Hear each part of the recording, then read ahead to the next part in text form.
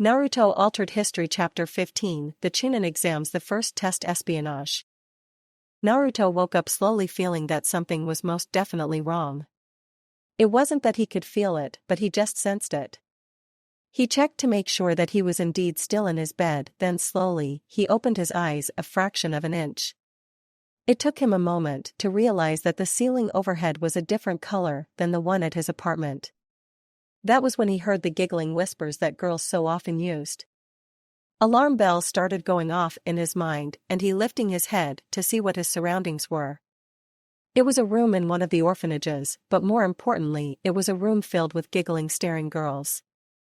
Naruto's first instinct was to bolt out of the bed when he realized that he was naked under his blanket, which didn't matter too much since the blanket itself was actually nailed to the frame and wasn't going anywhere. Naruto managed articulately, and then looked at one of the girls who was giggling big time. "Do you think I could borrow your sheet? Or a pillow?" "No," the girl said amid more laughter.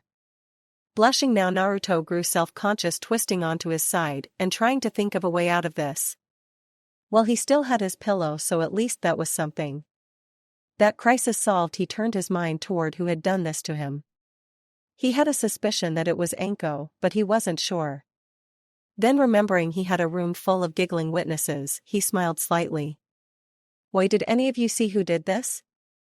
There was chorus of no's, and then one girl nodded and shyly climbed off her bed at the far end of the room and approached him. Seeing her, Naruto sat up as best he could, embarrassed at the way some of the girls blushed at his chest. I saw who did it," the girl said once she had gotten to the end of his bed. She had black hair and she wore fish netting. At that, the girl flushed slightly. Anko, Naruto grumbled, and then noticed she was holding a familiar-looking box. "Wait, what's that?" "She asked me to give this to you when you woke up." Said something about karma and forced ingestion. Taking the box, Naruto examined it and then gulped, paling. It was the same box of laxatives he had used on Anko last night. Mouth going dry, he shifted uneasily on his bed, praying that she was just trying to psych him out, but he knew better. Modesty forgotten, Naruto tore his way out of the bed and amid twittering laughter, whistles, and blushes raced out of the room. Halfway down the stairs he slammed into the woman that was in charge of the orphanage and then continued on his way, tears in his eyes as he raced out into the street and tried to make it home before he lost all control. The entire way he cursed the named Mitarashi Anko. Inoichi chuckled to himself as he scanned the joke section of Shinobi Digest, listening to the even more humorous shouting match between his wife and his sweet though temperamental daughter. Sometimes he seriously wondered why he and his wife had been blessed with such a daughter. Setting the digest aside for a moment, he poured himself yet another cup of coffee and then turned back to his reading just as his daughter entered the kitchen. He listened as she moved about, muttering under her breath while trying to find breakfast and fasten the sword Hayate had presented her. Inoichi wisely kept his amusement hidden until his daughter, with a muttered curse, finally managed to hook the belt of the sword into the proper position around her waist. "So this is the big day, huh?" Inoichi finally said, looking up at her. "My little girl's becoming a chunin." Yet Ino snorted, looking around impatiently at the table and counter before grabbing a cup from the sink and filling it with orange juice. "So you got everything? Know where you're supposed to go?" "Yes," Ino said with such longer suffering that Inoichi knew she was nervous.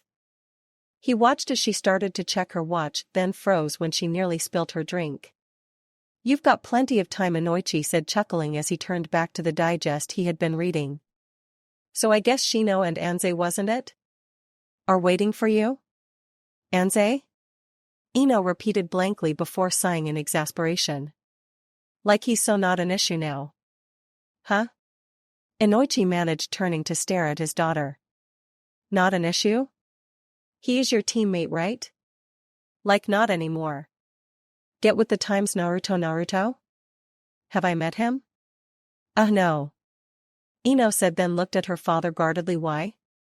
"No reason," Inoichi lied, expertly, hackles rising at the merest hint of an unknown boy around his precious daughter. "So what's he like?" "You know," Ino said with a shrug before checking her weapons pouch as if she was afraid she had forgotten something. "Guy like sorta annoying. Blonde hair, electric blue eyes, whisker marks. You know, I'm not so sure I like the idea of you taking the exam with some boy I've never met. Daddy, he's just a teammate. Ino shot back, a slightly worried look on her face. Ahu, Inoichi said while nodding. This Naruto is a boy your age. He's got guy parts. This is a terrible idea. Dad. Ino shouted in exasperation and then rounded on her mom, who chose that moment to enter the kitchen. Mom, tell him that me taking the exam with Naruto is no big deal. Honey, it's no big deal. Wait, who's Naruto? Our daughter's teammate, Inoichi said, looking up at his wife. He's got blonde hair and electric blue eyes. Oh? The Yamanaka matriarch said, arching an eyebrow as Ino threw her hands up in frustration. Does he have a last name? I don't believe this. Ino shouted, stomping her foot angrily. He's my teammate, okay? I went to the academy with him. It'll be fine, he's okay, you know? This isn't the drama you're making it out to be. I thought you said he was annoying, Inoichi said, suddenly finding the whole situation funny. She called him annoying? His wife added, unable to hide her grin. This is serious. I know. Inoichi started to agree, only to stop and watch his daughter storm out the back door in a huff. Suddenly he started laughing. Be careful. We love you. Even if you are annoying, his wife added while laughing. Shut up. Ino called back as the door slammed shut behind her. Uzumaki Naruto was in a bad mood. This was not a good thing, much the same way as when Enko was in a good mood. It was a cosmic law, like the one that said the sun rose in the east and set in the west. The natural order of the world seemed unbalanced when such an event occurred. Shinobi and civilians also had a tendency to scatter when such an event occurred. Ino and Shino had both been surprised at the malevolence that radiated from the orange-clad boy, but Naruto had paid them very little heed. He was too busy mulling over Enko's prank and how best to get her back for such an atrocity. The leading contenders were itching powder in her underwear, which he thought she might not actually wear, and putting a hair removal chemical into her shampoo or conditioner. That'd show her. Naruto said without thinking, grinning almost viciously at the image of a bald Enko. Then suddenly he realized that it would probably be best to do both at the same time. Hell yeah. Geez, you're still loud. Turning at the familiar-sounding voice, Naruto found himself facing Kiba, who was flanked by a bored Sasuke and an irritated Sakura. Why, Kiba? Then before he could continue his greeting, he was promptly shoved aside as Ino moved to hug Sasuke. Stumbling, he shot the girl a glare, then felt a very strong urge to plunge a kunai into Sasuke. Shaking that off, he turned his attention to Sakura, only to be unsurprisingly ignored as the two girls got into a shouting match over Sasuke. Uchiha, Sasuke. Seething, Naruto turned and started walking, his bad mood worsening. Why was it always that pathetic bastard? What was so damn special about that prick? So what if he was tall, a genius, and had a famous clan? He was nothing. Naruto could take him with one hand tied behind his back while eating ramen. Needless to say, Sasuke pissed the blonde off something fierce.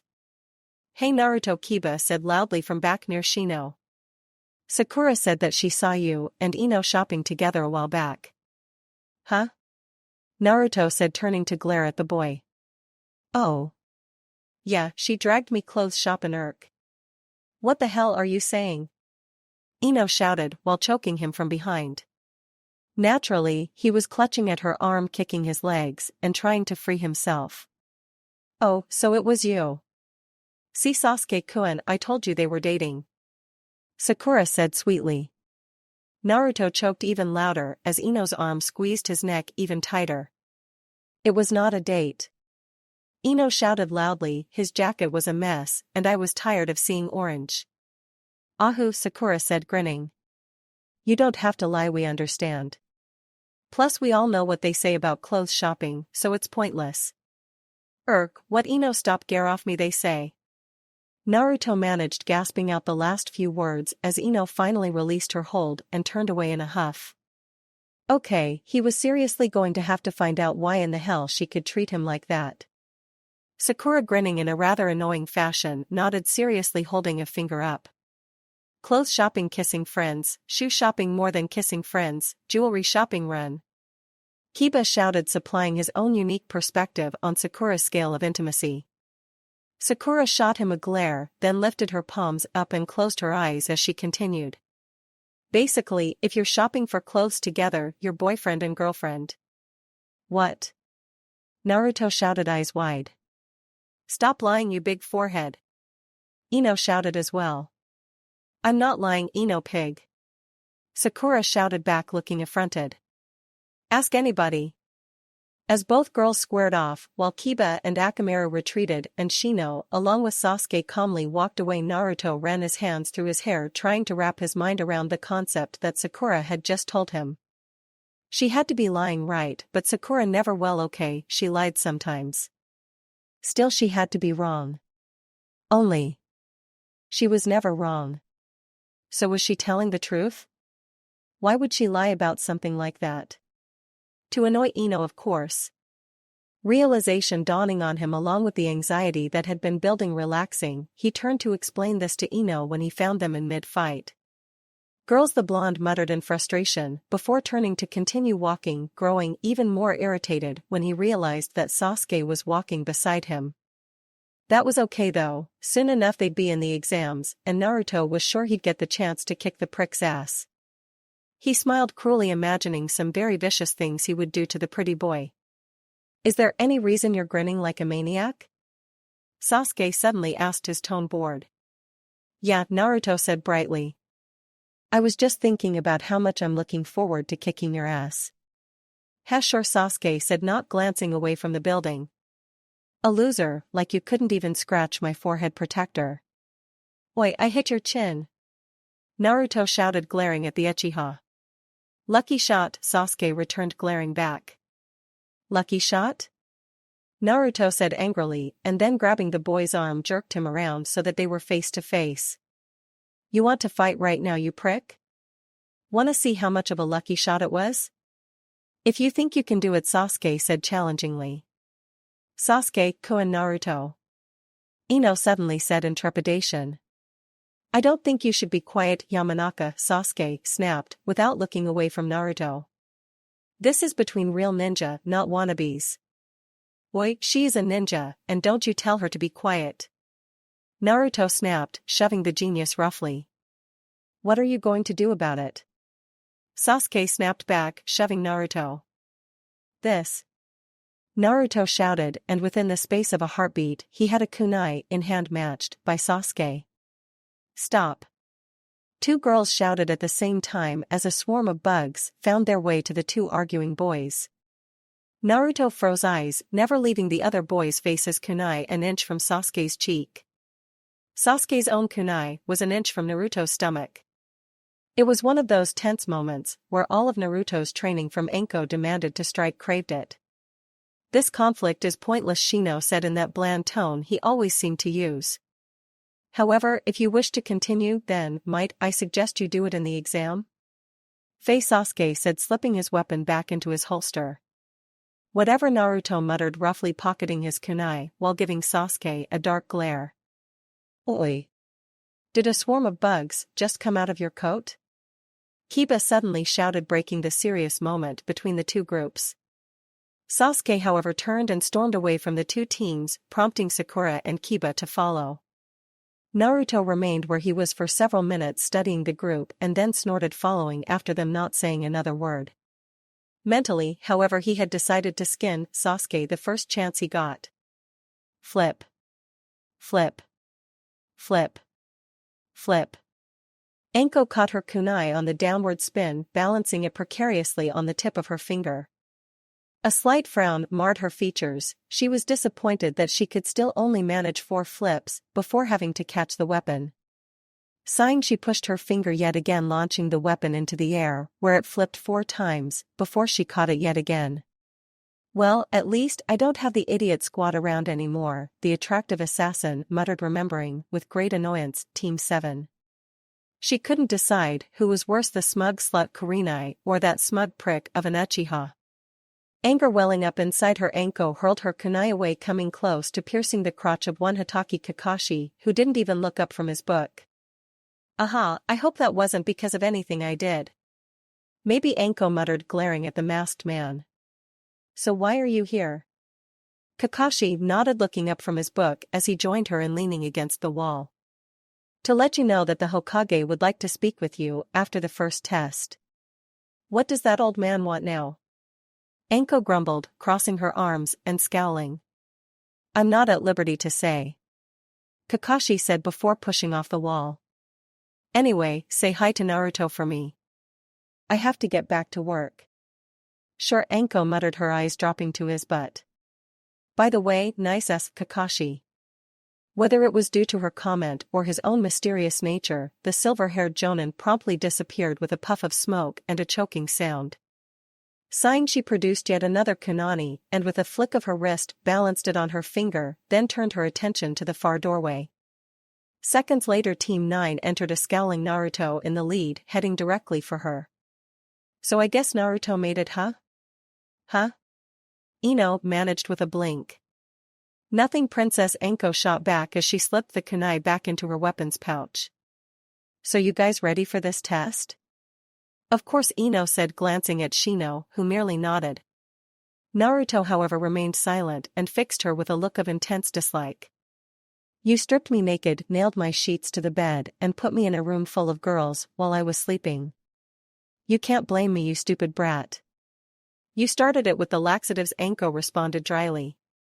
You force-fed me laxatives while I was sleeping, Naruto said in a forced calm. You put plastic over the toilet, Anko answered, smirking. What are you going to do about it?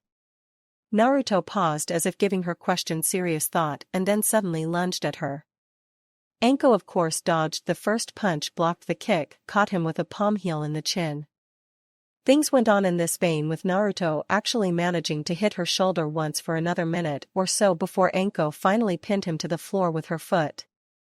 Hard. Well, you seem fired up, Anko chirped, ignoring the shocked look on Ino's face and her heavy breathing. Instead, she focused on the feeling in her chest, which she took to be pride that stemmed from her student finally being able to hit her. Never mind that it was just a glancing blow and she had just barely been paying attention.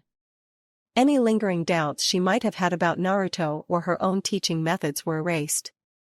Anko-sensei. Ino managed respectfully, looking at the woman. We have to take the exam now. She is correct, Shino added in what sounded like worry. Easing her foot off of the blonde, she grinned, watching as he angrily climbed to his feet and glared at her with more malice than she thought possible. When this exam is over, I'm going to kick your ass. Sure you will. Don't go making promises you can't keep, Anko taunted, amused at the way his left eye twitched.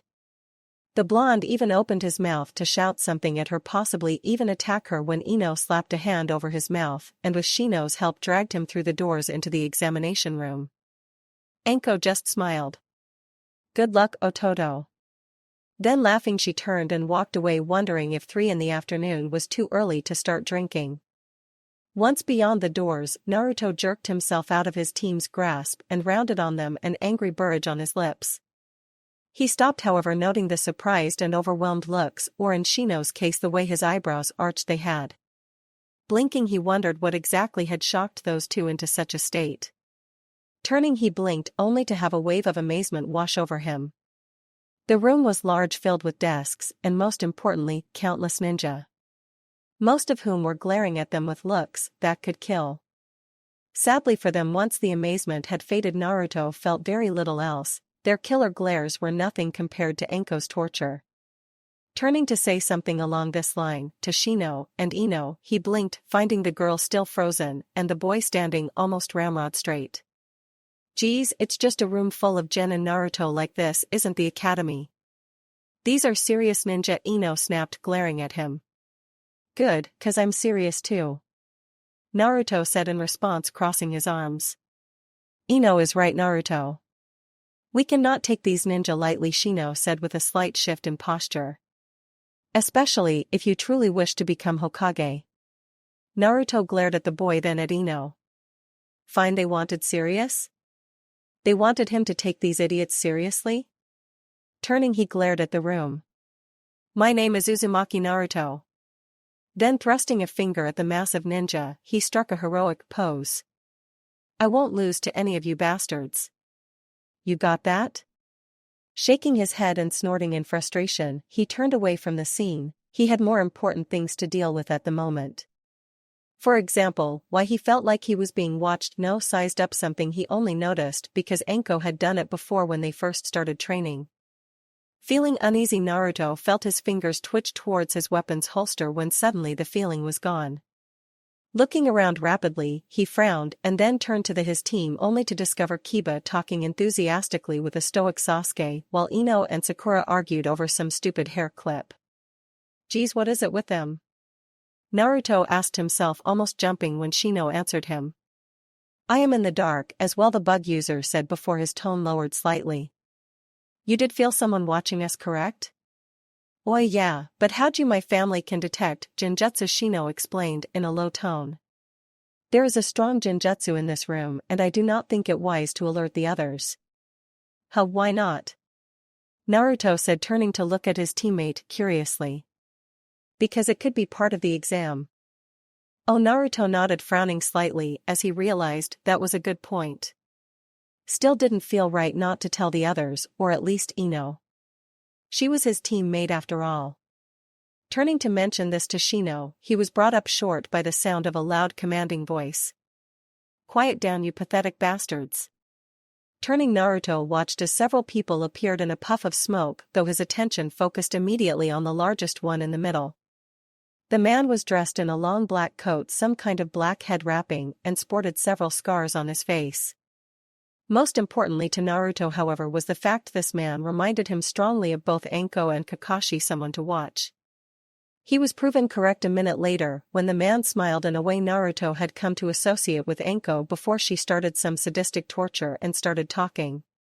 I'm Marino Ibiki, the examiner for the Chunin exam's first test. You will obey my rules. You will not kill each other without my permission. If you don't follow my rules, I will fail you immediately, and if you do kill each other without my permission, I will kill and or torture you as I see fit. A few of the nearby ninja chuckled, others didn't. Naruto, after the jolt of memory at Ibiki's name, quickly noted which ones were among the few who knew a promise when they heard one. Before he could finish that, however, he felt someone studying him once more, and turned almost startled to find Sasuke staring at him intently. A little too intently for Naruto to feel comfortable. Snorting, Naruto turned away from the Uchiha and instead focused on the man who was studying all of them like they were dissected frogs. Now let's start the exam, Ibiki said. You are to take a seat at random, making sure to separate yourself from your team. If you don't, we will move you. Do not try to fool us with Henge's Genjutsu or anything else you might have in mind. We will notice. Naruto blinked, then toyed with the idea of trying the variation of his sexy no jutsu that Anko had forced him into practicing to replace the henge. Ultimately, though, he didn't want to reveal something like that move and have it fail utterly. Jerking himself out of that line of thought, he hurriedly scrambled for one of the remaining seats only to find himself sitting next to Sasuke. The dark-haired boy glanced up and, remaining quiet, looked away. Great, Naruto mumbled to himself, wondering darkly what would happen next. Oh, maybe those pictures Anko had taken yesterday could be passed around. Or a written test that would be just perfect. Here, Sasuke suddenly said. Turning, Naruto saw the paper in the boy's hand and then looked around to similar sheets being handed down the other rows. A written test? Naruto shouted, jumping to his feet to stare at Ibiki. You're joking. Sit down, the large man said, trying and failing to intimidate the boy into sitting. Who's your sensei? A psychotic bitch, Naruto retorted darkly, crossing his arms. Anko. That explains it, Ibiki said in understanding. Then would you sit down and relax? This isn't a written test, I assure you. Oh, Naruto managed, flopping back into his seat to stare sulkily at the man, a little amazed and worried that the man had known immediately whom he had been talking about. As I said, this is not a written test, Ibiki explained while they wrote. This test is exactly 3 hours long, and each team will be taking this exam in total isolation from each other. Those sheets of paper are for you to write one personal secret that you do not want an enemy obtaining. Huh? That's the exam? One boy said in surprise. Don't interrupt, Ibiki said, shooting a glare in that direction before continuing. Make sure that you do not allow others to see this secret. But why do we have to write a secret? Yet another random ninja demanded. First, because I said so, and second, to simulate the danger of failing to maintain a village secret from an enemy. Each of you will be led individually to the room designated for your team. One of you will be replaced randomly with a spy who, by using a specialized jutsu, will be nearly undetectable. If you allow the spy to get the information through accident or incompetence, you and your entire team fail. What? Ibiki grinned coldly. As extra incentive, not only does failure keep you from participating in any future exams, it will also result in each of your secrets being told to everyone who passes this test. You can't do that. A stone nin shouted, jumping to his feet. My rules, Ibiki grumbled. If you want to test me, say something else. I'll fail you now. Naruto looked around, unsurprised to see everyone present, save a few frozen in fear of failure. Shifting in his seat, the blonde turned back to his so far blank sheet, wondering what secret he had that he could write. In all honesty, secrets and Naruto did not mix. After a few more minutes of serious thought, during which he considered making one up, he covered the paper with his free hand and began scribbling. Finished, he carefully folded and refolded the paper in the way that Enko had taught him, then looked around innocently. Now as your name is called, you will get up, walk out the door and head for the room number given, Ibiki said, leveling his gaze on them as the last ninja finished. This is the beginning of the test, and from now on be careful who you trust. That said, the large man motioned for 2 men, each holding a clipboard, to step forward and begin calling names. Hino Yasuhiko, room 1. Tsubaki Toshiro, room 2. Komiya Eiji, room 3. Nakamura Takashi, room 4. Owashima Hiroshi, room 5. Uzumaki Naruto, room 6. Hyuga Niji, room 7. Uchiha Sasuke, room 8. Utagabukai Noga, room 9. Naruto, halfway out of the room, already turned his gaze, immediately locking onto a smirking Noga. Hackles rising, the blonde seriously considered darting back there and beating that boy black and blue, but instead forced himself to keep walking. He hadn't forgotten that boy or what Noga had said about being the Hokage, and Naruto silently swore to kick the boy's ass. That's your room, Dobe, Sasuke suddenly muttered. Caught up in his anger at Noga, the blonde merely grunted a response and then blindly strode into his room. Then, realizing what Sasuke had called him, Naruto turned to shout a retort at the prodigy when his world suddenly went black and he hit the ground with a dull thump. Meanwhile, Inoichi was humming a happy tune, pleased with the world. His daughter was off attempting to take part in the Chunin exams, which both thrilled and terrified him. He was definitely a proud father. After all, not many rookie genin could boast about taking the exam after only 6 months. Even if she didn't make it, it was still something to brag about, and that was exactly what he had planned. Choza and Shikaku would both be at the local bar, along with most of the other free jonin, placing bets and drinking, waiting to hear who cleared the first stage. Inoichi was almost rubbing his hands together in anticipation. Both had sons who were genin, but neither boy had been allowed to enter the exam. After all the ribbing they had given him for having a girl, he could finally get back at them. Karma was good. Turning his mind away from his 2 friends, he instead mused on the mysterious Naruto. The name was familiar, but he couldn't place it exactly, which didn't mean much in a village the size of Konoha. Still, the name wasn't common, so he should be able to place a name to the face, especially if the kid came from a family of ninja. Shrugging it off, he sighed, his protective side swearing that he would meet the boy first chance he got. His fatherly duty demanded that he confront this unknown teenage boy and lay the law down. His wife demanded that he leave it alone. In the end, he could wait until after the Chunin exams, but he and this Naruto would definitely be having a discussion soon. Hearing the ruckus up ahead, thoughts about his daughter and Naruto were driven out of his mind. He could hear the heavy betting going on. Rubbing his hands gleefully, he sped up, slipping into the bar to join in the betting pool.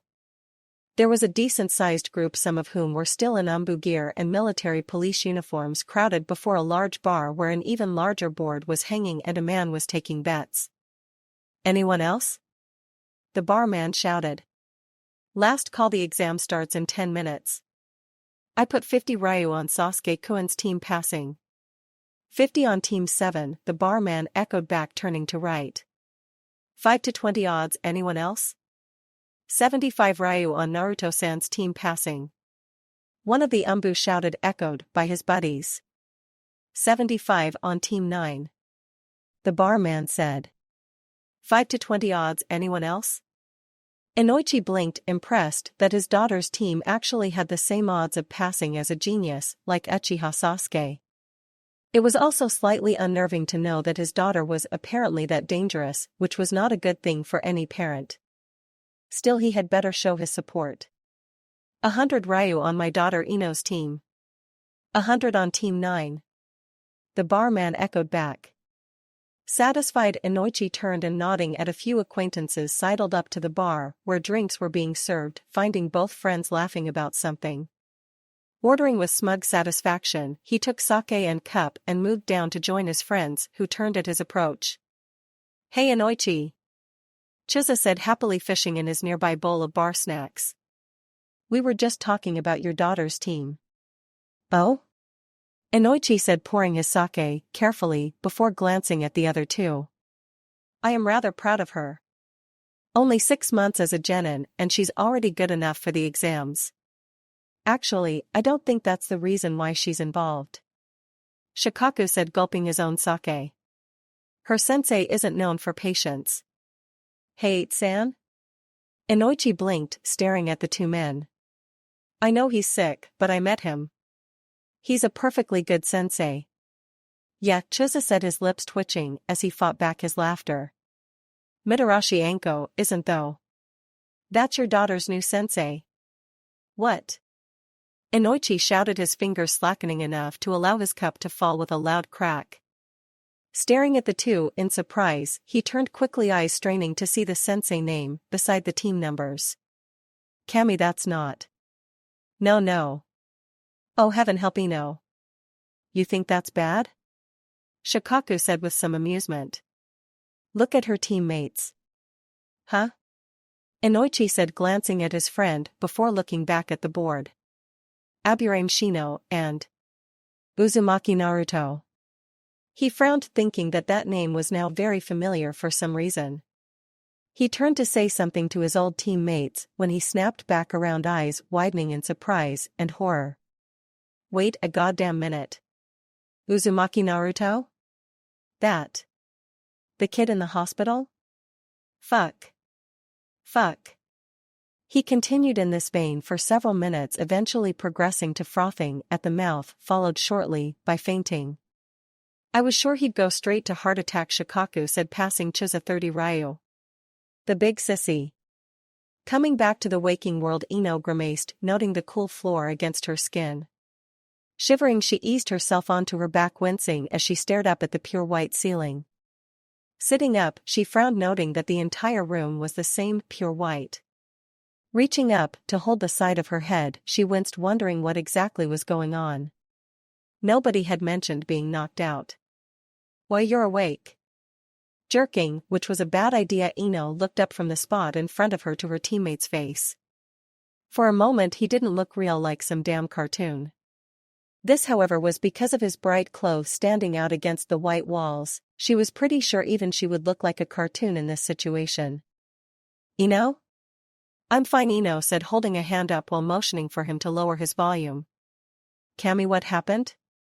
"Last thing I remember was seeing you on the ground when I came in." "I saw much the same thing," Shino suddenly injected, drawing Ino's attention. "I think it is part of the exam, a way to ensure that one of us could be replaced properly." Ino nodded and then leaned back against a nearby wall, a bit odd that even Shino looked like a cartoon in this room, while mentally trying to work out what to do now. Shino's explanation had reminded her that at least one of these boys was not who he seemed. Naruto however seemed more intent on pacing and ranting under his breath as if completely unaware that he should be trying to find the spy. Now Yamanaka Ino was by no stretch of the imagination a genius even if she was talented with a sword, but she already knew how to figure this situation out. After all, her family had already created the perfect jutsu for this situation, the Shintenshin no Jutsu. It was the only logical choice in discovering the spy even if there were risks to using it. First, if it failed, which was likely, she could potentially alert her target. Second, if she was wrong and the spy noticed her trick, he would be on alert or attack her real body. Still, it was the only option they had and Ino had to decide on which boy to use it. That was not going to be an easy task either, neither one seemed out of character. It was a tough choice, one she wasn't sure she could make in all honesty. Still, it had to be done, and that meant since she lacked real clues, she would have to use it on Naruto. Mainly because her father had always told her to never try the Shintenshin on an Aburame. Which wasn't surprising since even Ino now knew that Aburame and their bugs were connected by some sort of constant psychic bond.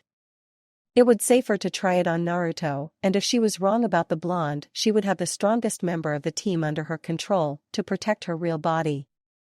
That settled, she gathered her resolve and nerves, then surreptitiously moved her hands into position and clenched her eyes, silently mouthing the words to the jutsu. Then just like that, she was free of her body, weightless, free, and moving toward the unsuspecting Naruto.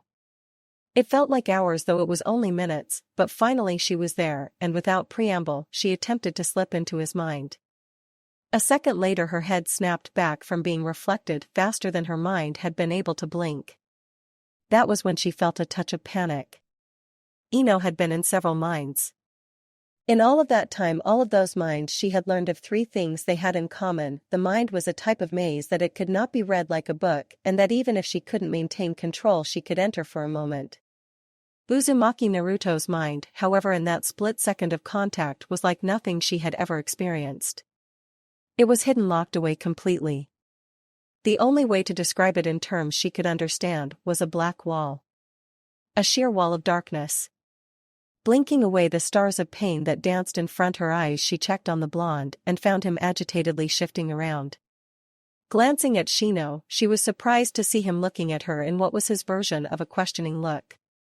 Ino frowned and turned her attention back to Naruto, and forming the seals, tried once more. It seemed to take even longer this time, and when she finally did reach the blonde, she braced herself. It happened even faster, and this time her head snapped back hard enough to thump against the wall behind her. Reaching up to hold her head, she stared at the now concerned-looking boy with awe and possibly terror. How could anyone have built such a wall in their mind? Did he build it on purpose? Why? How? Ino? Hey Ino, you okay? Naruto asked in concern, moving over to crouch next to her. Huh? Yet Ino managed, forcing her hands to stop shaking. It's just starting to get to me, I guess. Oi, it's not that big a deal. Naruto said, touching her shoulder in a reassuring manner. Yet Ino agreed reflexively, while mentally she was rambling about what she had encountered. As far as she knew, nobody had ever been able to completely block access to their minds from a Yamanaka. Tuning his reassuring as well as loud words out, Ino reached up to rub her temples. Not that big a deal, Ino muttered, looking at the blonde who was now rambling on about ramen. Still, at least Ino felt fairly certain that Naruto was not the spy. After all, nobody could act that enraptured with noodles. Shino watched Naruto closely, wondering at the boy and his apparently ever-shifting moods. Shaking it off, he turned his mind to the matter at hand, finding the spy. Or more correctly, he mused how to alert Naruto to the fact that Ino had to be the spy. After all, Shino had yet to encounter another person that could provoke his bugs into biting. Plus, he had never known Ino to be that quiet, and still not even yesterday. She had to be a spy, and a bad one at that. Yet he wondered about that. The problem the situation presented was interesting. To discover the spy would be easy enough if you knew your team halfway decently. It was alerting your true teammate that was difficult. Plus, as Naruto was proving, these rooms were designed to increase discomfort. Even Shino could feel his unease increasing with each passing moment locked within this room. If it wasn't for his family constantly reassuring him that the walls were not moving closer together, he might have actually been panicking. It was as if this entire room was designed to create panic and increase an already stressful situation. Okay, I can't take this much longer, Ino suddenly said, getting to her feet and glaring at Shino. Unless we discover for sure who the spy is, we will have to, Shino explained, standing as well, unwilling to allow a spy to hold any leverage over him. Well, that's easy, Ino snapped, glaring at him. All we have to do is look at the clues. 1. Who in this room is acting out of character? 2. Who in this room would be easiest to replace? 3. All of those could describe any of us, Shino explained calmly. The only person in this room that I know for sure is who they appear to be, is Naruto. Which leaves you as the spy. No way, Ino said, angrily, rounding on him. You're the spy. You haven't talked to a bug yet, and the real Shino is always talking to a bug. Unless I am doing so without being obvious, Shino responded coolly. Perhaps in an attempt to lure a spy into the open? I'm not the spy, Ino shouted, advancing toward him slightly. And I say I am not the spy, Shino said with a casual shrug. If we both agree that Naruto is not the spy, then we must agree that one of us is. We will have to prove who we are. Wait, how do you guys know? Naruto started to ask before Shino cut him off. My family reacts to you in a way that can't be faked, Shino explained calmly. Plus, like you're the only person that could sound in love with ramen, Ino added, dryly, glaring at Shino. And you have this weird habit of nodding to yourself when you think, and you tend to keep your eyes closed. Those are things that only a Yamanaka or an Uchiha could notice, and neither would be in this room right now. Shino paused, then arched an eyebrow. Now that sounded like Ino, which made him wonder if they hadn't been going about this all wrong. Perhaps we are overthinking this problem. What does that mean? Ino said, fixing him with her stare. It could be that there is no spy among us. You would say that? You are the most likely to be the spy after all, Ino retorted fiercely. I think what we should concentrate on is proving if there is a spy among us or not who that spy is. Ahu, and how do we manage that? That I am not sure of, Shino said after pausing for a moment. The theory was good but difficult to prove. I know how to solve this problem, Naruto said with a grin, looking between the two. Oh? I gotta hear this, Ino said with a huff, crossing her arms. I too am curious about your solution, Shino said calmly, wondering in silence about how exactly such an atypical person would go about solving such a complicated problem.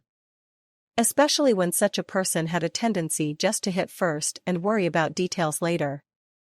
Oi, it's easy, Naruto said, nodding as he rubbed his chin. We just gotta prove if there's a spy here or not, right? Yes, Shino said, lowering his head slightly. Yeah, Ino agreed, darkly shooting Shino a distrusting glare. Then it's easy, the orange-clad boy said, his tone growing intent. The only way to prove it is for one of us to reveal a secret to the others. If there is a spy, then we fail, if not we pass. That is a tad too simplistic, Naruto, Shino explained slowly. None of us can be sure if we are who we say we are. Gambling our advancement is not wise. If this were a village secret, would you be so willing to share it? Why, trust me, Naruto said confidently. But Ino started to object before Naruto cut her off, his tone determined. My secret is I like pork ramen more than miso ramen.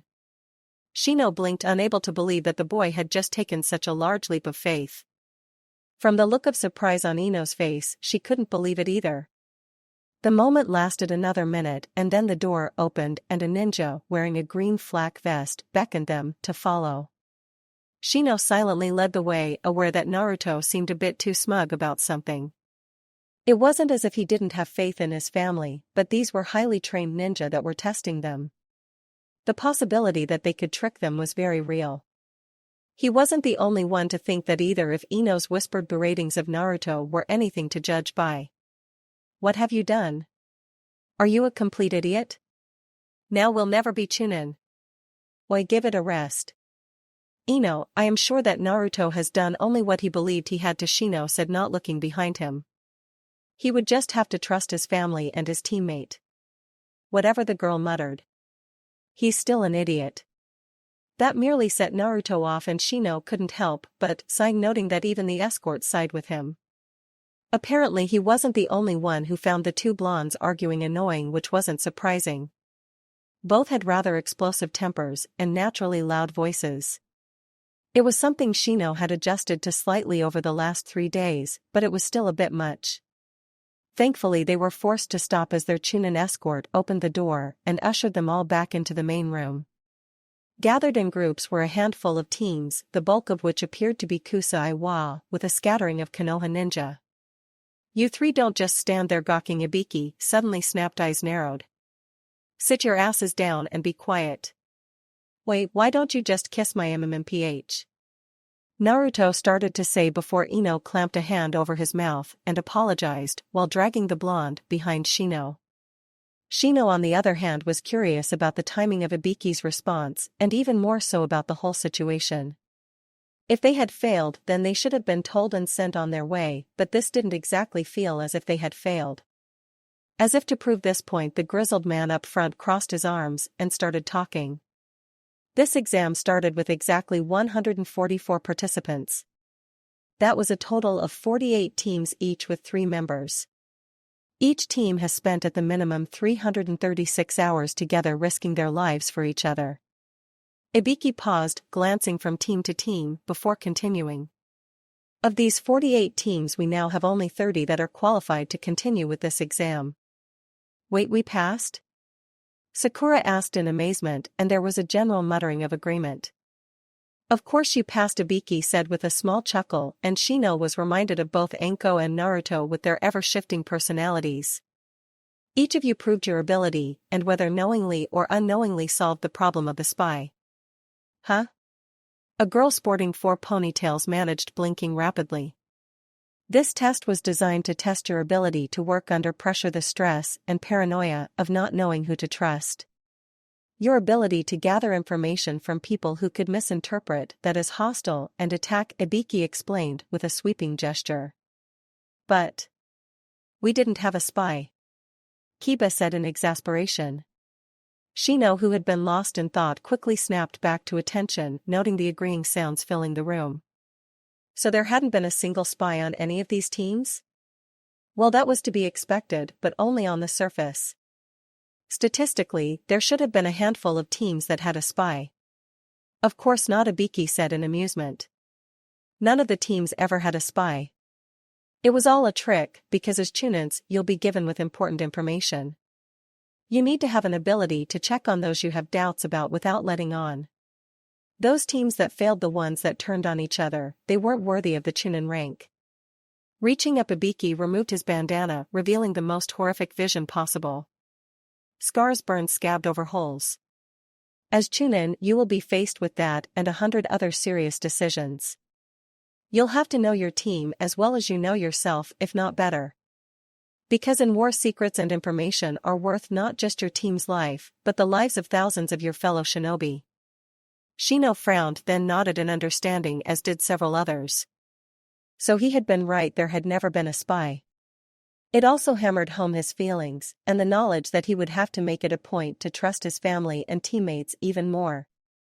A single moment of doubt could prove disastrous. Even Naruto seemed to share that understanding.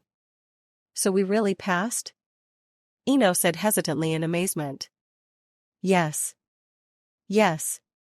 Ino shouted, glomping Naruto, before jumping to her feet and pointing at Sakura. "Take that, you big forehead bimbo. Sasuke-kun will be mine." "What was that, piggy?"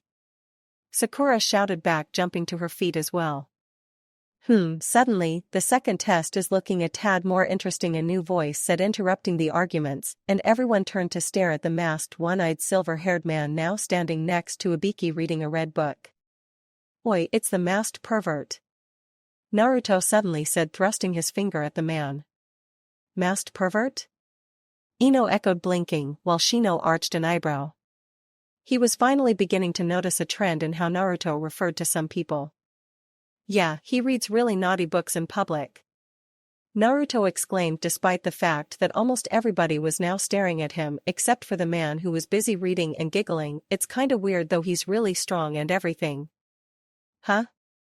Oh, Naruto, you passed?" Kakashi said, cutting him off. I suppose Enko won't have to castrate you after all, huh? Naruto Altered History Chapter 16, The Chunin Exams, the Second Test, Survival. Seated on top of an enclosed booth, the massive fenced-in forest that the Hokage required that he use behind him and the various ninja in front of him, Hatake Kakashi causally flicked the page of his Ika. This was not to say that he wasn't watching those ninja present for this exam, being Umbu commander allowed him to divide his attention equally after all. Of all the groups, only 2 ninja appeared undaunted by the ominous atmosphere that extended from the tainted forest.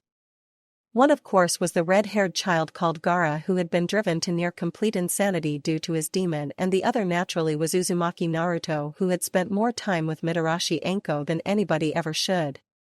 Ahem, the polite voice of his assistant proctor said from the enclosed booth, gaining his attention. Kakashi-sama, isn't it about time to explain things to them? Right, Kakashi said, closing happily as he looked up to address the gathered ninja. Welcome to the second stage of the exam, practice area 44. Also known as the Forest of Death.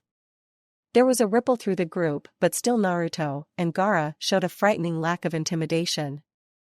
Opening his eye once more, Kakashi beamed at the gathered ninja, continuing his explanation. Before I explain everything, your villages have accepted that with the use of this stage there will be deaths. If any of you want to quit, now is your only chance, otherwise you either pass or die. Why, just hurry up and tell us what we have to do. Naruto's voice, almost belligerent, rang out. Well, if you speak for everyone, okay then. Kakashi said, sweeping the group to see if anyone wanted to quit. Finding none visible, I went emotionless as he began to explain the rules. This exam is the ultimate survival test, and it will be within this area. The rules are very simple. Each 3-man team will be given 3 scrolls. These scrolls bear the name of a ninja participating in this exam, and each team's set of scrolls will be matched so that 2 belong to that 2 and that the third will belong to someone else. Are you just trying to complicate this? A loud voice interrupted, and Kakashi didn't even bother glancing at them, though a sudden whimpering sound could be heard from the white dog on their head. Each team will then have to locate the 3rd scroll that belongs to their team and head for the tower in the center of the Forest of Death. This ensures that each team will have to fight each other. To pass this test, there are 3 requirements. 1. Each team must have a scroll that bears that member's name. 2. Each team must be whole. 3. Only 4 teams with the best time will be allowed to advance further. Is there anything that would disqualify us? An older boy from Kusa, it appeared, asked. Disqualify? Kakashi asked as if the concept was amusing. Well, besides dying. The only other thing I can see is destroying a scroll. So other than destroying a scroll and dying, the boy repeated, as if to be clear, anything goes in there? Yes, once you're in the forest and until you reach the tower, it's all about survival. So feel free to maim, torture, and do whatever else you feel is needed to ensure your advancement. Kakashi said blandly before holding a finger up, but please keep in mind that everyone else is going to be doing the same and will most likely respond in kind to your actions. Hurry up, Gaara commanded blankly, his flat green eyes boring into a nearby Kusa ninja. Sure, if you think you're up to this, Kakashi shot back, eye curving up happily. Okay, so 1 team at a time, come to the booth, get your scrolls, and you'll be escorted to one of the gates. Gate 14. You find out which one has the scroll we need, Ino? Naruto asked absently as he juggled the 3 scrolls they had been assigned. Yeah, the girl said quietly, fingering the ninja she was wearing. Shino already has a bug on the team. We'll be ready to go once they tell us to start. Great, Naruto said, tossing her the scroll that bore her name, and then Shino the one that bore his. So which team was it? One of the Kusa teams. Ino said absently, glancing at him. What are you going to do with that one? Oh, this? Naruto said, holding the scroll up absently. Well, I think I'll probably give it to the first person I see, and let them deal with whoever the Gaara guy is. Forest of Death Day 2, location 30 miles from the entrance gates. Ino had known from the first glance that the forest was not to be taken lightly. The trees were larger and more twisted than anything she had ever seen before. The rusted fence with all of those warning signs and the barbed wire had proclaimed the danger clearly. It might even have been her imagination, but she could swear there had been monstrous shapes moving in the gloom of the trees. She had, however, apparently been the only one to notice those things. None of the other examinees had even looked away from Kakashi as he explained the concept of this exam. Well, except for Naruto, who had been busy mumbling to himself. Even after they had entered the gates, each member of their team sporting a scroll, he had seemed oblivious to the danger. Still, they were making good time with only 5 days to reach the center with their scrolls. Shino estimated that they were close. Using a stick to poke at the fire in front of her, Ino turned her mind away from the forest and instead focused on the more intriguing situation of Naruto's secret. Ever since he had admitted to giving misinformation to confirm that they had no spy, Ino had become almost obsessed with trying to figure out what his real secret was. So far, despite rather creative guesses, she still hadn't gotten it right, which frustrated her to no end. Snap. Jerking at the sound of a snapping twig, Ino whirled, hand clutching at her ninja, too tightly, and half drawing it, only to pause upon seeing Naruto returning from his latest nighttime patrol. At least it looked like Naruto. As Shino had pointed out, it could be a real possibility for a spy to enter the team and attempt to steal their scrolls. When Naruto made the hand sign that they had agreed on, Ino eased her sword back into the scabbard and relaxed slightly. "Oi, so things been quiet?" Naruto asked, plopping down across from her and producing a cup of his nearly infamous instant ramen. Yeah, Ino agreed, rolling her eyes as she turned back to poking at the fire absently. "Hey Naruto, do you think we'll really pass this exam?" "Of course," Naruto said enthusiastically without looking up from his preparations. "Shino keeps saying we have the best time. We don't have to worry about losing our spots in the final exam or nothing." Ino said, looking up. "But only the 4 teams with the best time and all their scrolls can pass, remember? How do we know for sure that we're going to pass?" "Oi Ino, just have some faith, okay?" Naruto said, flashing her his trademark grin. "I mean, Shino's really smart and you're really good too. We'll be fine." Snorting in exasperation, Ino rolled her eyes and turned back to the fire. He had said that last night as well. Then again, she had been worrying last night too, which made her wonder why she instinctively waited to talk to Naruto about her worries instead of Shino. Then, like every time she wondered, she realized the answer: Shino was very clinical about things, and he never tried to reassure her. Naruto was still realistic, but he always reassured her. Glancing up, she almost blushed at how the light from the fire highlighted his face. Shaking that off, Ino sighed and threw her stick on the fire. "I'm going to bed." "Ah, but you haven't even tried to guess my secret yet," Naruto said teasingly. Ino blinked, then snapped her fingers. It had totally slipped her mind. It had started shortly after the first test, but Ino had been trying and failing to guess his real secret. Although he did keep offering to tell his secret if Ino would tell hers, which she refused to do. Studying the blonde intently for a moment, Ino grinned and pointed at him. "I know. You're really Anko-san. You guessed that at lunch yesterday," Naruto said, grinning as he started on his ramen. "Oh," Ino said, shrugging. "How about you're really a kami?" "Nope." "Agaki?" "Hell no." "Sasuke-kun's bastard brother?" "Fuck no." Naruto shouted, choking on his ramen. "Geez, just tell me already," Ino said, crankily, unable to believe she couldn't figure this out. "Okay," Naruto said firmly. "Just as soon as you tell me your secret." "Good night," Ino said curtly, and then got up from the fireside and lay down on her sleeping mat. No way in hell was she going to tell that bastard her secrets. They were for her to know and for him to never find out. Rolling away from him, she closed her eyes as all of the mental stress and fatigue of the day carried her easily to sleep. Usually, that would be the end of a person's problems, but not so for a Yamanaka. They had lucid dreams of stray memories from minds they had been in. It was the way their minds coped with the family jutsu. Last night, she had dreamed about the childhood of one of the examiners. Tonight was different. It didn't feel like a dream, though it was lucid. It held none of the feel of a dream, nor did it feel like a memory. It felt more like her own mind was trying to make something comprehensible. At first, there was nothing but darkness, sheer inescapable darkness. Then a distant sound reached her. As the darkness faded like a film being brought into focus, vague forms took shape around her, and soon enough she could see that she was in a nighttime forest. Then the noise sharpened to a dull whisper, and suddenly the echoing sound of screams and shouts reached her. They were wordless, meaningless, but she knew that they were the screams of people dying. Instinctively Ino tried to wake up, but instead she was drawn, as if by some unseen force, toward the noise.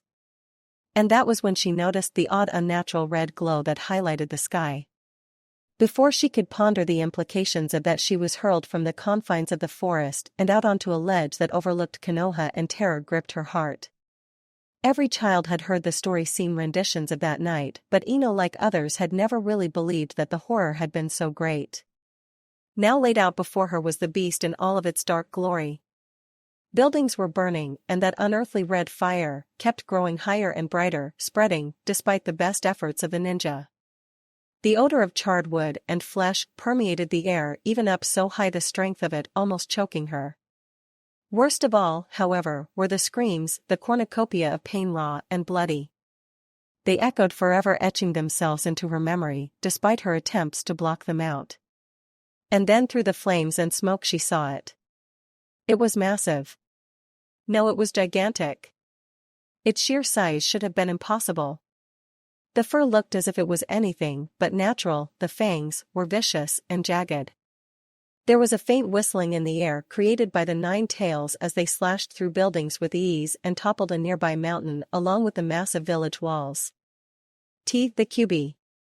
Ino whispered, eyes wide and body frozen in terror. And then that massive head turned towards her, those eyes glowing bright in the night, its mouth gaping open to allow the single most evil growl she could imagine escape and reverberate through the air. It made her blood turn to ice, and she collapsed like a puppet that had her strings cut, feeling as if her bladder would give out at any moment. Suddenly Ino knew exactly what this monster was. It was a fox.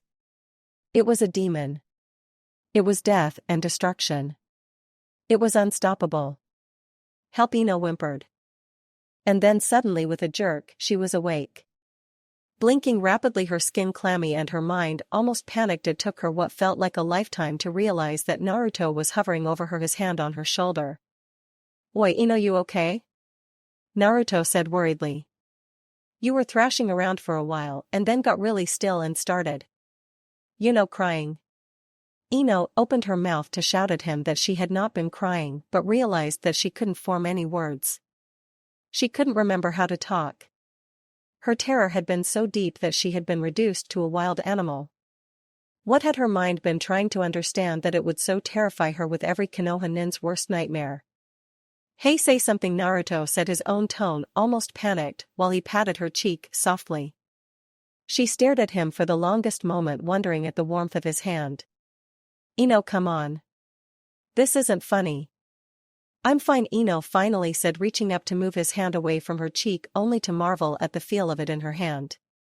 "I was just having a nightmare." "You sure?" Naruto asked in concern, looking dubious, apparently unconcerned that she was holding his hand.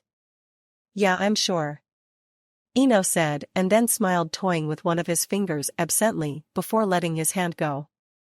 "If a girl didn't know better, she could think you liked her." In response, Ino was treated to the unusual sight of Naruto blushing.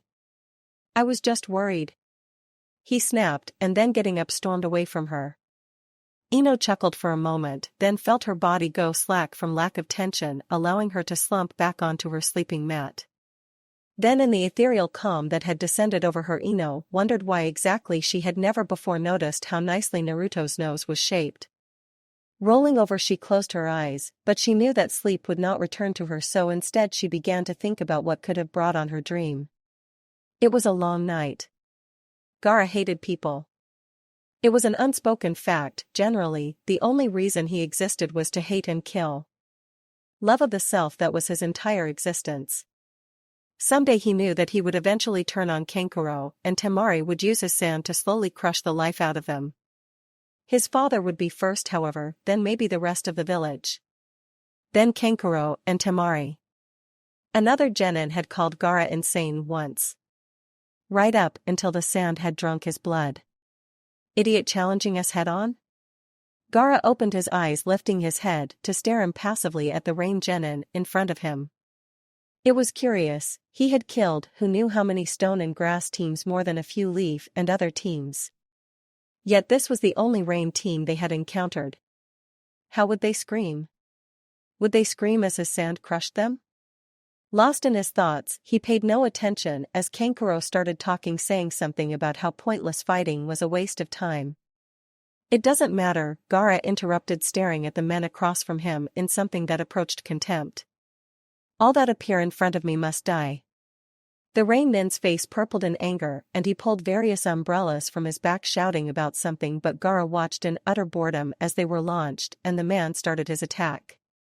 In the second it took for the thousands of needles to sail through the air to kill him, Gaara had crossed his arms and allowed his mother to appear like magic to encase him in safety. Impossible. The rain ninja said in surprise as the needles thudded into the sand barrier and ground around him. Is that it? Gaara asked with restrained glee. It was time.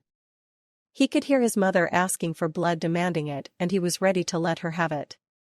I guess I'll have to make it rain blood. Gaara watched intently.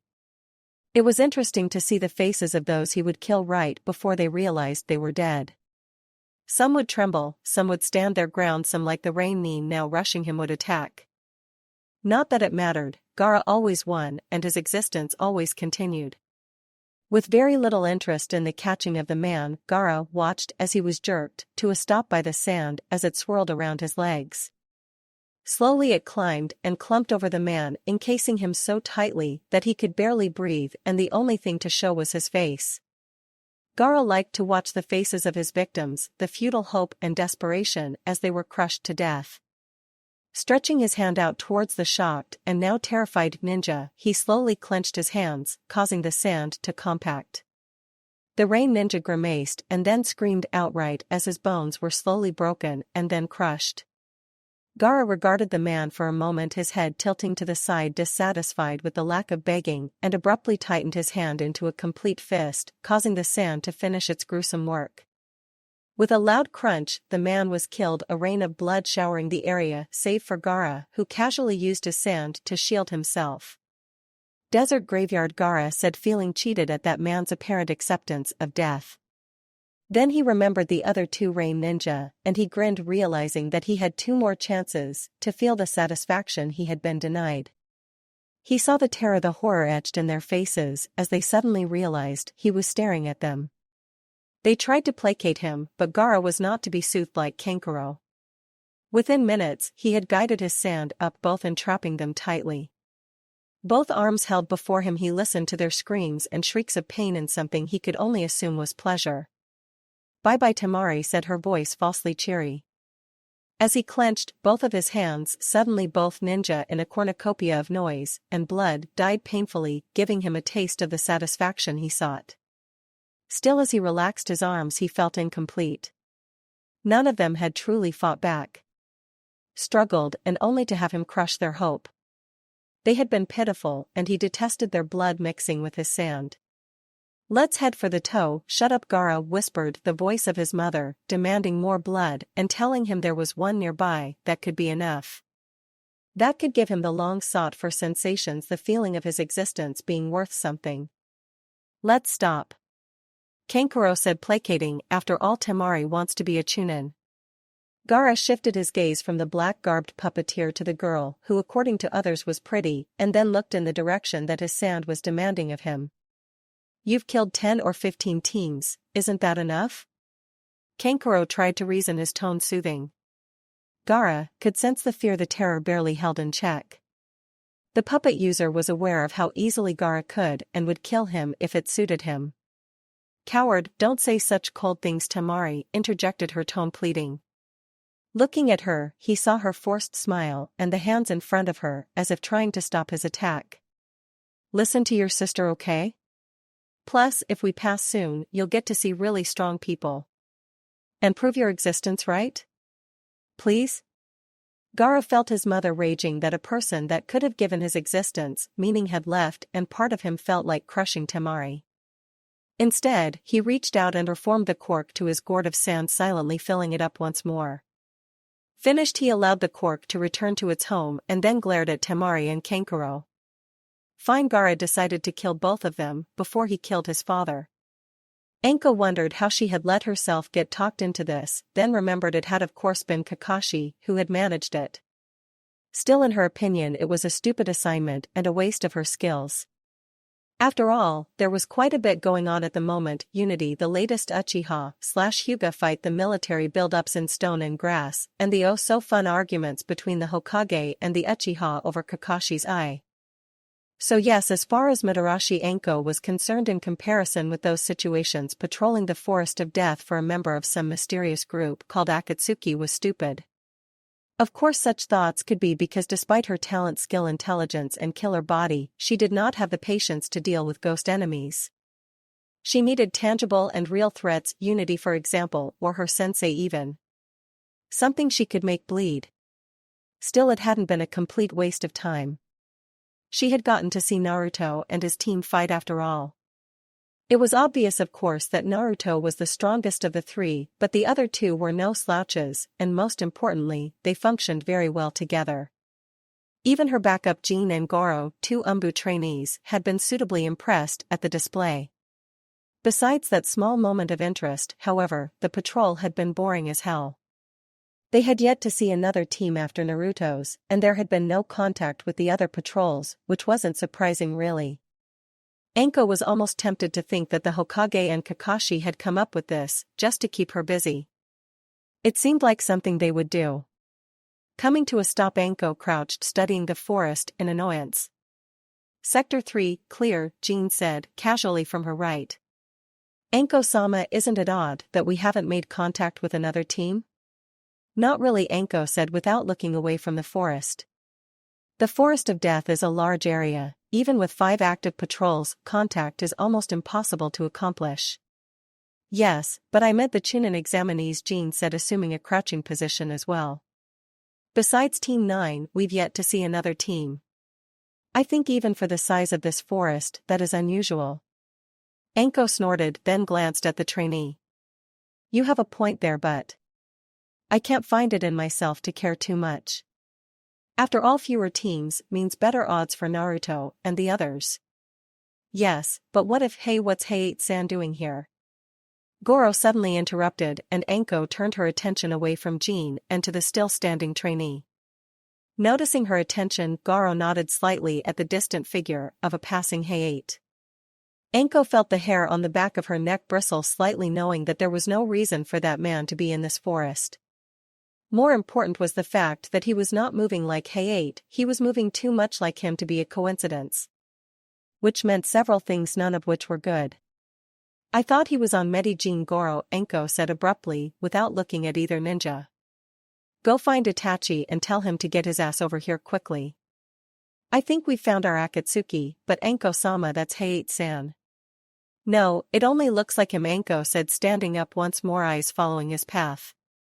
"The easiest way of entering the enemy's stronghold is to do so in a familiar guise." "Wolf in sheep's clothing," Goro summarized, sounding impressed. "Exactly," Anko said in annoyance.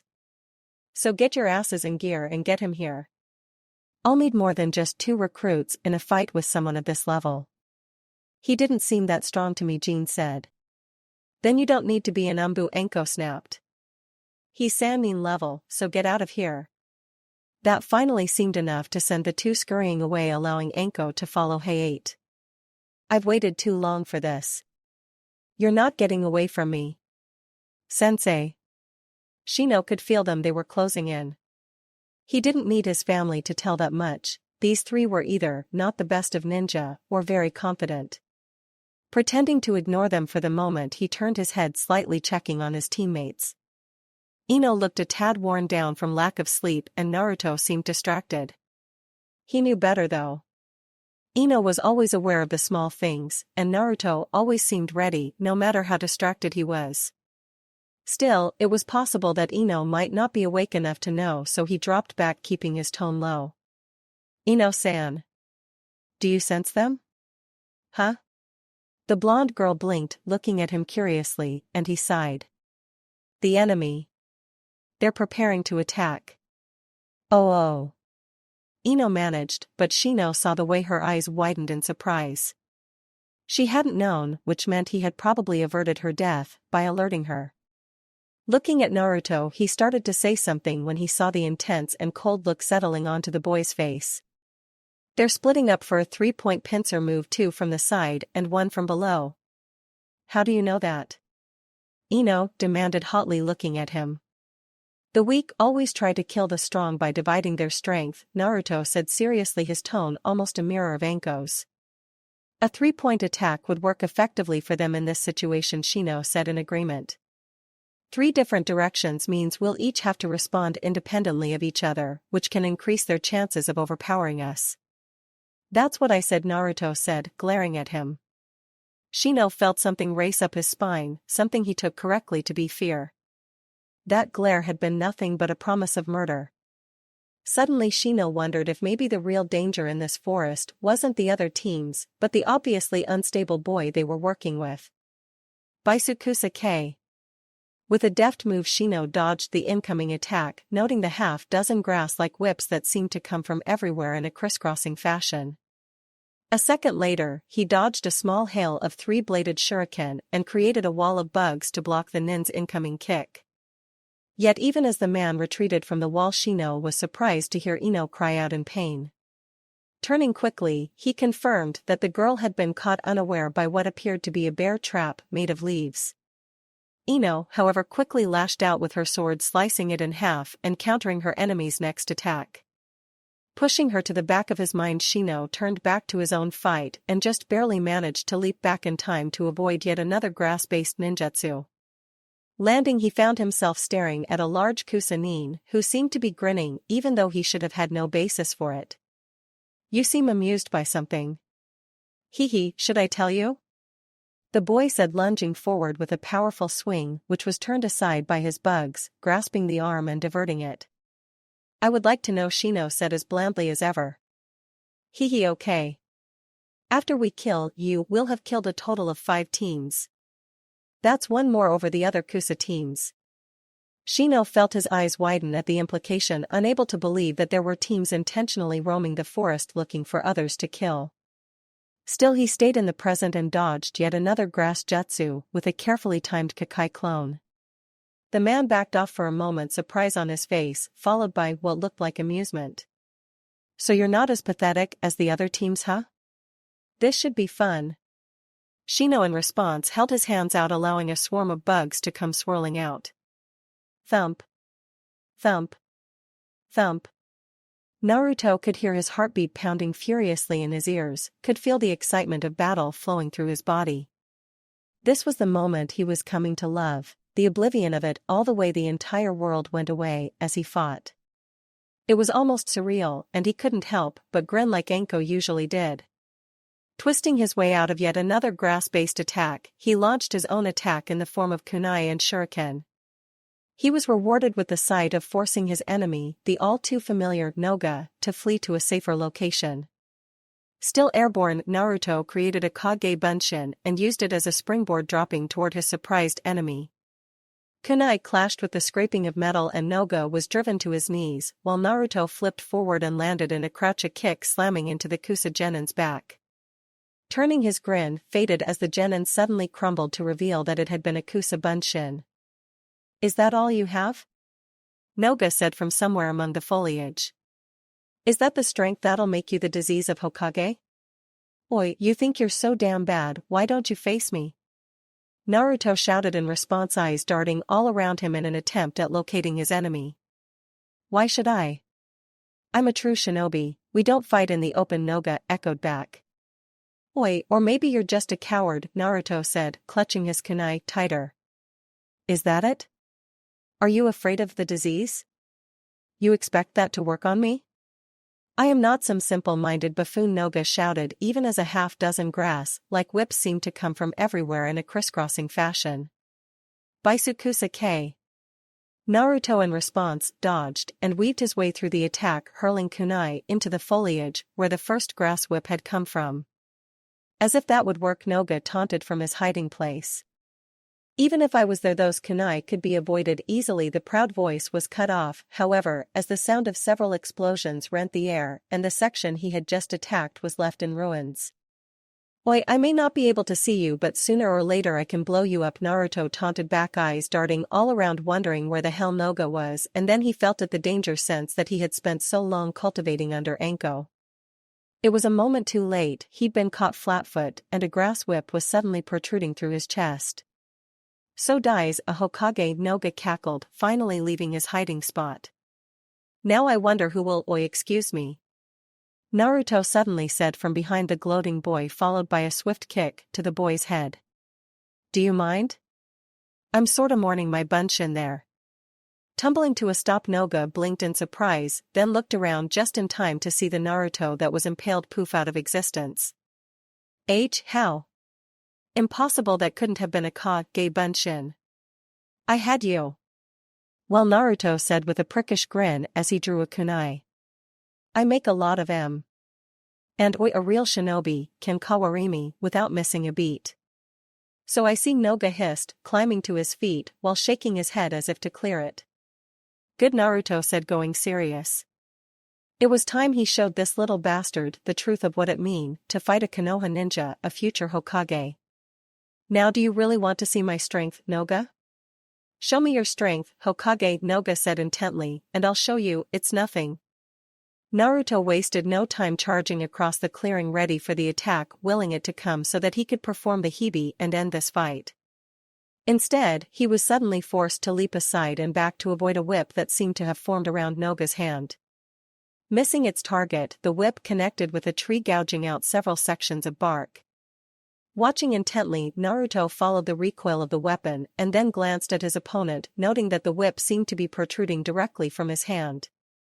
My personal attack, Noga said with a grin. The Irake. The thorns are twice as sharp as kunai and coated with enough poison to kill you before you can blink. Really? Let's test that, Naruto said in response and darted forward once more, ducking the first slash at his head, then the return slash at his legs. With a jump and a flip, his hand grabbed the vine between the thorns and yanked. The end result was Noga being pulled forward, surprise etched on his face, and Naruto slamming his other fist into the boy's face with a crunch. His reeling away pulled the whip taut, and Naruto was quick to produce a kunai to slice it in half. Discarding the portion he had been holding, Naruto darted forward once more, ducking yet another slash at his head using hibi style, and then to Noga's mounting confusion reappeared with a knee slamming into the Kusagenin's stomach. Noga stumbled away once more, one hand clutching his stomach while the other clutched his face. Naruto, however, was already on the move and grabbing the boy's arm yanked him around to slam into a tree. Oof. Noga managed before an elbow slammed into his jaw and the arm that had been using the whip was yanked to the side painfully. So a Hokage is nothing, Naruto hissed, the cloth on the handle of the kunai twisting in his grip as he pressed the cold tip of the kunai to the boy's throat. A pathetic disease? You told me something once. I think it was conquer fear. They should fear you, a Kage. Noga hissed, glaring at him as nothing. So are you, Naruto whispered, and then without warning yanked the kunai away from the boy's throat and jabbed it into the outstretched wrist. Then, despite Noga's scream, he followed the motion with a twisting slash so that he yanked his kunai free in a spray of blood. The resulting scream was oddly satisfying, as was Noga collapsing to the ground, desperately trying to stop the blood flow from his now ruined hand. Naruto, however, turned his gaze away from the boy, suddenly remembering that he was not the only one out here fighting. It took him a moment to find Shino's fight, and he was annoyed to find that they were doing little more than jumping around. Hell, had they even exchanged attacks? Snorting in annoyance, Naruto turned away from the boy and attempted to locate Ino. He did so just in time to find Ino stumbling back from her opponent, the ninja, to sticking almost comically from the Kusanin's chest. So enthralled by what he saw, Naruto barely noticed when Noga shouted for a retreat, barely noticed as the ninja Shino had been fighting scurried away, or the way Shino just stared after them. As he watched the ninja finally topple over, one part of him couldn't help but wonder if that was what his own first kill had looked like. The other wondered if it had been Ino's first kill. And when he saw her collapse and heard her muttering that it was an accident, he had his answer. Suddenly he felt a leaden weight settle into his stomach, then against his will he started towards her. It was an accident, Ino said softly, staring at the ninja, plunged into the prone body. She stumbled back and collapsed, with a thump, eyes never leaving the figure. Her mind was replaying the moment, his wild slash at her throat, her smooth duck and lunge. The sound, the surprise that had coursed through her, the way the blood had coiled down the blade. Dimly she was aware of someone approaching from behind and then crouching next to her. Turning, she found herself staring into Naruto's blue eyes. He was studying her, and then he looked at what she had done. Some part of Ino wanted to make him not see it, to hide it. Instead, she watched him, the way he studied her kill in silence, his face a mask. Finally he turned back to her, his blue eyes revealing shadows of emotions that she could just barely fathom. It was a gaze that under normal circumstances would make her blush and stammer. For now, it gave her something to latch onto, something to hold the urge to break down completely and lose it at bay. "You did great," Naruto said softly, his tone seemingly more intimate than she had imagined possible.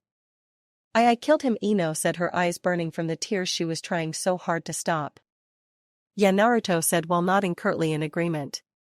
"Still better him than you, nay?" I shouldn't have." Ino mumbled, choking back a sob.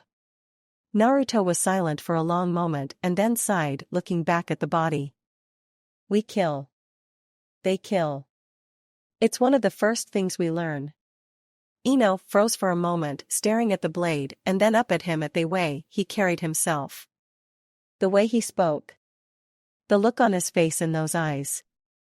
Suddenly Ino knew Naruto had already been through this. Had already stained his hands with blood. It can't be that easy." "It is," Naruto said, looking back at her, trying so hard to give her a reassuring look. "Ninja, even Hokages, have to kill. It's our art. We just have to live with it." Getting up, he approached the body and pulled her sword free before coming back to offer it to her. I can't," Ino said, looking away, ashamed and revolted. "Oi, Ino. You have to. You're a ninja now," Naruto said, squatting to put the sword on the ground in front of her. When she turned to stare at him, he gave her a small, proud smile. "Next time that bastard says you're not, you can prove it." Ino nodded slightly, allowing the slight against Sasuke to pass and reaching out with a trembling hand to grasp the handle of the ninja too. Climbing to her feet alongside Naruto, she felt lost and the sword no longer felt right to her. Was this what it was like to take a life? To feel as if nothing in the world was right anymore? Turning, Ino studied the blonde next to her, seeing, for a moment, the man he would become. "Naruto-kun," she paused at her own voice, surprised at how calm and steady it sounded. When he turned to look at her in surprise, she continued with her question. "What was it like? Your first kill?" Ino saw the way his face tightened. It was almost invisible, really, the way his shoulders tensed and his eyes dimmed slightly. Ino regretted asking now. She should have known better, but he was the only one present that had taken a life, and she needed to know. Needed to know that all of the horror, the fear and pride she felt was normal. "It was beautiful, Ino-chan," Naruto finally said, his tone rough and strained as he turned away from her. "It was beautiful." Ino watched in silence as he walked away and then looked down at the still bloodied sword in her hand. Almost mechanically she fumbled for the cleaning cloth Hayate had given her and began to wipe the blade clean, struggling desperately to see through her tears. "I'm a ninja now," Ino managed in a steady voice, despite her tears, and then with a flourish she sheathed the weapon and joined Naruto. The forest was quiet, for the most part at least. Here and there were cicadas and other insects starting their twilight songs, joined by the sound of the whistling wind and the rustling of swaying branches. The cloud-spotted sky was actually sort of interesting. It held a note of light and dark blues, which signaled the beginning of night, and on the horizon of the trees to the west it was a mixture of peach and white. Combined, it gave the forest a sort of gloomy and forlorn feeling which would serve to unnerve even most ninja, to be honest. After all, there was a reason why it was called the Forest of Death and not the Forest of Warm Fuzzy Thoughts, namely because it was where the Kyuubi had first assaulted Konoha. It still carried an unwavering taint of the beast, much like how a few places that were connected with the Yondaime still carried his trace. Damn, it's getting dark, Anko muttered to herself, pouring on an extra burst of speed. The last thing she wanted to do was try and fight him in the dark. Snakes operated best in the dark after all. Still, she would have given almost anything to know why he was even in this area or part of that Akatsuki group, but that was not really important. What was important was the fact that he had obviously killed Hayate. After all, Orochimaru was not one to leave someone around to ruin his fun. Anko noticed the trap at the last second, grasping a jutting branch and swinging around and up to avoid the explosive note that had been directly in her path. Glaring down at it, with narrowed eyes, she snorted in annoyance. Who the hell does he think I am? As if I'd fall for that. Then, like it was yesterday, she felt the familiar tingle of his chakra and moved just as some unknown jutsu decimated the branch she had just been on. The explosion, of course, set off the poorly hidden yet surprisingly powerful explosive note, which forced Anko's body to jerk out of control and slam into another branch stomach first. It almost crippled her. If the blood in her mouth was any indication, she had at least had some internal trauma now. Still, she was Mitarashi Anko Jonin of Konoha, former Umbo. She was not going to stop after this. Clutching at the tree, she swung her legs forward and then backward into a flip so that she landed upright in a flutter of her overcoat. To complete her look of awesomely cool, she licked the blood on her chin away and grinned at the impassive-looking Hayate on a branch across from her. You really know how to get a girl's interest, sensei. Kukuku Hayate managed with a very snake-like smile. I knew there was someone following me. My, this really is becoming a reunion, isn't it? Yeah, Anko agreed gruffly, losing her playful manner. So why are you here? To try and assassinate the Hokage or something pedophilic? None of the former, since I have no interest in old men, Hayate said, an unusually long tongue lolling out to lick at his lips. Maybe a bit of the latter, you know me, and children. You really are sick, Anko muttered, eyes narrowed. Even though we haven't seen each other for a while, Hayate said, reaching up to casually peel away the flesh of his face and reveal purple tattoos and yellow snake-like eyes. You're so cold. My sweet little viper. Orochimaru, Anko said, darkly wondering despite herself how someone who should have been in his 50s could look as if he had not aged since reaching adulthood. I am not your viper anymore. Oh, Anko, the Sannin said in a mocking fashion. You'll always be mine. Anko opened her mouth to retort when suddenly a fiery pain exploded through her mind. Sweat formed on her skin and she clutched at the cursed seal on her neck. Goo. Crouching down, Orochimaru grinned pleasantly. I guess I'll just have to remind you of that. And you know how I like to hear you scream. Naruto Altered History Chapter 17, The Forest of Death on Owaka. Location: Forest of Death, pre-dawn of the third day. Naruto grunted, rolling over on the sleeping mat, burying his face into the jacket/pillow. His face contorted into a grimace of displeasure as sweat beaded on his forehead and he rolled back over to stare at the brightening sky. He could hear his heart pounding in his ears and the ever-present phantom feeling of anger and fear. Concentrating on his breathing, he tried to calm down, hoping that he could get some sleep. It seemed hopeless. After all, he'd been up all night tossing and turning. It was like he was being chased by some invisible predator, unable to rest for a minute. He took 3 deep breaths and blinked rapidly to try to adjust his eyes to the dim darkness, but couldn't. Closing his eyes once more, he sighed, preparing to attempt to sleep yet again, only to grimace as phantom pain flittered across his mind. Then suddenly he exploded to his feet, clutching at his neck with one hand, mind-numbing pain racing through him and the knowledge that Anko was hurt and in trouble. He tried to move, only to stumble and collapse to his knees, staring sightlessly as a dark liquid dripped from his nose to splatter against the ground. Blood. Pain. Orochimaru. Naruto didn't know why, but there was no doubt in his mind that Anko was fighting Orochimaru. That she was losing and that he had to help her. Struggling to his feet, he darted into the forest, his own anger overriding any pain he felt, any fear. All that mattered was that he help Anko, that the bastard who was hurting her paid. Without realizing it, his speed doubled and then tripled, leaving behind a wake of broken branches. Anko could feel him all around her, even over the pain of her broken ribs and dislocated shoulder. He was toying with her, she knew it. He loved to toy with people. Sick perverted bastard, he was just getting his jollies, before he killed her. Anko could stop running and deprive him of that thrill, but she had to keep buying time until Itachi and his team arrived. Taking a running jump, she plunged 20 feet, focusing desperately through her pain. Sparing a brief moment, she wondered where the hell Itachi was. After all, her 2 escorts had been sent off several hours ago. Suddenly, a branch was beneath her, and she landed with a crouch, the jarring impact making her wince and stumble slightly. Getting back to her feet, she froze, eyes widening in fear and surprise at finding Orochimaru already there. He was casually leaning against the tree, a twisted smile on his face and yellow eyes glinting in the dim light. "How nice of you to join me." Anko felt a shiver run up her spine, whether from fear or anger she didn't know, but it was obvious to her that Orochimaru was even stronger than when he had left. Still, she wouldn't roll over and cower. The days when she did that for him were long gone. "Are you tired already? I think you used to have more stamina." "Well, now," the Sannin said, pushing off the tree slightly. "There's the viper, I remember.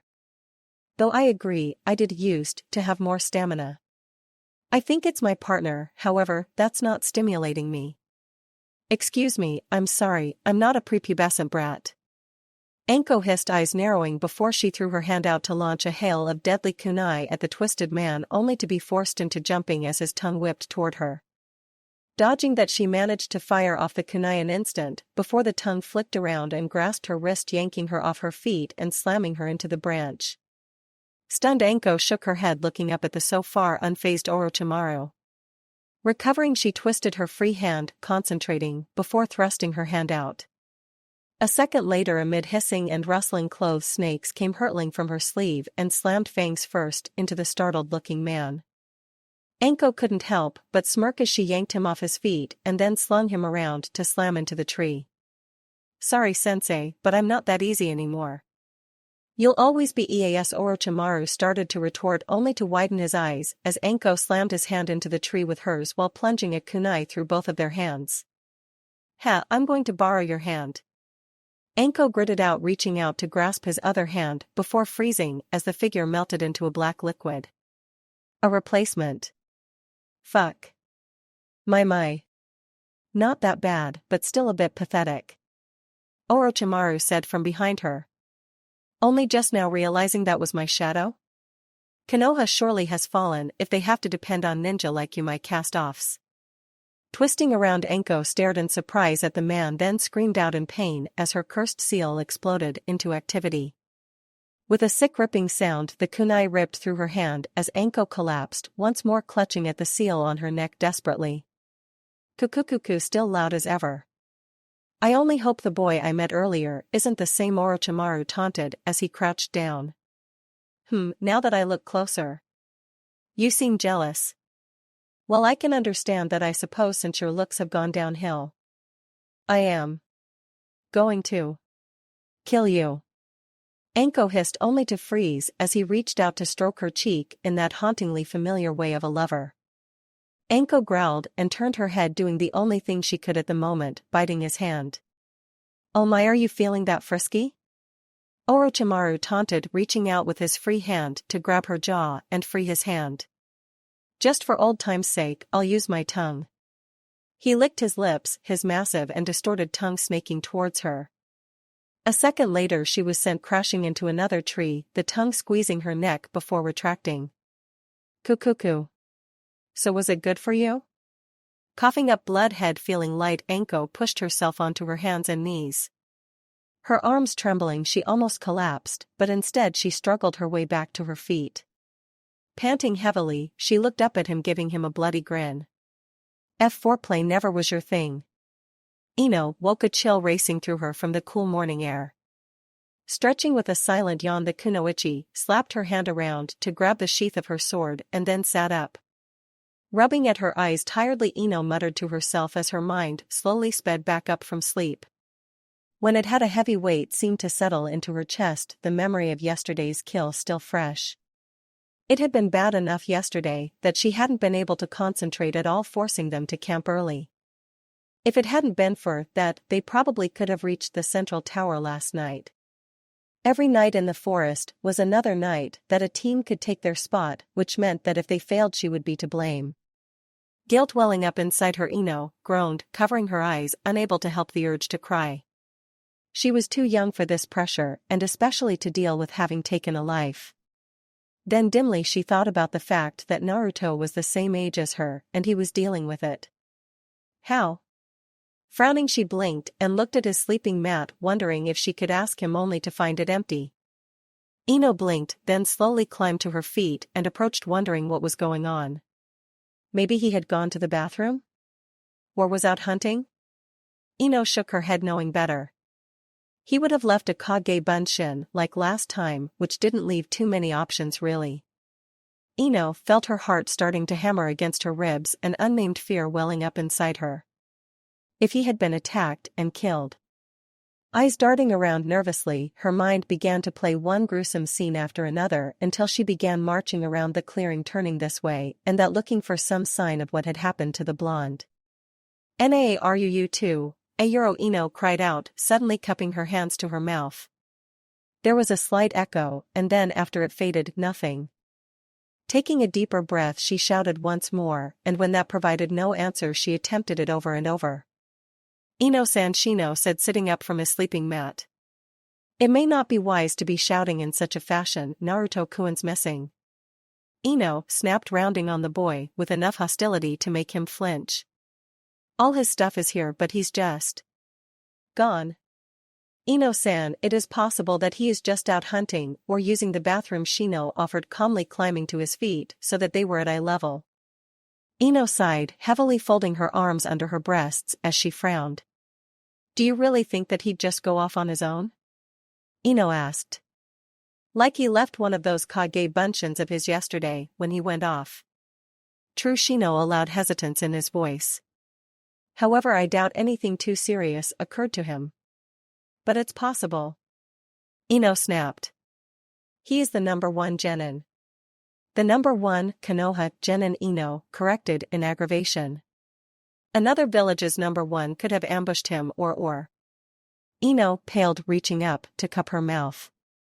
Ino-san, please get a hold of your emotions, Shino said in what passed as annoyance for him. This emotional attachment you've formed with Naruto-san, what are you talking about? Ino asked, fixing her gaze on the boy. You've grown emotionally attached to Naruto, Shino explained tiredly. Due to the fact that you experienced a semi-traumatic event yesterday, namely the taking of a life. The attachment and your refusal to let the event go is impairing your judgment. First off, Ino growled, closing the gap between them, excuse me for not being a robot. And second off, it's called being a teammate to be emotionally attached to each other. Naruto is our teammate. Ino snapped, jabbing Shino in the chest with her finger. He may have a few problems, but at least he really cares about us. So we are going to go look for him, we will find him, and if you don't help then may the Amatsukami help you. Someone should wait for him, Ayuro, Shino started to say, only to pause at Ino's fixed glare. Sighing, he held an arm out, allowing several bugs to escape into the air in different directions. After a moment he nodded and gestured to the right. I'll take point. They say Naruto-san went this way around dawn. Ducking a feeble slash at his face, Orochimaru just barely bit back his annoyance. This fight had dragged on longer than he intended for a brief distraction. After all, he was on a schedule, and the leader of the Akatsuki was rather annoying about such things. Leaning back from another slash, he lashed out, one hand grabbing her arm while the other grasped her throat in a vice-like grip. I'm sorry to say this, but we have to stop.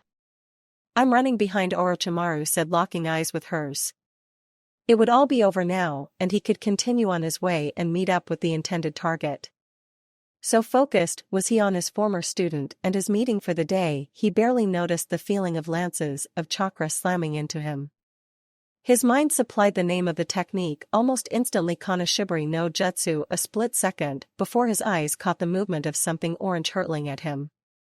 Needless to say, Orochimaru was impressed. The impact from the blow wrenched his arm out of its socket, allowing Anko to collapse to the ground in a heap. Orochimaru, however, was busy thinking about the one responsible for that attack, namely, the orange-clad ninja who was crouching slightly with familiarly wild blonde hair and odd whisker marks on his face. An Inuzuka? No, they had darker hair and never went anywhere without a dog. But he was wearing a Konoha forehead protector. Curious. More important, however, was the fact that the Kanashibari was already fading. Obviously, this mysterious child had very little practice in applying it. Still, it had been enough to get one good shot in, and the Sannin prepared to compliment the blonde only to be caught short as the boy shifted his weight and charged at him with surprising speed. Orochimaru was not a Sannin nor an S-ranked criminal for nothing, and he neatly dodged the incoming attack. In that moment, however, he found himself staring into the eyes of a killer, which piqued his interest. Then the boy rounded on the ball of his foot, shifted his weight, and came within a hair's breadth of hitting him in the chest with a kunai. Leaping away from the boy, the older ninja paused. The way the boy had shifted his weight was far too familiar to be coincidence. Cuckoo. You are a spirited one, Orochimaru said, eyes narrowing as he felt the boy's intent growing. Do you have a name? Uzumaki Naruto, the blonde spat, crouching slightly. I'm going to kill you. Oh? The Sannin asked conversationally, eyes widening in mock surprise. Could I ask why exactly you want to do that? Because Naruto said, his hand shooting forward to hurl a barrage of kunai at him. You hurt Nachan. Orochimaru thought about retorting but decided instead to study how the blonde had thrown the weapons. With that the killer look and the way he moved, there was now very little doubt in his mind that this Naruto had been trained in the Hibi style, unrefined though it seemed. It was obvious that Anko had been playing sensei, which meant they were connected with the Kinbaku, as that was the only reason for this boy to show up from nowhere. With a quick shunshin out of the line of attack, he grinned, deciding to share one of his favorite attacks with the boy, Shikumi no Jutsu. He was feeling sentimental after all, and this Naruto was in a way his grandchild. It took very little effort to launch, as always it was so easy to capture people in his killer intent. He was so busy gloating about this, Orochimaru, the S-class criminal, made a very foolish mistake. Yes, the Shikumi no Jutsu had until this point in time worked for the most part flawlessly. However, this was the first time he had ever tried it on a genin who had accepted his eventual death so thoroughly that he simply ignored the jutsu and continued charging full speed at him, a wordless scream of rage echoing in the air as he jumped and came down with a kunai aimed at the Sannin's face. Orochimaru, due to sheer experience and reflexes, realized his mistake and despite his shock managed to lift his arms in an X block, which resulted in the force of the blow sending the infamous traitor skidding backwards slightly, his arm now pierced by a blade. Eyes wide, Orochimaru looked at the blonde across from him in something akin to horror. No genin had ever shrugged the Shikumi off so completely, let alone actually managed to hurt him. Not in all of his 50 years. Part of Orochimaru, the part that had kept him alive for so long, told him that he needed to kill this child now before he became an even bigger threat. The other part, the part that had made him feared and led him to create so many forbidden jutsu, said that should leave him alive to see how he evolved. Orochimaru was so lost in his thoughts and musings that he nearly missed the blonde charging at him yet again. Narrowing his yellow eyes, Orochimaru watched the boy as what little grace that had been present earlier was tossed out the window. It seemed that he would have to forget about his schedule. This child was proving far more interesting than he had first expected. The incoming attack proved silly, and he struck out at the boy expecting it to be a Kage Bunshin, because that would be an obvious choice for this child's apparent skill level. He was wrong, as the Naruto he hit became a log, and he grinned, slightly amused that a child could move so quickly as to replace himself against him. A second later he heard the familiar whistling of kunai and turned to see a whole storm of them sailing at him, each fluttering a tag behind them thrown by at least 20 clones from each direction. Jumping and weaving, he danced away from the exploding blades, looking around in curiosity. He was not surprised that there was being herded away from Anko, but he was surprised when he suddenly sensed more kunai from behind him. Sparing a glance over his shoulder, he raised an eyebrow at the sheer number of clones and kunai hurtling at him. Unexpected, Orochimaru admitted before jumping onto the branch of a tree to avoid the massive explosion that rocked the ground. A second later he spotted what had to be the real Naruto moving around in the trees above him and extended his arm to grasp the boy and yank him down. He nearly sensed the trap too late and just barely had time to release the Naruto he was holding before it exploded. "Here I come, you bastard!" One of the Narutos shouted, and the entire horde came rushing toward him from below the sides and the tree tops. It seemed he was utterly surrounded and defeated. Orochimaru, however, smirked and oh so casually merged with the tree he was in, allowing it to absorb the damage for him. When the attacks finally tapered off, Orochimaru emerged partially from the tree to keep them in one area. Then with a shunshin, he was behind them and expelling air and chakra, vaporizing the tree and all of those clones with a massive ball of flames. "Kukukuku Anko had a rather vicious student," Orochimaru said in delight. It had been interesting to see a genin already at that level. "Kiten senpu no kokuyo." A voice from behind distinctly Naruto suddenly shouted, and Orochimaru turned in time to see a large whirlwind of leaves heading toward him. Orochimaru felt surprise course through him, knowing that technique and knowing that it was rather dangerous since the edges of those leaves would be razor sharp. "Katan Hozenka no Jutsu." Orochimaru shouted, spitting forth multiple balls of fire at the whirlwind and blonde. The blonde dodged to the left, kicking off a tree for an extra burst of speed, and came hurtling toward him. Which was exactly what Orochimaru wanted, since in that instant of the blonde being airborne, he formed the Taurus seal and took a breath. "Futon de Tapa." Naruto's face showed surprise, then determination as he created his own Taurus seal. "Futon de Tapa." The resulting clash between the two forces of wind forced Orochimaru to cover his face and slide backward, even as trees bent and some even snapped in half. Debris and dust was kicked into the air, and above it all was the screaming rush of howling wind. As it died, the snake Sannin relaxed his guard, highly impressed at the result of that clash. But where he had weathered the attack unscathed, Naruto was sprawled against a tree trunk, dazed and battered. Which meant it was time to end this. He had wasted too much time and effort on this already. Thrusting his hand forward, he grinned maliciously. "Sanaida Jashu." A second later, a dozen or snakes shot forward, twisting through the air to wrap around and bite into the blonde's flesh. "Watch!" Naruto screamed in surprise and pain. Orochimaru, however, yanked his arm around, pulling the boy into the air before slamming into one of the few remaining trees.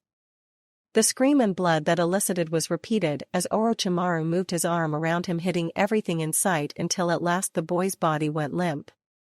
Releasing the blonde so that he landed on the ground with a dull thump, the Sannin chuckled. Turning to continue on his way, he paused, seeing Anko using a tree for support, blood leaking from her various wounds, and most importantly glaring at him in impotent hatred. "Kukuku, what's with those hateful eyes?" When she didn't answer, he just grinned wider, amused at this. Then his amusement died as he felt a large amount of wicked chakra building behind him. Seeing the look of horror on Anko's face only made him more nervous. Turning, despite his better judgment, he spotted the source of the chakra, which was actually quite obvious since tendrils of chakra were twisting and coiling in the air as it wrapped around the blonde. Naruto, chakra boiling, pushed himself to his hands and knees, and then with a growl lifted his head to stare at Orochimaru with crimson eyes and elongated irises. The whisker marks on his cheeks were darkening and widening. Even his various wounds healed at an alarming rate. "This," Orochimaru said in amazement an instant before the blonde shot towards him with inhuman speed. Orochimaru just barely caught his arm in time to keep the claws from sinking all the way into his chest. "I'm going to kill you," Naruto hissed, and then without warning lashed out with his other hand, flaying the Sannin's cheek an instant before Orochimaru sent him hurtling away. Clutching at his cheek and chest, applying what healing jutsu he could, Orochimaru suddenly felt an icy certainty race through him, and it had only one word. Jinchuriki. Anko wished she could look away, wished that she could turn off the Kinbaku no Jutsu, but she couldn't. What was coming across the Kinbaku was too powerful to force it into silence, and watching the fight in front of her was too much like art not to watch. Naruto tore his way through a series of Tsuchi Bunshin, clawed his way through a Doton Retsuda Tensho, and scattered a Shuriken Kage Bunshin no Jutsu with a chakra-infused scream. Nothing Orochimaru threw at the blonde seemed to work. It was almost like Naruto was an unstoppable juggernaut. Part of her hoped and prayed that Naruto could kill Orochimaru. She wanted that desperately. Another part of her just hoped that the anger, hate, pain, and dark fury would stop coming across the link between them. The vast majority of her, however, hated herself for not being able to do anything to help Naruto. Her body had been pushed to the breaking point when the blonde had arrived. The pain was too much for her even to push through. Indeed, it had taken her the majority of the fight between Orochimaru and Naruto just to get her body to stand. As it was, if she forced herself into this fight in this condition, she would get herself and possibly Naruto killed. So all she could do at the moment was watch. There was a clash. Orochimaru had been too slow, and now he was bleeding. Another clash, now it was Naruto who was bleeding for the moment, then another, and another, a rapid exchange of blows. Anko almost didn't see it, but she did, and she tried to move, but her legs gave out and it was too late. Suddenly Naruto was being held aloft, his upper body bound tightly by an elongated arm and a tongue that was wrapped around his throat and holding his jacket up. The look on Orochimaru's face told her just how painful and how much of a struggle it was to hold the boy in that position. Naruto was kicking and struggling, and inch by inch, he was forcing his way free, the odd design on his stomach looking as if it was burning its way through his skin. Orochimaru flashed his free hand through a series of complicated seals before the tips began to glow. "Gogyo, off you in!" Orochimaru shouted, slamming his glowing fingers into Naruto's stomach. There was a flash of light and the chakra flickered and then died, but Naruto continued to struggle. Orochimaru seemed annoyed by that development and formed another seal before smacking his palm against the boy's forehead. "Shunmin Fuin." Anko watched in silence as the blonde's head lolled slightly as consciousness was forced into a state of sleep. Naruto was at the man's mercy, they were all alone. And Orochimaru wasn't letting the blonde go. Panic and fear welled up inside her, and she didn't realize what she was doing until she was within an arm's reach of the two. A second later, Orochimaru's hand smashed into her cheek with enough force to send her skidding along the ground before crashing against a tree. Looking up, hurting in countless ways, she stretched her hand out feebly toward Naruto. This didn't go unnoticed by Orochimaru, who glanced at her and then at the blonde he was holding aloft, before chuckling darkly. "You should thank me, Anko-chan," the Sannin said, casually taking one of the kunai from Naruto's weapons pouch and pressing it against the unconscious Naruto's throat. "Not everyone gets to experience death twice." Anko tried to think of something, anything to stop the man, when he suddenly dropped Naruto like a hot potato and leaped into the trees. A moment later, 3 Umbu came hurtling into the clearing, one following Orochimaru and the other 2 stopping. Anko-sama, the one wearing the bird mask, said in surprise. "We've been looking for you all over the place. You should have waited for backup." It was very irresponsible. Forcing her way into a sitting position, she glared at the figure speaking while his partner knelt and began healing her. "Right. If you guys weren't so damn slow, a genin wouldn't have had to try and fight that bastard." "I'm impressed," he managed to live, bird mask said, kneeling over him, his own hands glowing blue. "Huh, he's already healing?" "Well, yeah," Anko muttered, her breathing easier now that Bear Mask had finished working on her lungs and ribs. "I mean, what with him having a healing bloodline and all." "Sweet Kami, what kind of idiots are they letting into the Umbu nowadays?" "He's new," Bear Mask said with a chuckle. "Itachi-sama doesn't like him much either, but he is pretty good. More importantly, what exactly happened, he Naruto-kun?" A new voice shouted as Ino came hurtling into the clearing, followed by a reluctant-looking male companion. "Oh, great, it's the princess," and the bugger, Anko muttered, pushing herself to her feet despite her body's protests. "Huh?" Ino managed, looking around in surprise. "Anko-sensei? What happened to Naruto-kun?" "I don't have time for this," Anko muttered while trying desperately to think of a story that could convince both the 2 genin and the Umbu and keep that evil power she had witnessed secret. "Alright, this is the short version. I was on patrol with a couple of idiots. We spotted an S-ranked criminal. I went after him while I sent the idiots to get back up. My little skirmish with the criminal brought us near your camp, and Naruto, who was apparently out hunting, decided to try and help after I got hurt. Well, that was stupid of him, Bird Mask said blandly, finishing up the healing of the blonde. A genin versus an S-ranked criminal is suicide. Sure, Anko agreed, noting the anger flashing in Ino's eyes as she glared at the Umbo. That's why Naruto managed to hold him off while I recovered, right? That's why Orochimaru unleashed such a terrible chakra against a genin and not me, right? She has a point, Bear Mask said, sounding amused. Besides, this is Uzumaki Naruto. I think he could do it with surprise. But eventually experience and skill would win out. Which is when you guys arrived, Anko said, glaring at them. I still want to know why it took you an entire day. Because the recruits you sent weren't very clear on your location, Bear Mask explained. We had to comb the whole forest until we felt the massive chakra being unleashed over here. But Anko-sensei, Ino said, sounding slightly worried as she looked at Naruto. What happened to him? Is he okay? Yeah, Anko said, popping her neck and wincing. Reaching up to rub it, she sighed, thankful that she still had enough pain going on in her body to block out the burning of the curse seal. Orochimaru just used a forced sleep seal on him. He should be up and about in a few hours. Sore, drained, but alive and able to finish the exam. Actually, he should probably, Bird Mask started to say before Anko cut him off. Go back to the camp with his teammates, wake up and proceed to the tower. This has nothing to do with him. Anko narrowed her eyes, her killing intent flooding his senses. Or do I have to cut your tongue out and feed it to the giant ligers in this place? Right, Bird Mask said weakly, handing Ino a pack of medicine. Here, use this, should help him recover. I'm going on patrol. That said, he rushed off into the trees. But which way is the tower? Ino asked, blinking as she and Shino lugged Naruto up. Anko blinked, then glanced at Bear Mask, who coughed and discreetly pointed in the proper direction. Oh yeah, that way. So you head that way, and make sure to look out for the man-eating fly traps, giant centipedes, and the poison gas. I'm pretty sure the giant liger snow sand, the rouses, and the bursts of fire are in the other direction.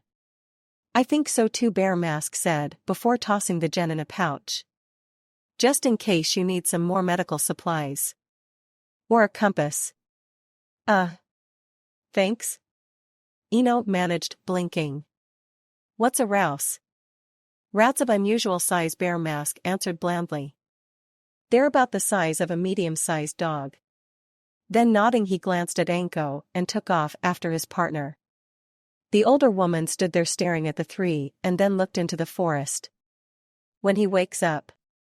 Tell him. No, never mind. That said, she jumped into the trees, knowing that she would speak with Naruto after all of this was over. More important, however, was the silent promise she made to herself. Orochimaru would pay dearly for hurting Naruto. If it cost her life, he would pay. Looks like you had some trouble, Orochimaru-sama. Landing adroitly, or at least as adroitly as a man in Orochimaru's condition, could he grinned, taking his black and red cloak from the young man. Kukuku, there were a few spirited ones, Kabuto-san. You always say that, a new voice said from the shadows of the trees. He isn't going to be happy. We are behind schedule. Sasori-san, it couldn't be helped, Orochimaru said as Kabuto began healing him, glancing at the squat figure that emerged from the trees draped in its own cloak and bamboo hat. It seems you suffered some serious damage this time, Kabuto said, his voice mildly interested. You need to be more careful, Orochimaru. After all, you are not immortal yet. Not all of us can have as handy a talent as you, Orochimaru said in response as Kabuto shifted to his cheek, healing it within an instant. But I am touched at your concern, Sasori-san. Ninjutsu is an art, Sasori said blandly, his tail swaying slightly. Art is wonderful in any form and it must be preserved. You are the perfect choice for that. Yes, of course.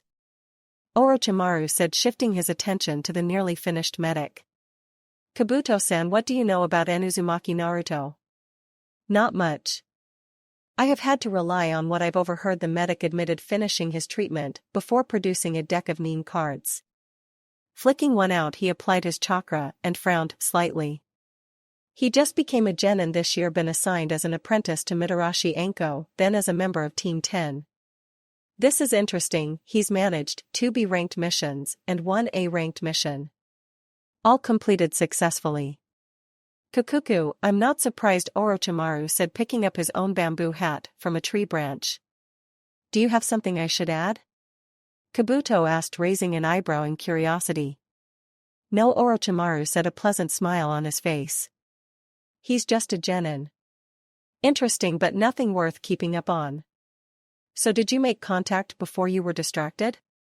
Sasori asked, impatiently, eyes darting to the trees from which Orochimaru had just come. We'll have our answer in a month, Orochimaru responded with a delighted chuckle. Right after the Chunin exams. What about the Ichibi Jinchuriki? Kabuto asked, placing his Nin cards back into a pouch. He was just as Yura-san said, short-tempered and dangerous. I don't think there are actually many teams left in this exam that he hasn't killed, Orochimaru said, lowering his bamboo hat to shade his eyes. I almost feel sorry for whoever has to capture him.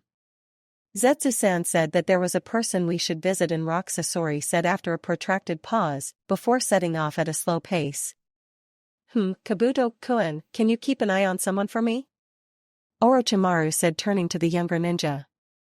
Of course, Orochimaru-sama, there's a Uchiha here, you'll know which one. Keep an eye on him and let me know how he develops, Orochimaru explained, before lowering his voice.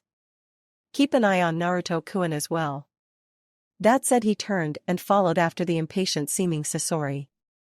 What are you hiding? Sasori asked after a moment. Kukuku, what makes you think I'm hiding anything? Because you have a habit of hiding things. So do you, Orochimaru responded lightly. Which is why we work so well together. Don't you agree, Sasori-san? For the moment, Orochimaru-san. I'm so glad we understand each other. Yamanaka Ino, for all of her attitude and the annoyance she felt for Naruto, was worried. According to Anko, Naruto had fought and held off an S-ranked criminal, which was honestly impressive, but that he had been hurt. Yet ever since he had woken up, he had rejected any sort of help, instead preferring to soldier on through whatever pain he felt. Why do boys try so hard? Ino wondered silently, knowing that if it had been her, she would have taken any help she could get. Especially after fighting such an insanely powerful enemy. Naruto-kun, maybe we should take a break? No time, Naruto said, firmly glancing at her. I promise I'm tougher than I look, Ino-chan. Ino nodded, relenting, and he turned away. Biting her lip to keep quiet, Ino watched as one of his hands absently strayed to his stomach. It was one of her moments of uncanny insight that led her to understand his actions. He was acting strong for them. Thinking back to the last time they were on a mission, she realized this was how he always acted when hurt. He had been poisoned, hurt. And he had stood up, shoved it all behind a mask of strength. Why? So that they could lean on him, could survive. Why she know how much further? Naruto suddenly asked, his voice happy and light. I really want to hurry up and have some Ichiraka ramen. We will arrive shortly, just as soon as we clear these trees, Shino answered without turning, tilting his head slightly. Team 7 appears to be approaching as well, huh? Naruto blinked, then snorted. Who'll get there first? We'll arrive at the same time, Shino explained, finally turning to glance back at them. It appears that this will be a tie. No way I'm tying with that prick, Naruto grumbled. Come on, we can outrun, no, Ino said, firmly cutting the other blonde off. Noticing his surprise, she fixed him with her most intimidating glare. You are hurt, it doesn't matter if we tie. You staying healthy is more important. Naruto blinked, staring at her for a moment, before he grinned slightly. Aha, but. Come on, we can do it easy. Besides, I told you I was fine. Not hurt at all, really, just stiff. Ino opened her mouth to retort, to explain just how hurt he was and would be if he didn't listen to her, only to have him dart off ahead. Speeding up, she followed, joining Shino in the pursuit of their teammate. Naruto, for his part, seemed to be having a great old time performing acrobatics and laughing as he went. I can't believe he's doing that, Ino muttered, eyes narrowed in annoyance. He just got done fighting an S-ranked criminal and now he's jumping around like an insane frog. Maybe it is as he says, Shino said. After all, he does seem to recover more quickly than most people. No, Ino said, shaking her head. He's hiding it, but I know he's hurt. He did the same thing on our last mission. He's hiding whatever's left over from that fight so we won't get distracted. You may have a point, Shino said seconds before they reached the edge of the trees and the tower came into view. However, it is a pointless concern now. Ino nodded and zeroing in on a now jacketless Naruto darted toward him. The orange-clad idiot looked up, of course a smile plastered on his face. Oi, 'bout time you guys got here. Are you trying to get yourself killed? Ino snapped and huffed, producing the medical pouch that she had been given. Honestly, why do you have to be so stubborn? But I'm Finn, if you say that one more time I'm going to beat you senseless with my sword. Ino shouted. Naruto blinked, then cleared his throat, nodding toward the other group. You do know that Sasuke is hurt, right? And that Sakura-chan is all over him? Ino didn't even glance, focusing instead on him, looking for wounds that he was trying to hide. And? I don't care how much you say otherwise, you have to be hurt. Naruto blinked, then stared at her for a moment, before reaching up to scratch his head. But... Sasuke. Naruto, you're more important, Ino said briskly, not paying attention to what she was saying. Sensing surprise from him, she stopped her search for wounds and looked at him curiously. What was with that look? He looked as if someone had just knocked the air out of him. What? And nothing, Naruto managed weakly, and then flushing, which was strange to see, he coughed.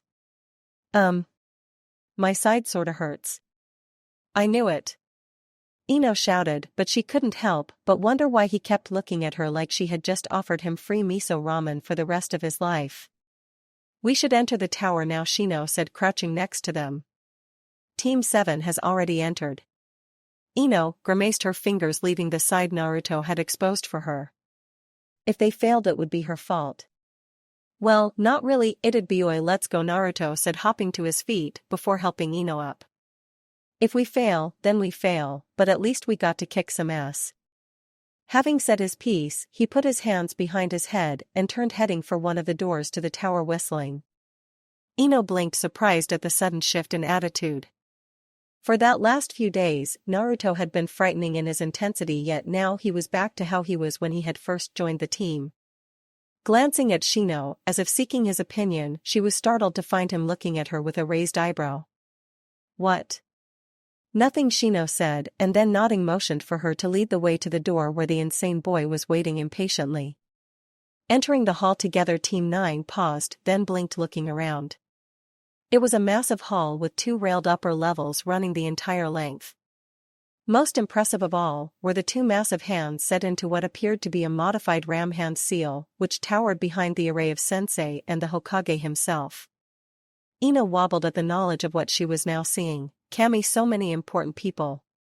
Recovering quickly, she hurried to join Naruto and Shino as they found a place among the other genin present. Looking around nervously, she didn't know whether to feel relieved or terrified at seeing just the 12 genin.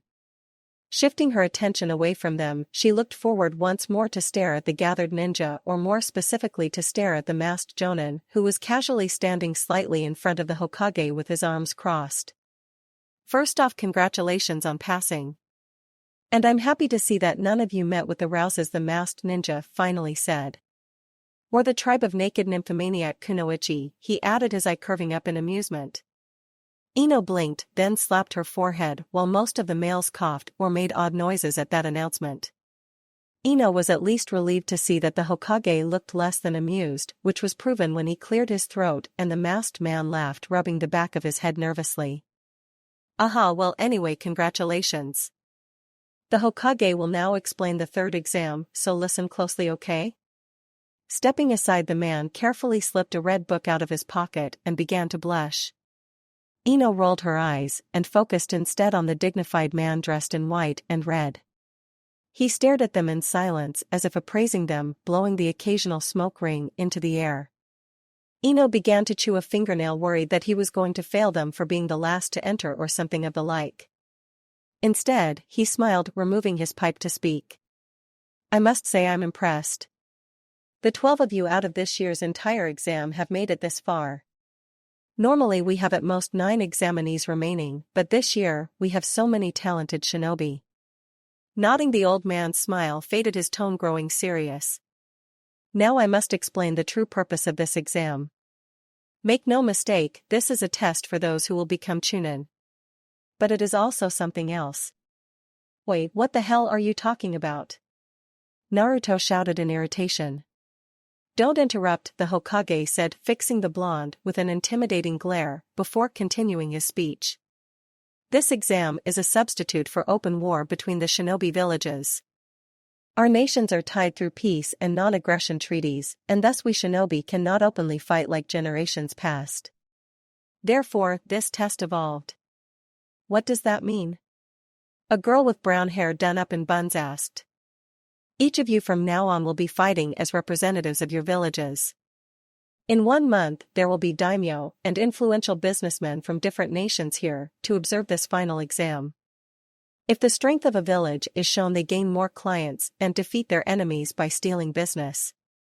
If a village is shown to be weak, then they lose. Yeah.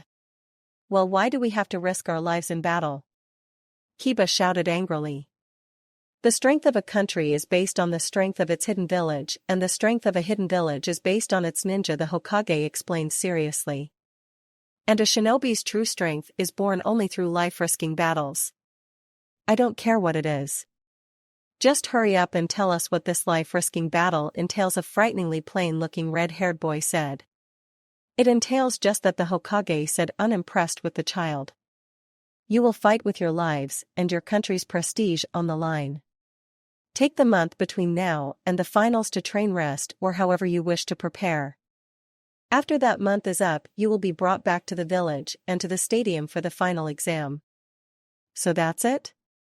Naruto said in amazement. No way. Yes, unless any of you care to ask a question, that's it.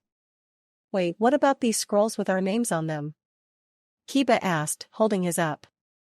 Ah yes. Place those in the box being passed around. After that you're free to go. Ino blinked and began looking frantically for her paper, fearful that she might have lost it. Finding it, she breathed a sigh of relief and dropped it into the box along with Shino and Naruto. Breathing a sigh of relief at finally having this stage done, she turned to say something to Naruto, only to find him already rubbing his hands together in anticipation. Hehe, I'm going to get Anko to so totally she is our sensei, Shino said, calmly walking away from the two. She will train us all equally. Naruto stuck his tongue out at the boy's back, then sighed, putting his hands behind his head. Aha, well. Ichiraka ramen, here I come. Ino shook her head, running her fingers through her formerly lustrous hair. Ugh, it was oily and tangled. She probably stank too. Correction, she knew she did. After all, it wasn't like she could have risked a bath during the second exam. Right, first thing when she got home was a shower and then a long warm bubble bath. Oi, Ino. Blinking, Ino came out of her thoughts to see her whiskered teammate staring at her oddly. What? Are you hungry? Naruto asked, smiling at her. Oi, 'cause I am, and I realized that you hardly ever eat, and this exam really cut back on how much food we had anyway, so if you want you can come with me and get some food. Ino blinked, then chuckled, walking to his side. Sure. But I'm just having a salad. I have to watch my figure after all. Then I really gotta wash my hair. You know, Don't hit me or anything, Naruto said, glancing at her curiously, but I've been wondering how you ever decided that 3 feet of hair was a good idea? The same way you decided that orange was a good color, Ino retorted, performing a dramatic hair flip. And I'll have you know that guys find long hair very attractive. Wait, but I like short hair, Naruto said, a mischievous grin appearing on his face. And besides, guys also like tits, but I don't see you working on that department yet. Ino froze in surprise, then flushed brightly. I'm going to kill you. Naruto Altered History Chapter 18 Advanced Training. A lot of things had changed for Naruto since the academy graduation. He'd become stronger. He'd learned what it took to be a ninja, and he'd grown close to his new sensei and somewhat closer to his teammates. Hell, not even 24 hours ago, he had finally been told by a girl that he was more important than Sasuke. So yes, much of Naruto's life had changed. And yet one thing remained the same: Naruto was one of the few shinobi who was actually a deep sleeper. That was how he slept through the alarm when it had started going off 3 hours earlier than he was used to. Then again, Naruto with Anko's help had set his body on a schedule, and 3 hours after his alarm had gone off, he woke up almost instantly. It took him a few minutes to reorient himself and another minute or so to notice the angle of the dull light coming through his window.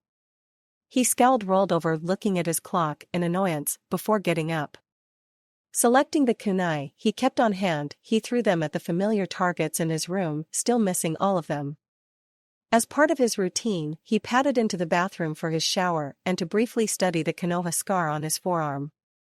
Finished, he dressed in his kami-blessed orange and sought out breakfast. 2. For servings of ramen and milk later, he was walking out of his apartment and heading into the nearly empty streets. He had planned on getting some training in before the meeting Anko had ordered him to.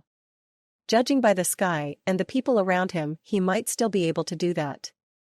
It would have to be something simple. Maybe just a little sparring with Kage Bunshin while water walking. The best place for that was the hot springs a block over. Setting off at a trot, he idly thought about eating with Ino yesterday. By the time they had made it back to Konoha, it had been evening. Dinner had been unusual, to say the least. It had been so strange to have someone his own age, let alone a girl, sitting next to him. It had made him self-conscious too. It was probably the first time he had made sure to keep from spilling anything on himself. The strangest part, however, had been the way I am and that old man had smiled at them. Shaking it off, while deciding that old people were just weird, he focused instead on sneaking into the hot springs. He had not so long ago, when he had been creating his sexy no jutsu, been caught and banned. So if he was caught, well, he didn't want to think about it. A few quick tricks of the trade to distract, and he slipped past the hired guard. Grinning, Naruto prepared for his sparring session when, well, teenage instincts kicked in. He was 13 after all, and it was pointless to deny that Naruto, like most teenagers, was more than slightly interested in the opposite sex. Now, of course, he would deny that outside of what he had seen between couples on the streets, he wasn't entirely sure what to do with a girl. But he was interested. Applying his now beloved camouflage technique, he slinked through the brightening bathhouse area, intent on the sounds of women talking and more than a few splashes. Almost as if he were drawn to it, he approached the side of the building where he remembered the peephole being. A moment later, he was peeking at the very interesting sight of naked women. It was probably the first time he had ever felt actual appreciation for the female form. Still, it wasn't long before guilt set in, and with one or two last peeks he moved away from the peephole and began his training. A few minutes later he was absorbed in his sparring session, or as close to it as possible. He was distracted by rather perverted sounds coming from behind him, but he only had a few minutes to spare. Still, it was getting annoying as hell. Turning in frustration, he marched back to dry land, ready to demand the pervert stop, when he blinked, seeing a white-haired old man dressed in the most outlandish costume he had ever seen. That was beyond perverted or even a prank, that was a crime and wrong. "Oi, what the hell are you doing? Be quiet," the man said without turning. "I let you have your chance to look. This is for my art." "What the hell? You're just some perverted old man," Naruto shouted, pointing a finger in accusation. "If you were my age it'd be one thing, but you're old. Peeking's a crime. It's how I get inspiration," the old man said, turning completely as he flashed his hands through a series of seals, before slamming them into the ground an instant before a giant toad appeared from nowhere. "Now stay out of my way, punk." Naruto blinked in surprise as he was lifted off his feet as the toad's tongue slammed into his chest and sent him crashing into the hot water behind him. Sputtering and struggling his way back to the surface, Naruto found himself glaring up at the amused face of the white-haired pervert. Apparently satisfied, the man banished the toad and turned, heading for the wall and the peephole. Now if Uzumaki Naruto was one thing besides the next Hokage, it was clever and a master prankster. A moment later, he had created a Kage Bunshin, transformed it with the sexy no jutsu, then had it bump into the side of the bathhouse and shriek the words "Eek! Pervert!" This of course drew a ton of attention, and the doors in neighboring bathhouses slammed open. The old man of course panicked and turned as if to flee the scene of the crime when Naruto caught him with one of his patented prank jutsu, Akai Kutsu no Jutsu, which basically applied a third-person kamarai to the old man's sandals, exchanging them with a pair of red heels 2 sizes too small. This in turn threw Jiraiya off balance, and Naruto with a grin and quick sexy no jutsu Enko variation departed unaccosted. After all, who in their right mind would try to talk to Enko? Chuckling at his ingenuity over beating that idiot, though the giant toad was a neat trick, he allowed his Enko appearance to crumble so that he was once more Naruto. Thankfully the streets were still pretty empty, and nobody really paid much attention to him, which was a good thing in his opinion. After all, the sexy no jutsu variation was not something he wanted to be public knowledge. It was bad enough that Enko had learned the sexy no jutsu, but she had helped him develop the sexy no jutsu variation technique, so that was okay. Still, the fewer people who knew about it the better. He almost shivered to think of what someone like Kiba would do with the ability. Putting aside his thoughts on the technique, he slipped into the semi-dark building of Leaf Central and felt a shiver race up his back. This place felt haunted so early in the morning, but still a note from Enko was not something he could ignore. Especially on his first day of active training for that final exam, though he did wonder why Ino and Shino weren't here waiting. Walking past the empty desks and rooms, he gulped, unnerved slightly, and then entered the stairwell that he knew would take him to the Hokage's office. He tried once more to think about what she could want, especially if it involved the Hokage. The last time he had been in a meeting with them had been told about his bloodline. What would it be this time? Well, he would find out soon enough, he supposed. The hallway seemed to take forever, mostly because he swore he felt like there were a dozen eyes watching him. Still, he kept the uneasy feeling from showing up and instead boisterously talked about becoming Hokage. Who knew, maybe the old man was stepping down already for him. However, when he said that out loud, he heard something that sounded suspiciously like a snicker. Glaring at nothing in particular, he opened the door to the Hokage's office with a loud bang, finding not only the Hokage and Enko, but also Kakashi. "Oi, do you want to see me, psycho?" Enko grinned slightly at the name. "I left ya a note, didn't I, you little prick?" Closing the door, with a loud thump, the orange-clad ninja tossed a more civil "good morning" to an amused-looking Hokage and a suspicious-looking Kakashi. Shifting his attention back to the woman, he stretched, popping his back. "So? I have a mission," Enko said with a slight scowl. "I won't be able to train you." But. I wanted you to train me," Naruto said. "Plus Ino-chan and Shino need your help too." "I know," Enko said in annoyance. "Kakashi here agreed to take them on while I was gone, that masked pervert," Naruto shouted, pointing at the man in question. He couldn't believe how this day was going. First, that pervert that had ruined his early morning training, and now this. On Naruto, it was the only way to keep my book. Well, it was either this or go on another date with Enko. "Coward chose the easy way," Enko remarked flippantly before shaking her head. "Anyway, the reason I'm telling you all of this is because I asked an old friend a huge favor." "Huh? See, I couldn't let just any idiot teach you," Enko explained, grinning faintly at Kakashi's snort of annoyance. "So I asked Jiraiya-sama to tutor you while I was on my mission." "Jiraiya?" Naruto repeated blankly, the name not clicking for a moment, then suddenly he went rigid. "The guy that taught the yondaime?" "Yeah," Enko said with some amusement. "He owes me, and besides, he's the only one I trust to not ruin everything we've worked on." "Who?" Naruto shouted, glomping Enko before doing a silly little dance, unable to believe that he would be getting the yondaime's teacher. This would mean that between Enko and Jiraiya, he could be Hokage by next week. Oh yeah, he was so going to kick Sasuke's and everyone's asses. "Sorry, I'm late," a new though familiar voice said. "I ran into this little prick and he." Naruto froze and turned, finding himself staring at the old man from the hot springs. Both stared and then simultaneously pointed at each other, voices echoing in unison, "Pervert." Both blinked, stared at each other, then rounded on the others in the room. "What the hell is he doing here?" they shouted in unison. Anko raised an eyebrow, a smirk on her face. "Naruto, meet Jiraiya-sama." "Jiraiya-sama, meet Naruto. He's all yours for a month." "You bitch." Both shouted once more before fleeing the room amid a hail of sharp pointy objects from Anko. "Oi, so why'd we come all the way out here?" Naruto asked, glaring at the large outlandish man. "You want to spar or something?" "Nah," Jiraiya said, waving a hand dismissively.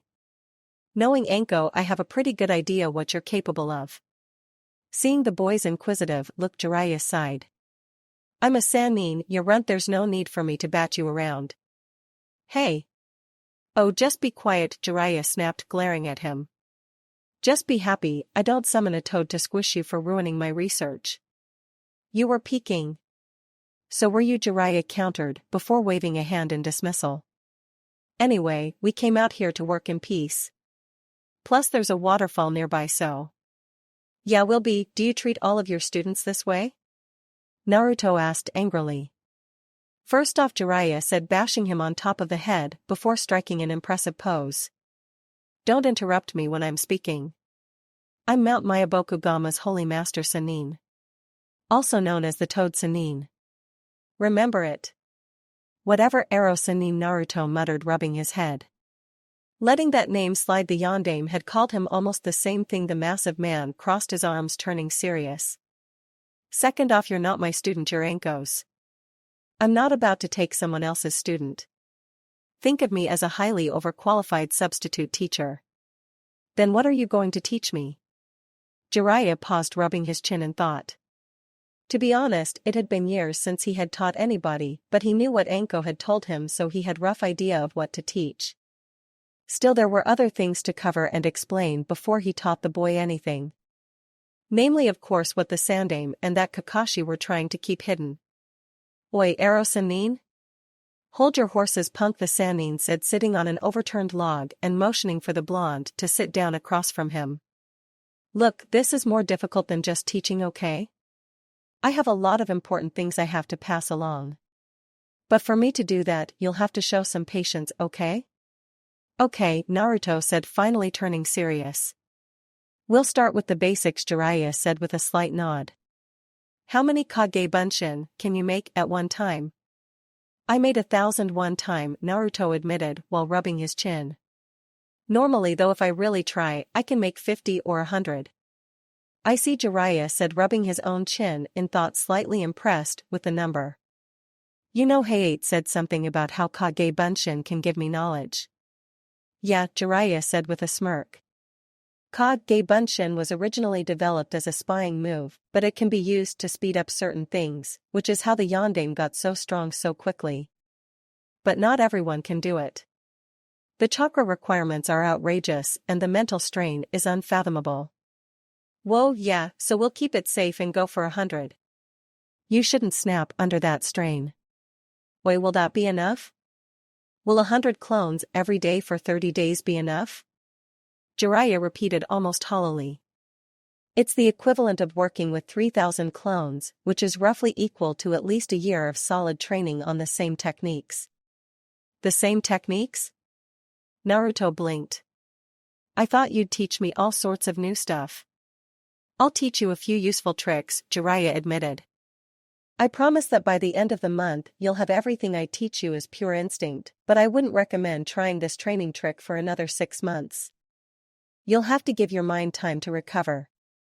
"Well, what are we waiting for?" Naruto said, jumping to his feet halfway through the seal for the clones. Jiraiya, in response to this, casually beamed the blonde with a rock between the eyes, knocking him on his ass. "I thought I told you to be patient," Jiraiya grumbled in annoyance. If it hadn't been for Sarutobi and Anko, they couldn't have paid him to handle this runt.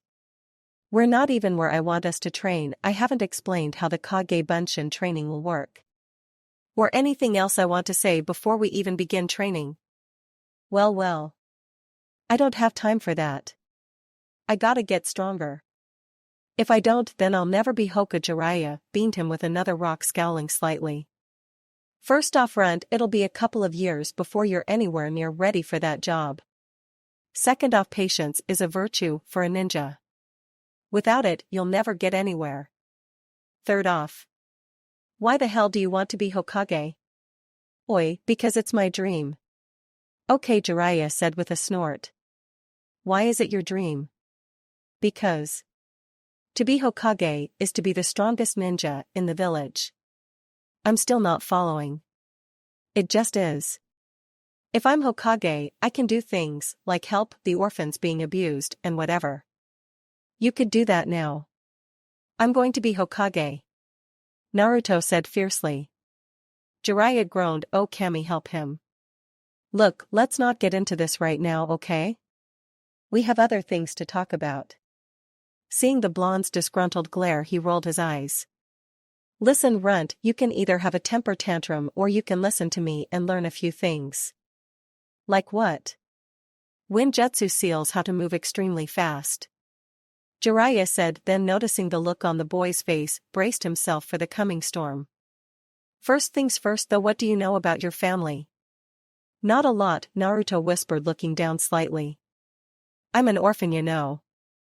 I just know they're not around and nobody knows anything about them. That's not quite true, Jiraiya said, carefully scratching his cheek. Actually, I suppose I should tell you I'm partly the reason you don't know anything about them. Then again, the other part of it is because of the Yondaime and his decision to completely destroy his name. Huh? Naruto managed anger smoldering in his eyes. But he was holding his tongue. That was a surprising but good sign. Well, don't you think it's strange that the Yondaime is never referred to by his real name? I mean, even the Sandaime is still called Sarutobi by some people.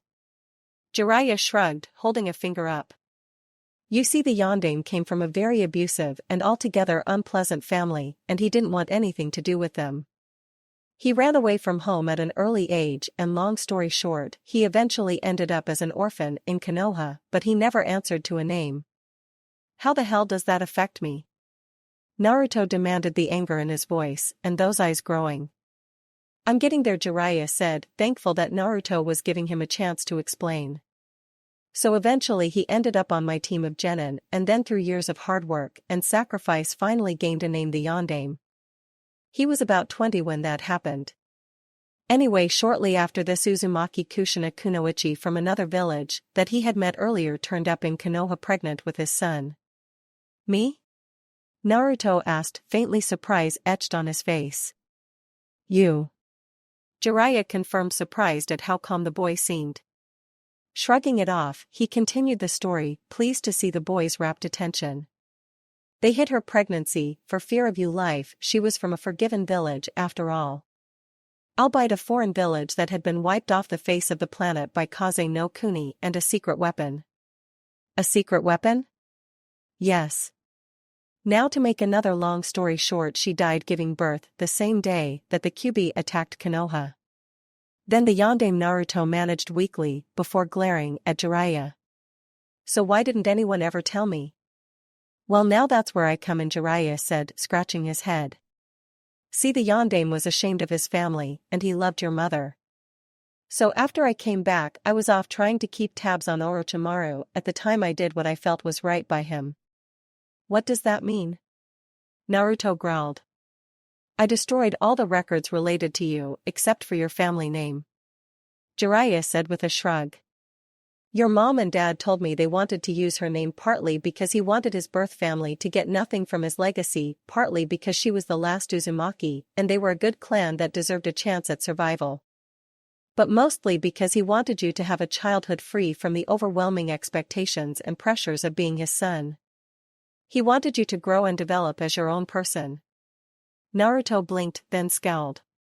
He did not look happy, he looked downright murderous actually. Jiraiya felt guilty, he had after all stolen Naruto's family from him. But he had related the story, certain details omitted for the moment, and he accepted whatever blame Naruto felt like throwing at him. So what was his name? Naruto finally asked, his tone still holding a note of anger. I can't keep referring to him as the yondaime in my head. Namake's Minato, Jiraiya said, shaking his head. Or at least that's what he told me once. I just started calling him Erasure, 'cause he hated his name. Can we start training now? Naruto asked, his emotions that had been so apparent before now shoved behind a mask. That was surprising to see a genin masking such strong emotions. It was impressive and slightly worrying. It hinted at an unstable personality. Still, it wasn't his business since he wasn't Naruto's real sensei, but he would talk with Anko about it. Nodding, Jiraiya climbed to his feet. Tomorrow. Today we'll go over how the Kage Bunshin training will work while we walk to the training area I have in mind. Right. Naruto said, hopping to his feet to fall into step with him. Of course, after we talk about all that, there will be girls at this waterfall, Jiraiya said, rubbing his hands together while grinning lecherously, absently noting a flash of interest in Naruto's face. Pervert. Naruto muttered. No, Jiraiya said with a small shake of his head. You're a pervert. I'm a super pervert. Day 1 wham. Owl. Naruto yelped, jerking at the sharp and painful contact with his ribs. Sitting upright, he turned his dark glare on the attacker who stood over him. Up and at bastard, Jiraiya said, glaring at him. Only prostitutes get to train on their backs. Grumbling, Naruto watched the Sannin return to the fire and sighed, flopping back onto his sleeping mat. As if his sleep hadn't been disturbed enough, his normal dreams, usually involving ramen, had been replaced by dreams of his dad and blood. Needless to say, Naruto had tossed and turned all night and was now quite grumpy. Are you getting up, or do I need to shove a kunai up your ass? I'm up. Naruto grumbled, finally getting out of bed and stumbling over to the man who was casually leaning against a tree with his arms crossed. Jiraiya, the legendary teacher of the yondaime, the biggest pervert Naruto had ever met. This was also the man responsible for Naruto growing up without knowing his family, and a very large part of Naruto resented him. Still, the old man had admitted his role in the affair and had told him about his family. That helped keep Naruto from attacking, as did the symbol that Anko had carved into his arm. He wouldn't let them win, though who them were he didn't know, and Jiraiya was a way of winning. As for how Naruto felt about being related to the yondaime, he felt pride, anger, sadness, loathing, all rolled up into one tight ball that was settled in the bottom of his stomach. He just couldn't decide how he should feel about the Hokage. All of the feelings he had harbored toward an unnamed family were now directed at Minato. Well, let's get started, the white-haired man said, interrupting his thoughts. Knock out those 100 clones, and let's get this show on the road. Yeah, Naruto muttered, and closing his eyes, formed the familiar seal. His chakra was sluggish like it had been yesterday. He could feel the pressure building in his temples, and then it was gone. Opening his eyes, he looked around and then back at the man who snorted. Can't count? That's only 50, where's the rest? Oi, it's harder than I remember. Naruto snapped and then repeated the process, producing the missing numbers. Satisfied, he crossed his arms and glared at the man. There. Jiraiya frowned and created his 4 clones, and then popped his neck, addressing the Narutos. Alright, so this is how it works.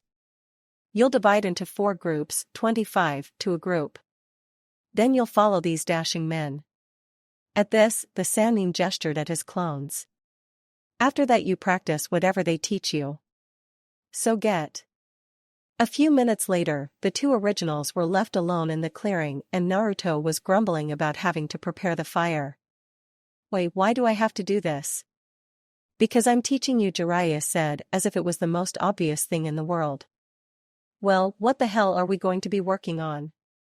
Nothing for now, Jiraiya said, sitting down across from the boy as the fire finally came to life. We'll just talk for a bit about seals along with internal and external chakra. But why can't? Because Kage Bunshin training is never to be used to learn sealing or internal and external chakra, Jiraiya said with a frown. Seals are a way of altering reality. They break the rules of the universe. Mislearning anything involving them can have very nasty results. Wait, but why shouldn't the Kage Bunshin be used? I mean, wouldn't it speed things up? I could learn more about seals faster. It's because of how the information comes to you through the Kage Bunshin. Jiraiya explained, preparing breakfast. Let's say there's 5 steps to a seal, so you create say 3 clones. Now then all 3 learn what you need to know, and then pop out of existence. You have their knowledge, their experience, true, but it'll be jumbled, and you won't be able to make heads nor tails out of it. Oh, Naruto said with a slight scowl, getting the point. He could just picture getting a seal that could alter reality wrong. Hell, fouling up a jutsu that you knew how to do was painful enough. That was just asking for trouble. Okay, so what's internal and external chakra? Good question, Jiraiya said, shifting slightly in his seat. Chakra, you do know what chakra is, right? Of course I do. Naruto said indignantly. He did know, just not the exact details. It's what we use in jutsu and stuff. Chakra, Jiraiya sighed, is the combination of physical energy and spiritual energy. Oh. Yeah. Jiraiya rubbed the bridge of his nose. Now chakra can be divided by me, at least since I'm the only one who ever noticed into either internal chakra or external chakra. Care to guess why I call them that? Air. 'Cause one is external and one is internal? Naruto managed, scratching the back of his head, not really understanding what all of this meant. Right.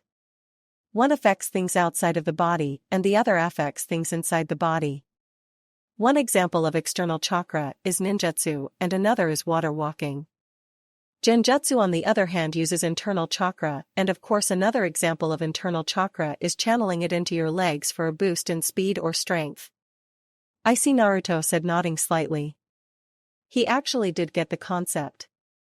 Somehow though he got the feeling that the whole explanation was being dumbed down. Still, at least he understood what he was being told. Still didn't mean he understood why they were talking about this stuff. Now the only reason I really bring internal and external chakra up is because of seals, Jiraiya said, as if reading Naruto's mind. Seals actually convert internal and external chakra, depending on the purpose of the seal. This is called chakra conversion ability because of the ability of turning internal into external and external into internal. Huh? Naruto blinked, losing all understanding.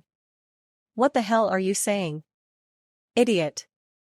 Jiraiya muttered, and then rubbing his chin, sighed. I suppose the best explanation would be this: you breath air, right? So the air would be called external, you're breathing, it would be conversion, and once it's inside you, it becomes internal. Oh. Yeah. Jiraiya nodded in annoyance. Now then, if you breathe the air out. Well, of course the entire process works in reverse. Do you get it? Naruto blinked, then rubbed his chin thoughtfully. He thought he got it, or at least the gist of it all. Which was the important thing in his opinion. Still, he pondered it for a few more minutes, then lifted a finger, proclaiming his answer proudly. Nope. What? Well, I don't really get it, Naruto said with a shrug. Oi, but I get the general idea. This is going to be a long month, Jiraiya said, slapping his forehead. Meanwhile, in the Umbu training area, Kakashi sighed, crouching down on the branch as he watched Ino go through a few basic warm-ups. Mentally, however, he wondered if she was truly suited for the life of a ninja. Sighing, he shook his head and started speaking. The one problem I've noticed all Kenjutsu users have is that they lose the element of surprise. I sorta get that, Ino admitted as she looked up at him warily. I mean, with my sword strapped to my back, it's sorta obvious what I'll be attacking with, right? Exactly, Kakashi said cheerfully, his eye curving up happily. So since I'm not that good with a sword, I'll be helping you hone your senses. That way, even without an element of surprise, you can be ready for anything. Okay, Ino said slowly, her thumb rubbing the handle of the ninja she was holding. So, how exactly are you going to? A minute later, she was desperately trying to deflect the pebbles Kakashi was hurling at her. A moment later, the masked ninja finished and shook his head. The girl's senses were subpar even for an average ninja. Still, she wasn't completely horrible, so maybe there was some hope for her. What the hell were you doing? Ino screeched up at him indignantly, her skin dotted with red marks. Training you, Kakashi admitted as he pulled a small red book from his vest's pocket. But if you don't want to just go home. Just throw the damn rocks. Ino shouted, clutching her ninja too tightly in front of her. Seconds later, she was swinging the blade wildly. A moment later she twisted too far overextended and Kakashi took advantage, bouncing a rock off her ass. Then when she turned back he bounced one off her shoulder and another on her hand, making her drop the blade. Don't rely on you eyes, Ino-chan, Kakashi said brightly, despite his disappointment at her dismal display. Then how the hell am I supposed to stop the rocks? Ino snapped, glaring at him as she retrieved her weapon angrily. Here. Kakashi said, tossing a kunai with a strip of cloth wrapped around it at her feet. Put that on and then reached out with your sixth sense, the one all ninja have, and use it to guide your weapon. Ino grumbled, bending over to retrieve the cloth, then jerked forward with a yelp as another rock bounced off her butt. You bastard. You know, maybe you should just give this up. We have a whole month before the final exam. I could probably teach you a few basic ninjutsu. Or maybe you could just go home. Kakashi said, bouncing the rocks in his hand absently while reading his book. He waited another minute, then looked at her, calculating. Of course I don't think Naruto or Sasuke would notice you if you just gave up. What? Ino shouted, a dangerous aura beginning to radiate off her. Kakashi just offered his single-eye smile in return, which prompted Ino to angrily tie the cloth around her eyes and hold her ninjutsu out in front of her in a vice grip. Bring it, you masked freak. Remember, don't just swing, try to stretch out with your senses, Kakashi said, hurling a pebble at her while she began to swing wildly. Striking her shoulder, he sighed. Don't react until you feel the attack, otherwise you leave yourself wide open. Ino cursed, much to Kakashi's amusement, but readied herself. Kakashi paused, leaving her to the tension that would be coursing through her with each passing minute. Her blade moved a fraction of an inch at the sound of a rustling leaf, but Kakashi waited. Minutes stretched out before him, and then finally he threw a pebble, aiming for her forehead protector. Ino, muscles taut, moved the ninja to striking the rock with a ring. The rock shot through the air and embedded itself in a nearby tree. Ino ripped her blindfold off and started cheering, waving her sword around crazily. Kakashi raised an eyebrow, reconsidering what Hayate had told them before he had died. Maybe she was a kenjutsu prodigy.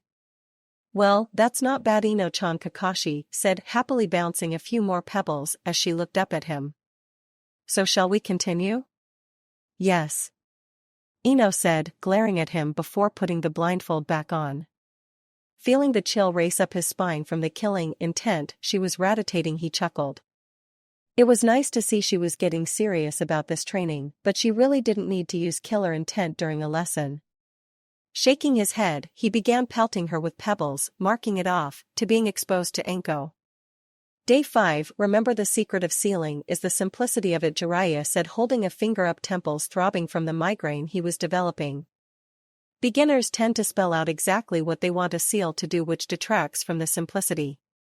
This also requires more internal chakra, which can prove very dangerous. Then how would you do this? Naruto snapped irritably, looking up from the complex squiggly marks in the dirt he had been writing for the last 2 hours. It's not about how I would do it, Jiraiya explained in annoyance, poking at the early morning campfire.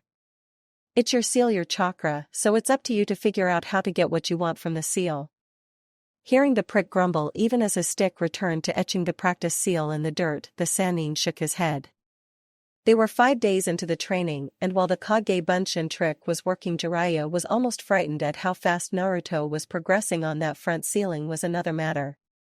The entire reason Jiraiya had included it was because of Gaara, and of course, because it taught patience, something Naruto sorely lacked. Yet, while most ninja never advanced very far in the art of sealing, they understood that you had to keep things simple. Naruto, however, kept overcomplicating his seals.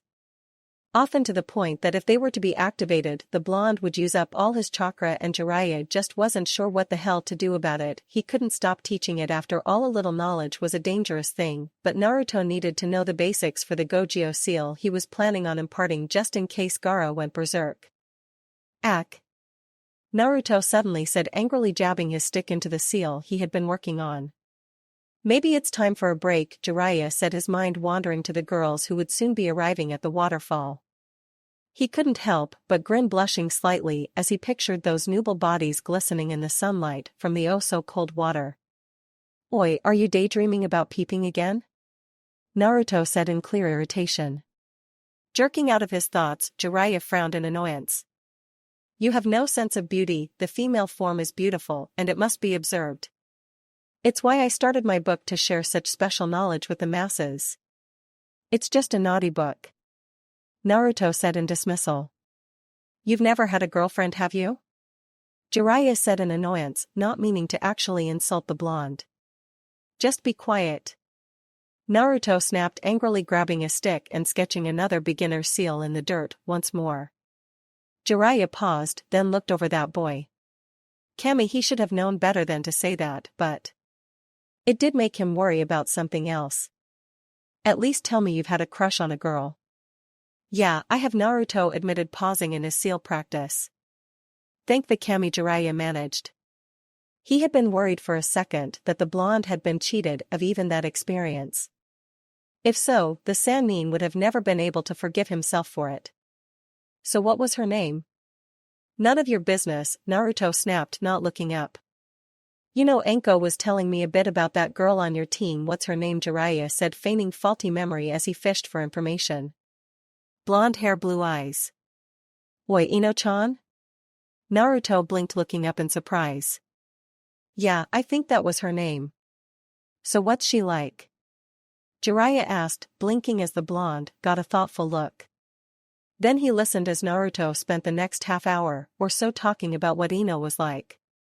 How she could be really bitchy at times and then sorta okay other times. About how she had this insane fixation on orange being a bad color and that she dieted all the time. How badly she had been affected after her first kill and so weird in the forest of death after that.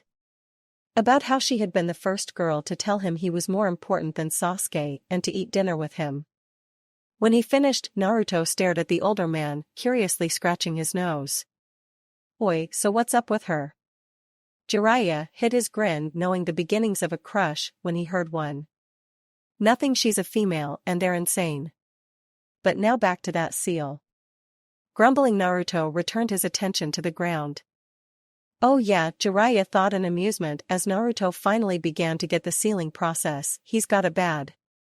Shino darted left, mirrored by his Kakachu Bunshin, then skidding to a halt, both launched themselves forward at their common enemy.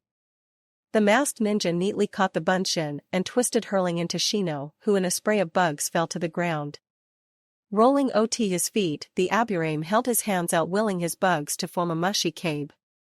A moment later, as Kakashi rebounded from his failed attack, Shino shifted the wall of his Kakai into a half-dozen Kakashi Yaris and sent them crashing after the man.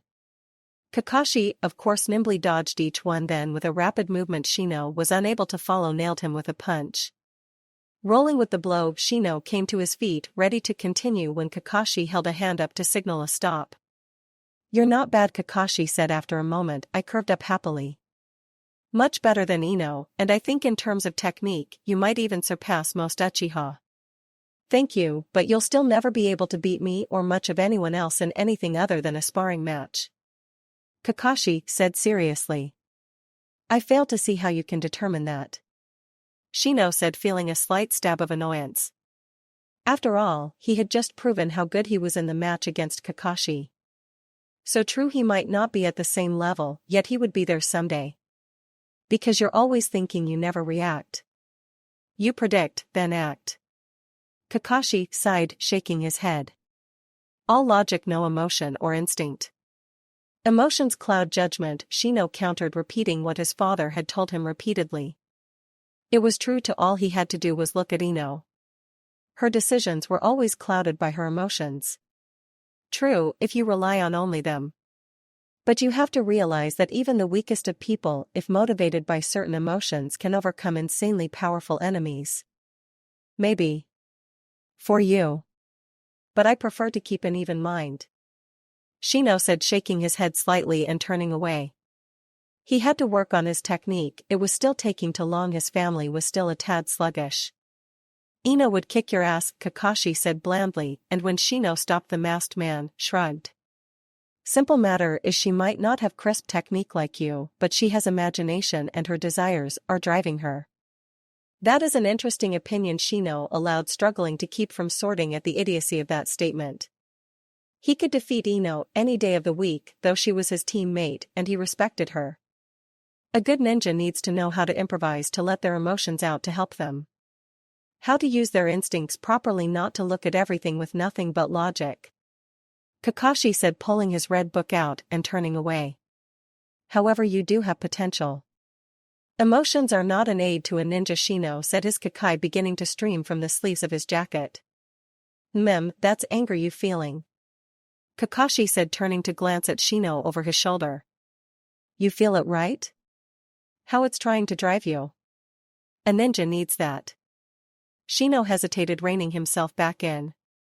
It appeared that Kakashi might indeed have a point, but he would need to consider the matter more thoroughly. Then, realizing that the silver-haired man had disappeared as he was apt to doing, Shino selected a tree and approached.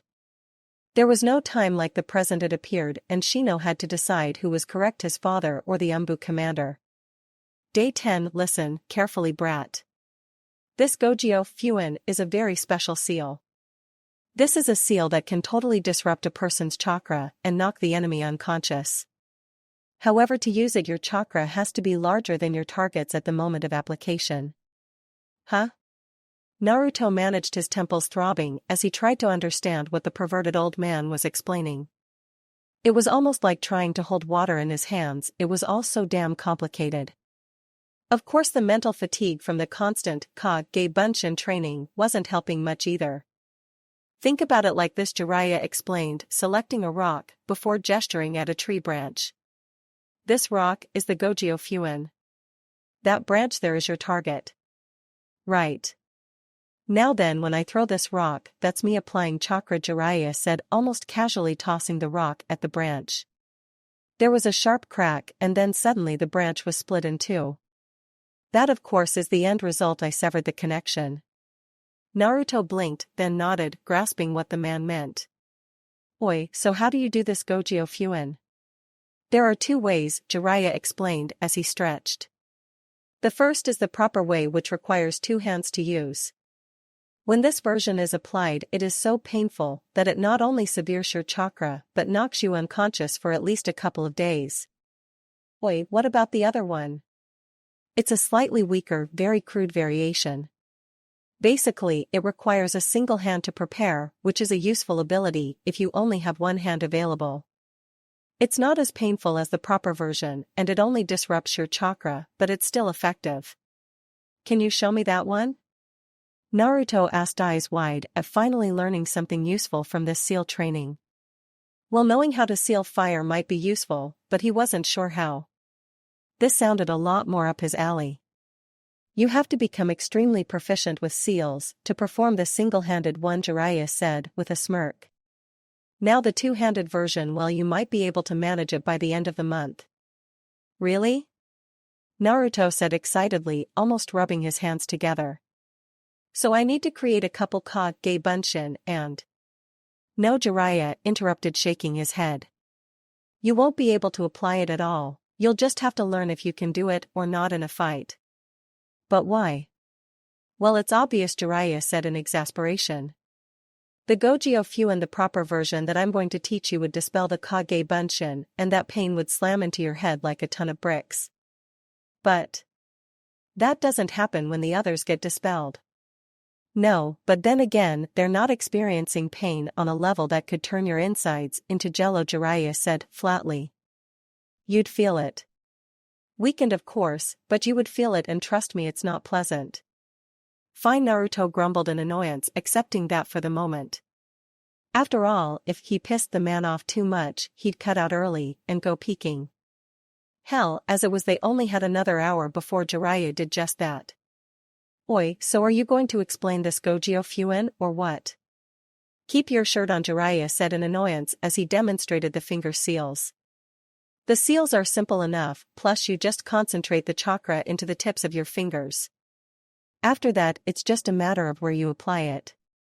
Some places are better than others. Huh? Naruto managed trying to memorize the finger movements that Jiraiya was showing him. You know where you apply the seal. There's really only 3 ideal targets for the Gogyo, Fuin, the lower middle and upper hara. Hara? Naruto blinked, scratching the back of his head, a feeling that Irika had mentioned at once rattling around in his mind. A point on the body where your chakra is most concentrated, Jiraiya explained tiredly.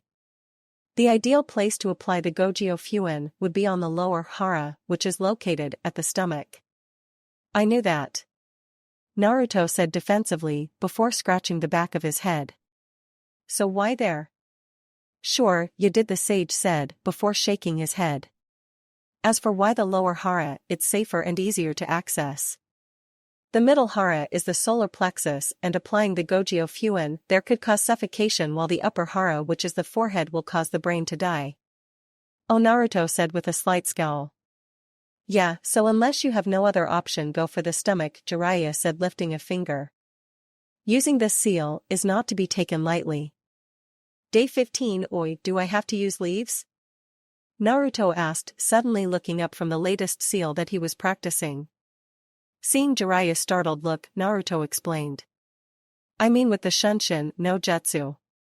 I've been thinking about it, and it seems like it's sorta pointless to just use leaves or other things. You want to modify the Shunshin no Jutsu? Jiraiya repeated blankly. Actually, that's pretty easy. You just substitute one element for another. Every village already does it, so it's not impossible. You should know that. Oh, Naruto said, scowling in thought. So what element did you have in mind? Well, Naruto said, slowly finishing his latest seal, feeling a moment of pride at finally progressing. I mean, you've told me how people tend to use leaves or mist or water or something. So why not wind? Actually, it's not a bad idea. The trick would be to combine a powerful enough wind to cover the Shunshin, especially if you use it against a Hyuga or an Uchiha. Jiraiya said, rubbing his chin thoughtfully. Creative too. So it can be done? Yeah, Jiraiya nodded. Just have to practice and figure out how to do it. It's definitely something to ponder. We'll get some clones on it tomorrow. Great, Naruto said, turning back to his seal, before blinking. Oi, so like I was saying, Anko freaked when I handed her Kakashi's book. So that's why he twitched when I tried to borrow it to double-check something? Jiraiya asked, chuckling. Day 20. Jiraiya was using what was left of the dying light to make a few final sketches to his latest book. It was slow going. Inspiration was not very common out here, especially since the girls had mysteriously stopped showing up. Not that his blonde companion cared, all that Naruto worried about was eating and training. That boy had to be the single more boring person ever. Oh sure, Naruto was talented when it came to fighting, but boring as hell otherwise. Sighing, the Sannin focused on his latest line, humming to himself as he kept his hand steady, knowing a mistake here would force him to start the book over. I got dinner. Naruto suddenly shouted from behind him. Jiraiya jerked, sending his book flying and his pen sailing. Battle-tested eyes followed the fluttering descent of his precious novel until it came to rest a few inches from the simmering fire. Scrambling forward, the toad sage grasped his book, desperately flicking through the pages looking for a stray mark. All the while Naruto causally began to skin the fish and prepare dinner. Oi oi, so I've been wondering about you, idiot. Jiraiya shouted, leaping to his feet and bashing the boy with his free hand. Do you have any idea how close you came to ruining my novel? Hey! Naruto shouted back while rubbing his head. It's just some damn perverted book. You. Jiraiya fumed and then, glaring angrily, stalked back to his spot on the overturned log and began an earnest search for any stray marks. If anything had happened to this book, it was his only copy, and the publisher would hunt him down if he couldn't deliver the story. It was already 5 months overdue, and he didn't have many more excuses to delay the deadline. Wait, what's the big deal anyway? Naruto asked in annoyance. Once you've seen one naked girl, you've seen them all, right? You, Jiraiya said, pity and annoyance warring inside him. You just don't get it. Whatever, Naruto said in with a shrug. Here Jiraiya said, rummaging through his pack, before tossing his last book at the blonde, who caught it deftly. You read that and tell me it doesn't inspire you. Naruto blinked, then snorted, tossing it over his shoulder. You want inspiration? Jumping to his feet, Naruto formed an unfamiliar hand seal. Sexy no jutsu. Jiraiya blinked, surprised at the smoke, and then was nearly given a heart attack by what he saw. Staring at him with the sexiest pout he had ever seen was a buxom young woman, her blonde hair in pigtails, while the smoke wafted strategically across her body. Genuous! Jiraiya shouted, leaping to his own feet and giving 2 thumbs up. Teehee, the naked women giggled, then winked at him. Sexy no jutsu Enko version. If Jiraiya had been on the verge of a heart attack before, he was now on the edge of brain death, all of his blood rushing south very quickly at the sight of a completely nude Enko. Stammering, he reached out across the fire to touch the woman when suddenly, with a small poof, she was gone and Naruto was once more standing before him. Jiraiya felt his hope and dreams come crashing down around him, and it was all he could do to keep from killing Naruto. He, Naruto said, lacing his fingers behind his head, eyes shut in that fox-like grin. So? What did you think of my jutsu? I can use it to become anything. Since Enko said I probably would never get the hang of the henge. She helped with the variation bit, but the original, sexy no jutsu, is all my idea. Jiraiya just stared, unable to form words or logic. There was no other word for what Naruto had done. The blonde runt had broken the legendary ninja. Hey, are you listening to me? Naruto shouted indignantly, forming the seal once again. Harem no jutsu. Jiraiya was promptly launched into the air by the blood that escaped his nose upon seeing so many beautiful naked women. He lay there twitching for several hours. Day 25, Oi, Naruto said, looking up from his latest sealing lesson. What is it now? Jiraiya sighed, a vein throbbing in his forehead as he paused once more in his writing. The only way he kept from smearing the blonde runt all over the forest was by remembering that they were almost done. Well, it's about that Gogyo Thingy. Can you block it? Jiraiya bit his tongue, then set his material aside, turning to face the blonde. Oh, blocking, it's simple, you just have to not be hit. Simple as that, just like dodging any jutsu. Oh, Naruto muttered, turning back to his dirt seal. Don't get it wrong, though, Jiraiya continued, crossing his arms. In sealing, anything that can be done can be undone. Just usually you don't have enough time to undo it. Huh? Kami, why me? Jiraiya muttered in annoyance. Look, with sealing you can do anything, right? If you can seal fire, then you can release fire. Not that you want to undo every sealing you come across, hence why I haven't taught you the Gogyo Fuin or unsealed you myself. Wha? Naruto blinked, scratching his head. Wait. I'm sealed. Why do you think your chakra's been so screwed up lately? Jiraiya answered, smirking. I mean, think about it, you said that first day that it didn't use to take that much effort to make Kage Bunshin. Wait, but it's not that hard now, Naruto said, blinking. Well, that's 'cause you've gotten better at controlling your chakra, Jiraiya explained blandly. Right now, your chakra is at a lower ebb than normal, so you have to control it better to achieve the same results as normal. When you're unsealed, you'll be hell of a lot more dangerous. Really? Naruto said excitedly. Yeah, think about. Jiraiya thought for a moment, then shook his head, unable to come up with a good explanation for the boy. Sighing, he rolled his eyes and picked up his writing materials again. Just trust me on this, runt. Now get back to work. Perverted bastard, Naruto muttered, almost sounding fond even as he turned back to work. Day 29 of training. Naruto was having an unusual dream. It involved ramen, but that wasn't the unusual part. That dubious honor belonged to the girl feeding him the ramen. Even that wasn't unusual, he always dreamt about Sakura feeding him ramen. No, the reason the dubious honor belonged to this girl was because he couldn't figure out who in the hell she was. Her eye color kept changing on him, and her hair too. Even her features would shift every so often.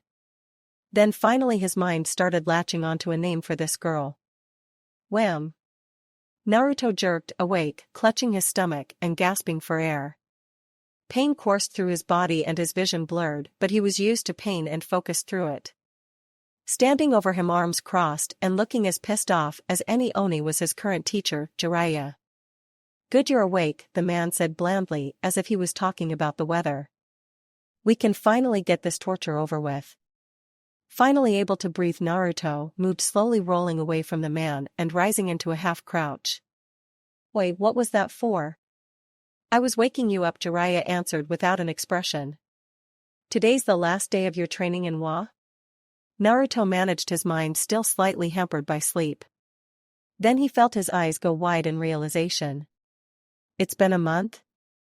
He started counting on his fingers before a jolt ran through him. "It has." "Yeah," Jiraiya agreed in annoyance. "Now, as I sang, with what I have planned for today, you're going to need as much time as possible." Shoving his surprise down along with his despair at realizing he had gone a month without ramen, the blonde shifted into serious mode. Ero-san was talking as if he had something new for them to do, and Naruto was not about to screw up anything. Even though the lessons had been boring, often interrupted with perversion, the blonde knew just how strong he had gotten training with the man. "This is actually going to be pretty simple. We're going to spar," the man smirked and crossed his arms. "Sort of, anyway." "We are?" Naruto asked, jumping to his feet, a rush coursing through him at the thought of finally fighting. "Woo. Get ready to get your ass kicked." "I said sort of," Jiraiya interrupted with a snort. "You're going to be restricted to what I taught you during this last month, but no Kage Bunshin anything Anko taught you or anything else more advanced than the academy basics." Wait a minute," Naruto said angrily, realizing just how large a handicap that was putting on him. "Why do I have to?" "Because I want to gauge how well you've learned what I taught," Jiraiya said. "Plus I won't be fighting back, just dodging or blocking. I want to test you, not kill you." "Hey. Hey is for horses," Jiraiya said. "Now your goal of this test is to hit me, I mean a solid hit too, by lunchtime." "Test?" Naruto asked, scowling as he thought about the academy. "What happens if I don't hit you?" "Then I kill you. Then I go into Konoha and kill Anko, Irika, that Ino girl, the old man at the ramen stand, and everybody else you told me about," Jiraiya said, a deadly intent rolling off him. "I'll kill everyone you hold dear and anyone that tries to stop me." Naruto opened his mouth to protest, to point out that he couldn't do that. But he felt the intent as the man had spoken, and he knew instinctively that this man was serious. That he really would go into Konoha and kill everybody, all because Naruto failed to hit him. "If you have any delusions about this being a bluff, let me say this: I have no real ties left in this village. I don't care about anyone in that village, and I'm a Sannin. I could kill the Hokage if I felt like it. Which means I'd have no problem with a Chunin, Genin, and Jonin." Naruto gulped, a chill racing up his back. Suddenly he felt all this weight settling onto him, making him want to bow from the pressure. Or run screaming. He had so many lives depending on this, it wasn't even funny, but he had no choice but to fight. "So let's start, shall we?" No sooner had those words left the man's mouth than Naruto exploded into action with a hasty Kaze no Yaiba, which Jiraiya dodged easily, followed by a Shunshin to where the Sannin had dodged. Naruto thrusted blindly with a kunai when he arrived, but Jiraiya grabbed his wrist and shoved it down while jumping over him. Tumbling forward from the momentum, Naruto managed a shoulder roll and whipped around, firing off a series of kunai and shuriken. The Toadmaster dodged and jumped easily, and Naruto scrambled back to his feet only to find the man twirling one of the kunai around a finger, casually. "Not bad, not good, but not bad," Jiraiya said before tossing the bladed weapon aside. "Well, let's get back to it, shall we?" Growling, Naruto attacked yet again, using tricks, attacks, and combos one after the other. He could only do so much with the rules that the stupid bastard had set down, but he couldn't just give up. He dug deep into his bag of tricks and thought about how best to apply them. Jiraiya lazily dodged through the latest barrage of jutsu and weapons, almost yawning. I wonder if Anko will scream." "No, I think she'll cry, because I'll tell her you could have stopped me and didn't." "You won't touch her." Naruto roared and hurtled head first at the man, only to be leaped over. However, that was exactly what Naruto had wanted. The man landed between two glowing seals, which exploded into a circle of flame that quickly died out. "You know," Jiraiya commented, standing unharmed on the edge of the circle, "I'm impressed. You adapt, you innovate, improvise, all within a few seconds. But you still haven't hit me." Naruto charged once more, performing several rapid shunshin, trying to confuse the man, then came out of the last one directly into a Hibi-style attack. Jiraiya calmly blocked the blow, then jumped away with a slight push as if he had done nothing more than swat a fly. Naruto, however, collapsed to one knee, surprised at how weak he felt after performing so many rapid shunshin. "You know, that wasn't bad," Jiraiya said conversationally. "I think if you ever get unsealed you shouldn't have a problem doing that a couple of times a day. Of course, to get unsealed you'll have to hit me. Maybe I'll kill Iruka at his desk. That sounds reasonable, right?" Gathering his strength, Naruto launched into yet another attack and then another. On and on he went. When one attack failed, he tried another. Jiraiya, however, treated each one with equal contempt, often talking about how he would kill Anko or Iruka, always in great detail. Naruto was getting desperate. His own body was telling him how close to lunch it was getting. His time was almost up and he still hadn't hit the man. He had to do something, think of something, anything. There had to be a trick that he was overlooking. All Naruto knew was that he wanted nothing more than to beat Jiraiya's face in for threatening his friends. Shaking it off, he desperately tried to look over the last few hours and find some pattern. Hibi was out. Naruto had learned over the last few hours that it was useless against an opponent who defended instead of attacked. His wind blade was pointless, the shunshin was draining him like crazy for some reason, bunshin wouldn't be any help, and a henge was so unstable that he couldn't rely on it. "You know, I've been thinking about that Ino girl. She'll probably scream, she sounds like a screamer. I'll have to sew her lips shut," then Jiraiya said conversationally in between attacks. "Oh well. Just means she'll have to smile through her throat, huh?" This spurred Naruto with a roar of fury to greater heights of desperation.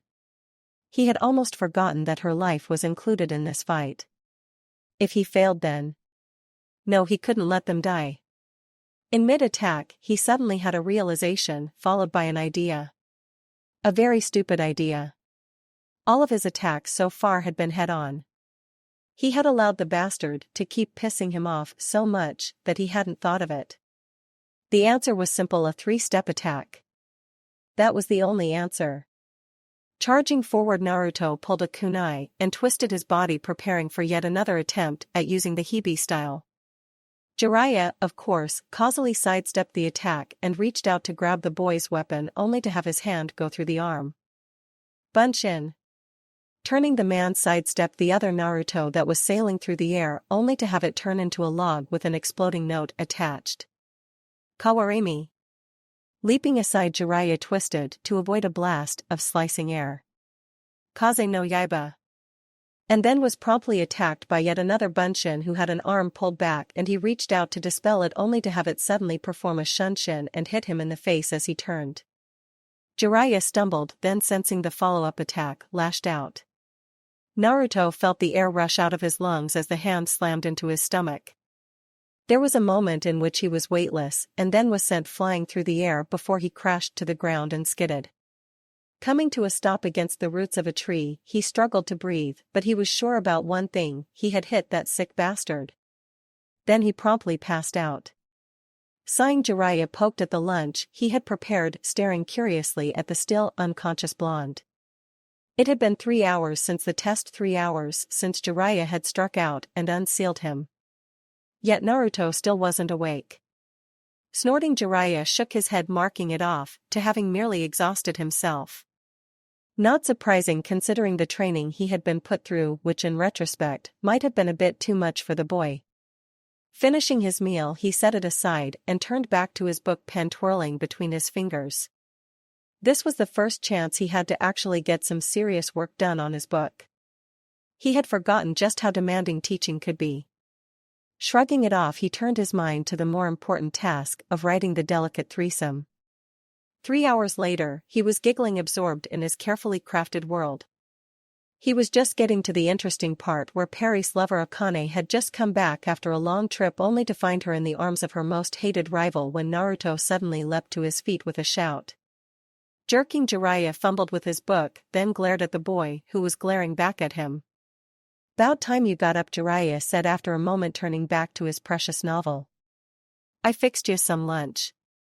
"Well, you freaking threatened." Naruto paused, then blinked in surprise. "Air lunch?" "Yeah," Jiraiya said dismissively. "Figured you'd be hungry after that test." "Yeah, well. You didn't." Naruto paused, sounding uncertain as he picked up his food. "You know. You're still alive, aincha?" Jiraiya said without looking up, a feeling of annoyance flashing through him. "You hit me, I unsealed you. Your training's done, just go back to Konoha and make Anko proud." "Oi, but why'd you threaten them?" Naruto demanded around his food. Jiraiya paused, frowning as he considered that question. On the one hand, he wanted to be done with the brat as quickly as possible, and on the other, the boy did deserve to know the reason behind the test. Snapping his book closed, the toad hermit turned to stare at the blonde. "To show you something that my sensei kept hammering into my head." "Huh?"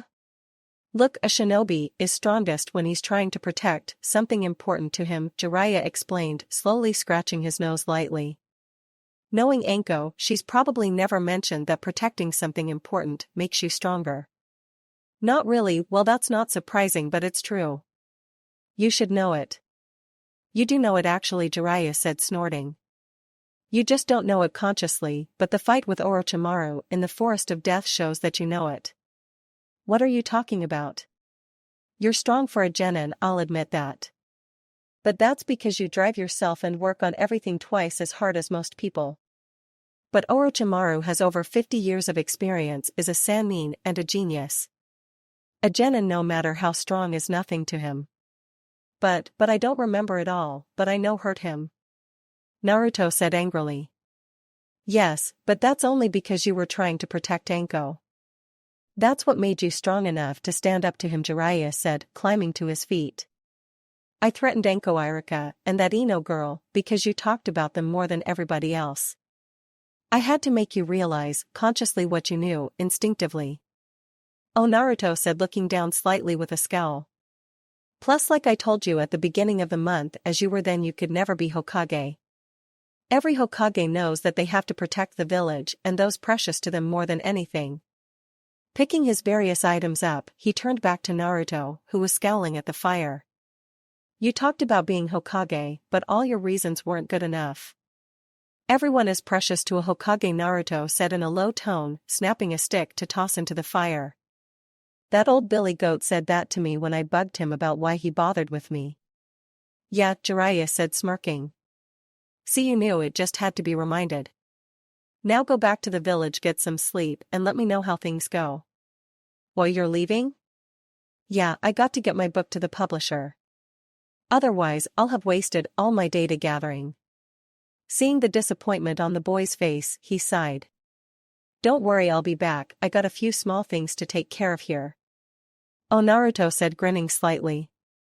Turning, Jiraiya started off whistling an upbeat tune, thinking about the freedom he now had. All that extra time to work on his precious novel. Hell, he could probably even manage to start the next novel. Then he heard Naruto call his name and he paused, turning back to wonder what that runt was going to say. "Harem no jutsu Anko Varayan." Naruto shouted, a prickish smile on his face. Jiraiya was sent skyrocketing by the sight of so many nude female bodies who were blowing kisses and suggestive looks at him. That boy was a genius.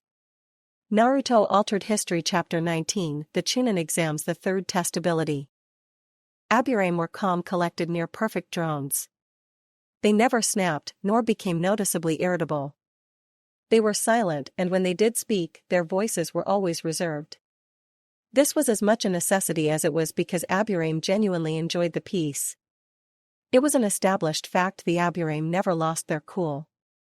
That was of course until Aburame Shino had been forced to spend a month with one Hitaki Kakashi and Yamanaka Ino. Between the two of them and their idiosyncrasies, they had finally managed to cause Shino to snap. This was a feat to be applauded since he had managed to survive numerous encounters with what was on the face of it an even more trying combination Uzumaki Naruto and Yamanaka Ino. The only reason he hadn't snapped then was because the pair had kept each other busy. So it happened that walking down the street with Ino talking happily beside him, Shino could feel his eye tick with each word. He could only thank the kami for sunglasses. To make matters worse, for of course they could and usually did get worse, Shino had the extra joy of dealing with a currently AWOL Naruto. He found it oddly satisfying to picture his bug swarming up and engulfing the boy until nothing was left but bone. So where do you think he is? Ino asked, looking around as her now significantly shorter ponytail swatted her shoulders. I mean, Kakashi-sensei didn't tell us much except that he was doing some special training, but if he doesn't hurry, then he'll be late. I am sure, Shino said, his tone rich with suffering, that Naruto will be here on time. Relax. But Ino, I do not think that he will be so crass as to miss his own exam, Shino explained tiredly, almost whimpering. This is after all a step toward Hokage. True, Ino admitted, falling silent for a moment before looking around again. Where the hell is he? If we're late because of him or ramen alloy Ino-chan. Shino. Naruto suddenly shouted, racing toward them and waving. Aha. Naruto-kun. Ino called back brightly. Shino was unable to do anything else but palm his forehead. All too soon, the blonde boy was there with them, talking a mile a minute with Ino, taking a moment to comment on how he liked her hair, to which she blushed as they started down the road for the stadium. Shino only listened with half an ear, otherwise he'd end up trying to kill the boy with his nerves in the state they were in. So, like after Kakashi-sensei introduced himself and explained Anko's mission and everything, we got to some serious training, Ino said. We spared his Kage Bunshins every day, and they kept like so totally blocking and escaping anything I tried. The hardest part was when he wanted us to spar while water walking. That like really ate up my chakra too. Well, Naruto said, sounding impressed. All Ero Sanin did was have me create a bunch of Kage Bunshin and just practice things over and over. Huh? What good would that do? Well, the way he explained it was that when each Kage Bunshin was gone, I'd gain all their experience and stuff. Which would make me learn things faster, Naruto said, scratching his cheek. According to him, I got like 2 years worth of training in 1 month. No way. Ino shouted. Shino whimpered, then resolved to put a stop to their conversation for the moment. We should hurry, we are going to be late. Oi, let's go then. Naruto shouted and took off at a run with Ino following. Shino sighed and shook his head, speaking to one of his equally annoyed Kakashi family. I agree, Kikyo-chan, they should kiss and be done with it. He listened for a moment and then sighed in exasperation, knowing that his bugs were forever tainted by his exposure to Ino. Still, he had better answer Kikyo or suffer her continued pestering. Yes, Kikyo-chan, I think you make a very pretty buzzing noise. Dressed in his formal red and white robes, wearing the proud hat of his station, Sarutobi Sasuke the Sandaime Hokage stared out at the vast arena before him. To the left from where he was sitting in stadium seating were numerous villagers, while behind him on a slightly raised row were the various daimyos. It was a warm day, fine weather, and the sun was bright. And the Sandaime was feeling every second of his 69 years of life. He refused to show weakness. He was the pillar for this village, and until he could pass his title on, he had to stay strong. He reassured himself, however, that it would not be long. Soon enough he could pass his mantle on. At first, when Jiraiya had appeared, the Sandaime had made the offer to him. But the man had wisely pointed out that he was no longer suited for the job and that Tsunade would do far better. Sandaime had agreed sadly, since it meant he would have to bear the weight for a while longer, and then called for Anko, and after much debate had managed to convince his old student to at least prepare Naruto for the final exam. Still, the Sandaime wondered what exactly Anko wanted to ask Jiraiya in private. And what he had charged her for his answer. Knowing his student, it had been something perverted. Sighing, he lowered his gray eyes to the arena before him, sweeping the 9-leaf genin information that only he had access to springing to mind as he wondered what they would all become in time. There was Hyuga Niji, proud as ever, unbroken by his lot in life and proclaimed as the most gifted Hyuga ever. There was Rock Lee, the boy nobody had taken seriously, now desperate to prove himself in taijutsu. Tenten, the girl who had survived an abusive mother and a drunken father who was now trying desperately to become the next Tsunade. Uchiha Sasuke, unbearably as arrogant as all Uchiha, were a genius and determined to be second to none. Inazuka Kiba, stubborn to a fault and the best trainer his clan had ever had. Haruno Sakura, totally devoted to Sasuke and a genjutsu specialist soon to eclipse her own sensei. Letting out a sigh, he turned his attention to the final three Konoha genin. Uzumaki Naruto, defiant as ever and sworn the Sandaime was sure to the gods themselves to become Hokage someday. Aburame Shino, relaxed as all Aburame, with a deeper connection to his bugs and team than any other Aburame in the last 100 years. Yamanaka Ino, nervous, but proud, a kenjutsu specialist whom Height had once confided would someday become legendary in her own right.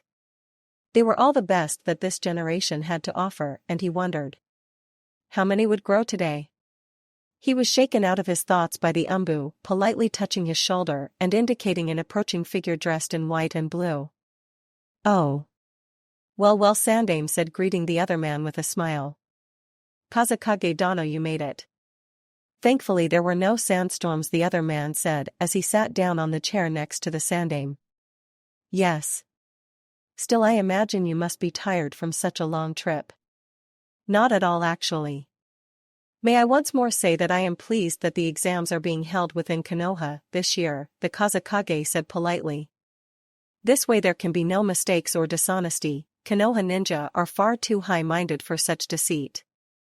I hate to think that any of the other villages would allow such things to occur," the Sandaime said, knowing as did the Kazekage that no village was totally unbiased, before turning back to the arena, aware of the anticipation in the air.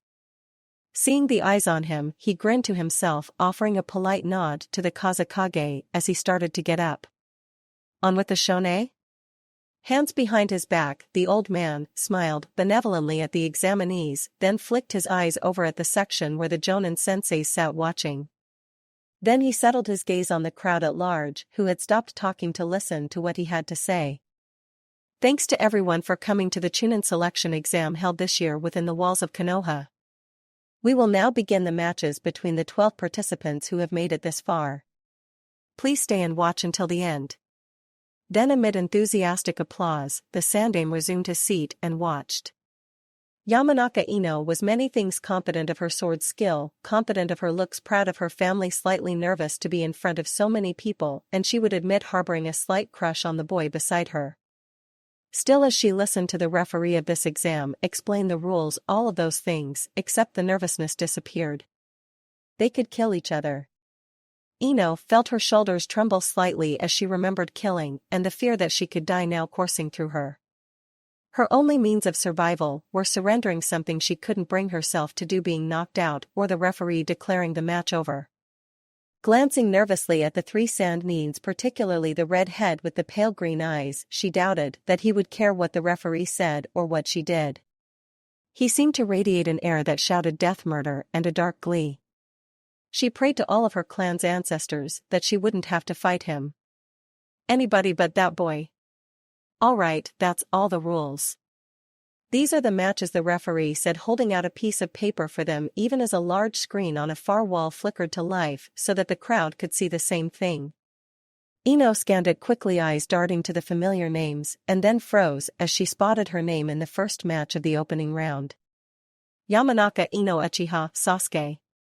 Ino felt her stomach drop, unable to believe the cruel twist of fate that would force her into fighting Sasuke. She desperately thought of a reason why that would be impossible, how she could have misread. That had to be it, she had just read the wrong line, and she was really facing someone else. "Everybody see who they're fighting?" the referee asked without interest as he put the sheet into a pocket. "Right, so the first match. Yamanaka Ino and Uchiha Sasuke. Everyone else go to the waiting room." Ino blanched, her eyes darting around wildly as she saw the others leaving.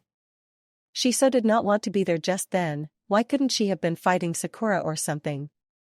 Turning her attention back to Sasuke, she saw the pink-haired girl give Uchiha a quick peck on the cheek and then start off among the last of the genin. Ino felt a spike in her temper but was distracted by Naruto. "Kick his ass," Naruto said brightly with a flash of a smile and then hurried off after the others. Ino stared after him, then gulped, slowly turning back to the Uchiha across from her. Uchiha, who were the most feared fighters in the village, Uchiha, who were almost bred for nothing but combat. "Now the first fight begin," the referee said, his hand slashing through the air. Ino took a steadying breath, mentally reassuring herself that even if he was an Uchiha and Sasuke no less, she could not let him intimidate her. She was a ninja after all. Never taking her eyes off the disinterested-looking Sasuke, Ino reached for the sword slung across the small of her back.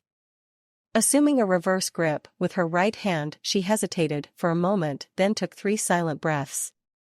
On the second breath, she eased the sword ever so slightly out of the scabbard, and then on third breath, she moved a quick step forward with the left foot and she exploded forward with her right while drawing the sword with an audible ring of metal on metal as she slashed at his throat.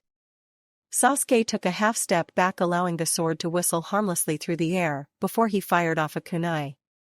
Ino, displaying unexpected speed and ability, completed the slash and then shifting the blade so that it pointed down, swept it back across her as she slid her right foot around. With the kunai deflected, Ino channeled her chakra into her legs and darted forward, a downward slash aimed at the genius once more. Sasuke dodged once more and Ino allowed the momentum to carry the blow through. With a quick flick of her wrist, she twirled the sword in the air and caught it in her left hand, coming up to deflect several shuriken. Sliding her left foot back, she shifted her weight and lifted her sword till it was near her cheek, with the edge up and aimed slightly to the side. Narrowing her eyes, she stared along the edge and fixated on Sasuke's face, before lowering them to his solar plexus to watch his whole body. "Konoha Ryu," Sasuke said in mild interest. "That takes some talent to use, which makes me wonder why a Yamanaka is using it." "What?" Ino asked, taken aback by his comment. It could be taken one of 2 ways, and she knew he had meant it as an insult. Angry at the implication that her family had no talent, Ino made a sharp thrust forward, which was easily dodged, followed by yet another slash which was easily dodged as well.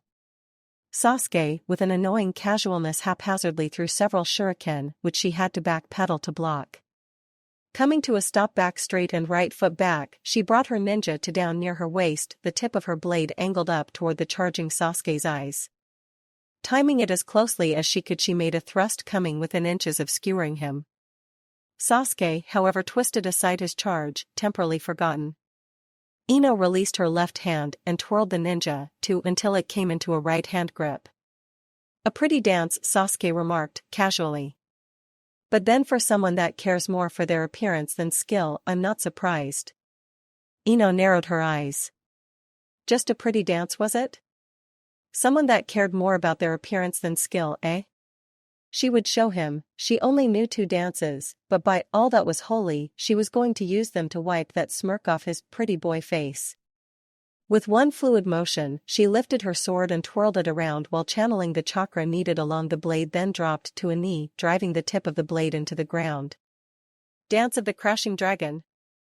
The earth rumbled and then with a loud crack exploded upwards in a hail of rock. Ignoring the sounds of surprise at this attack, Ino darted her eyes right and left, aware that Sasuke would dodge it. But he would be in the air and her second dance would be perfect for that situation. Switching hands, Ino slid her ninja from the ground and around behind her, narrowing her eyes as she spotted the dark figure of Sasuke. Gathering her chakra, she slashed out at him, jumping so that her whole body was behind the strike. "Dance of the Midnight Tornado." There was a moment of nothing, then the chakra in the sword was sent flashing into the air, stirring into a small tornado, which crashed into Sasuke, unabated. She felt a moment of triumph. She could hear Naruto cheering for her before Sasuke disappeared like a normal bunshin, and she froze. "Oh no." Spinning around, she brought her sword up her left hand over her heart, with the blade extended along her right arm. It was amazing, it was infuriating, it was impossible, but there stood Sasuke, unruffled and only a few steps away from her. Ino couldn't help but gulp as she saw his eyes. They were no longer black, but now the infamous red of the Sharingan. I've never seen that style before. It's called Tsukiodori, Ino said, struggling to keep the nervousness out of her voice. Sasuke said blandly. Another pathetic style, or maybe it's just due to the user. In a burst of anger, Ino charged her sword, whistling through the air. In the heartbeat it took for her sword to complete the arc of her swing, Sasuke calmly reached out and caught the blade between his fingers. Ino felt her arm and shoulder jar from the sudden stop, and then shock and fear raced through her as she realized what he had done. "And you call yourself a ninja now, do you?" Sasuke said. "What's the matter, Yamanaka? Being pathetic at your clan's own mediocre skills wasn't enough? Now you have to be subpar with a sword as well?" "I am not pathetic," Ino shouted, attempting to free her sword. "Didn't your parents teach you?" Yamanaka Sasuke sneered, shoving the sword backwards, smashing the pommel into her mouth. "Not to speak when your betters are talking?" Stumbling away, Ino cupped her mouth, shaking her head to clear it of the pain, but not the coppery taste of her own blood. She quickly grasped her ninjutsu and assumed a defensive stance. Sasuke, however, stared at her with utter disdain. "Forfeit and save your clan this pathetic display." Ino paused, unsure. It was obvious he was far superior to her, or at least that was how it appeared. But the way he was talking, the way he glared at her, was making her angry. She wanted to keep fighting, to keep trying, but she wasn't sure if she should. "Oi, Ino-chan! Don't give up!" Naruto shouted, his voice sounding odd in the silence. Ino hesitated for another minute, then nodded to herself, eyes narrowing as she gripped her ninja to properly once more. "I'm not going to give up even against you," Ino managed, allowing her anger to well up and consume her. "I'll never give up." "Fine," Sasuke said blandly, locking his eyes with hers once more. Ino felt as if his gaze was piercing right through her, as if he was trying to will her into submitting, and part of her wanted to. His gaze, those eyes, they were nearly overwhelming, but Ino would not back down. Ino charged, once more, pushing off as Hayate had taught her so long ago, while increasing the speed and power of her blade. Sasuke, however, was one step ahead of her, never once showing the slightest concern, no matter how hard she tried. Attack after attack, feint and slash, her experience with Kakashi coming into play. She threw everything she had at him, and he treated it all with such disdain that it was truly beginning to shatter her confidence. Sasuke dodged, ducked, and smeared at her every effort. After a flurry of strokes, Sasuke hurled his kunai, wrapped with an exploding note, as he hopped back a couple of yards. Ino managed to jump as the exploding weapon went off harmlessly under her. At the apex of her jump, she came dropping down on Sasuke like an eagle diving on its prey, sword held at her side for a powerful thrust. Sasuke gracefully spun out of the way, and Ino's sword sank to the hilt into the ground, leaving her momentarily defenseless. Yet the genius seemed utterly uninterested in taking advantage of this, instead pulling another kunai and tapping it against his thigh slightly. The instant she managed to yank her ninjutsu from the ground, Sasuke charged, and the air was filled with the rhythmic sound of clashing blades. Spinning around in perfect synchronization, they danced for a moment, then Ino spun a half-step faster, trying to slice him in half. Sasuke, however, twisted and caught her wrist, pulling her entire arm straight, and Ino registered what he was about to do a half-second before he did. It was too late, and the air was rent by her scream of pain, along with the sound of her elbow breaking. Collapsing, crying, and now disarmed, Ino's mind tried to retreat from the pain. "Is that it?" Sasuke asked, his tone dripping with contempt. "Perhaps by other standards, you are gifted, but to an Uchiha, you, like the rest of the village, are not even average." Ino wasn't sure why she did it, anger or pride, or maybe it was hearing Naruto shouting her name and trying to get her to fight back, but all she knew was that she made a desperate bid. In one fluid motion, she grasped her discarded sword with her good arm and swept it around in an attempt at hacking Sasuke's ankles off. Sasuke hopped more than jumped, and when he came down he landed on her blade at such an angle that it snapped in half. Ino felt her body jerk back from the sudden change, and then, eyes wide, caught a front kick to her face. In a spray of blood, Ino was sent tumbling backwards, broken sword falling to the wayside. Coming to a rest, she couldn't decide which felt worse, her head or her arm. Through the darkening haze, she looked up at the boy she had thought so handsome and great, Uchiha Sasuke. And he looked back at her with utter contempt. Pathetic. Thankfully Ino slid into unconsciousness. Hyuga Neji had been raised to know and understand the Uchiha, the out-of-control offshoot of the Hyuga clan. He, like all Hyuga, understood that the Uchiha were solely devoted to combat and no philosophy. All that mattered was strength and testing their abilities, completely to the detriment of the soul. Still, they were a clan of geniuses very good at what they did. They were needed, and to be perfectly honest, they were quite possibly the only clan that could rival the Hyuga. Still, within the short amount of time that the match between the Yamanaka and Uchiha had lasted, Neji, along with everyone else, had been taught a very important fact. They were consumed with an offensive, almost obscene vanity. Watching the Uchiha smugly walk from the battlefield, Neji smirked to himself, aware of the damage that had just occurred. He could hear the angry muttering, almost a buzzing, from the competitor's balcony. Shaking his head, Neji glanced at Tenten, who was scowling at the enthused, pink-haired girl. Restraining his urge to remind her pointlessly that being angry at the girl accomplished nothing, he instead focused on the Yamanaka's teammates. The orange-clad boy was being restrained by the Aburame while radiating enough killer intent to denote an impending slaughter. Glancing away from the murderous boy, he studied the others, noting their dark looks, then turned to the entrance as the Uchiha reappeared. "Sasuke-kun!" the pink-haired girl shouted while hurrying to him. Neji, however, was more interested in the blonde boy who had freed himself and was stalking toward the oblivious dark-haired boy. He considered for a minute stopping this Naruto. He could do it, but whatever happened was not his concern. After all, the Uchiha had brought this destiny upon himself, and Neji knew better than most that you could not change such things. "Naruto, no," the Inuzuka said warningly, cutting the altercation off by placing himself between the two. "You motherfucking bastard!" Naruto shouted at Sasuke, ignoring the boy clutching at his jacket while struggling to get free. "Don't you call Sasuke-kun that," the Haruno said defensively. "It's not his fault if Ino Pig didn't know better than to." Sakura Naruto said, pausing as if seeing her for the first time. "Shut up." Neji arched an eyebrow, sharing a look with Tenten. This was an interesting situation. The idiot they had taken the blonde for was obviously an act. Neji could see that, and Tenten looked as if she was thinking much the same thing. "HN," Sasuke said, shrugging slightly.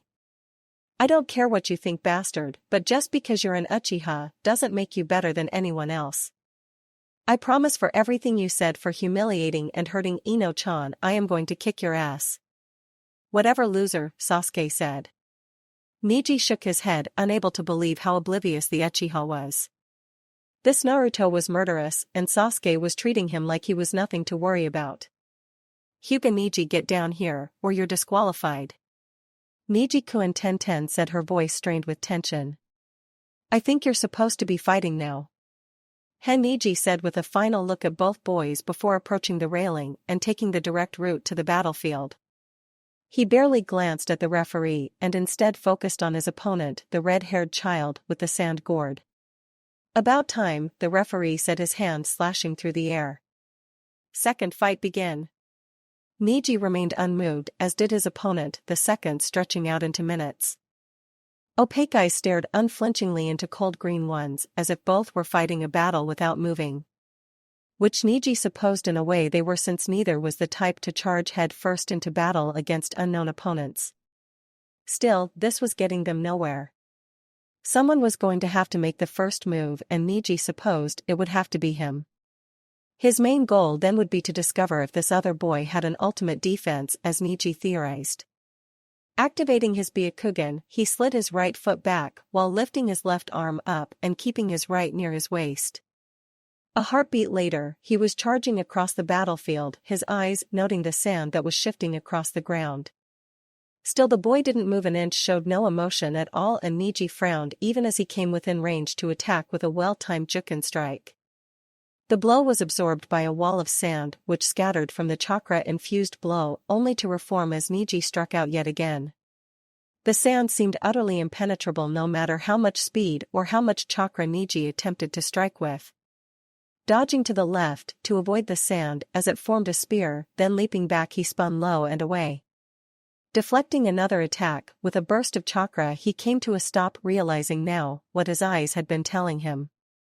The sand was moving independently of the red head's will as if it were alive. Interesting.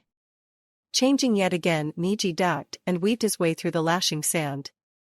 Flashes of chakra filled the air as his hands turned away attack after attack, but something was quickly becoming obvious. No matter what he tried nor how close he got, Niji could not pierce that shield of sand. Or at least not without at least one other ninja. Lee could probably pierce the shield with his speed, but he would be crushed by the sand.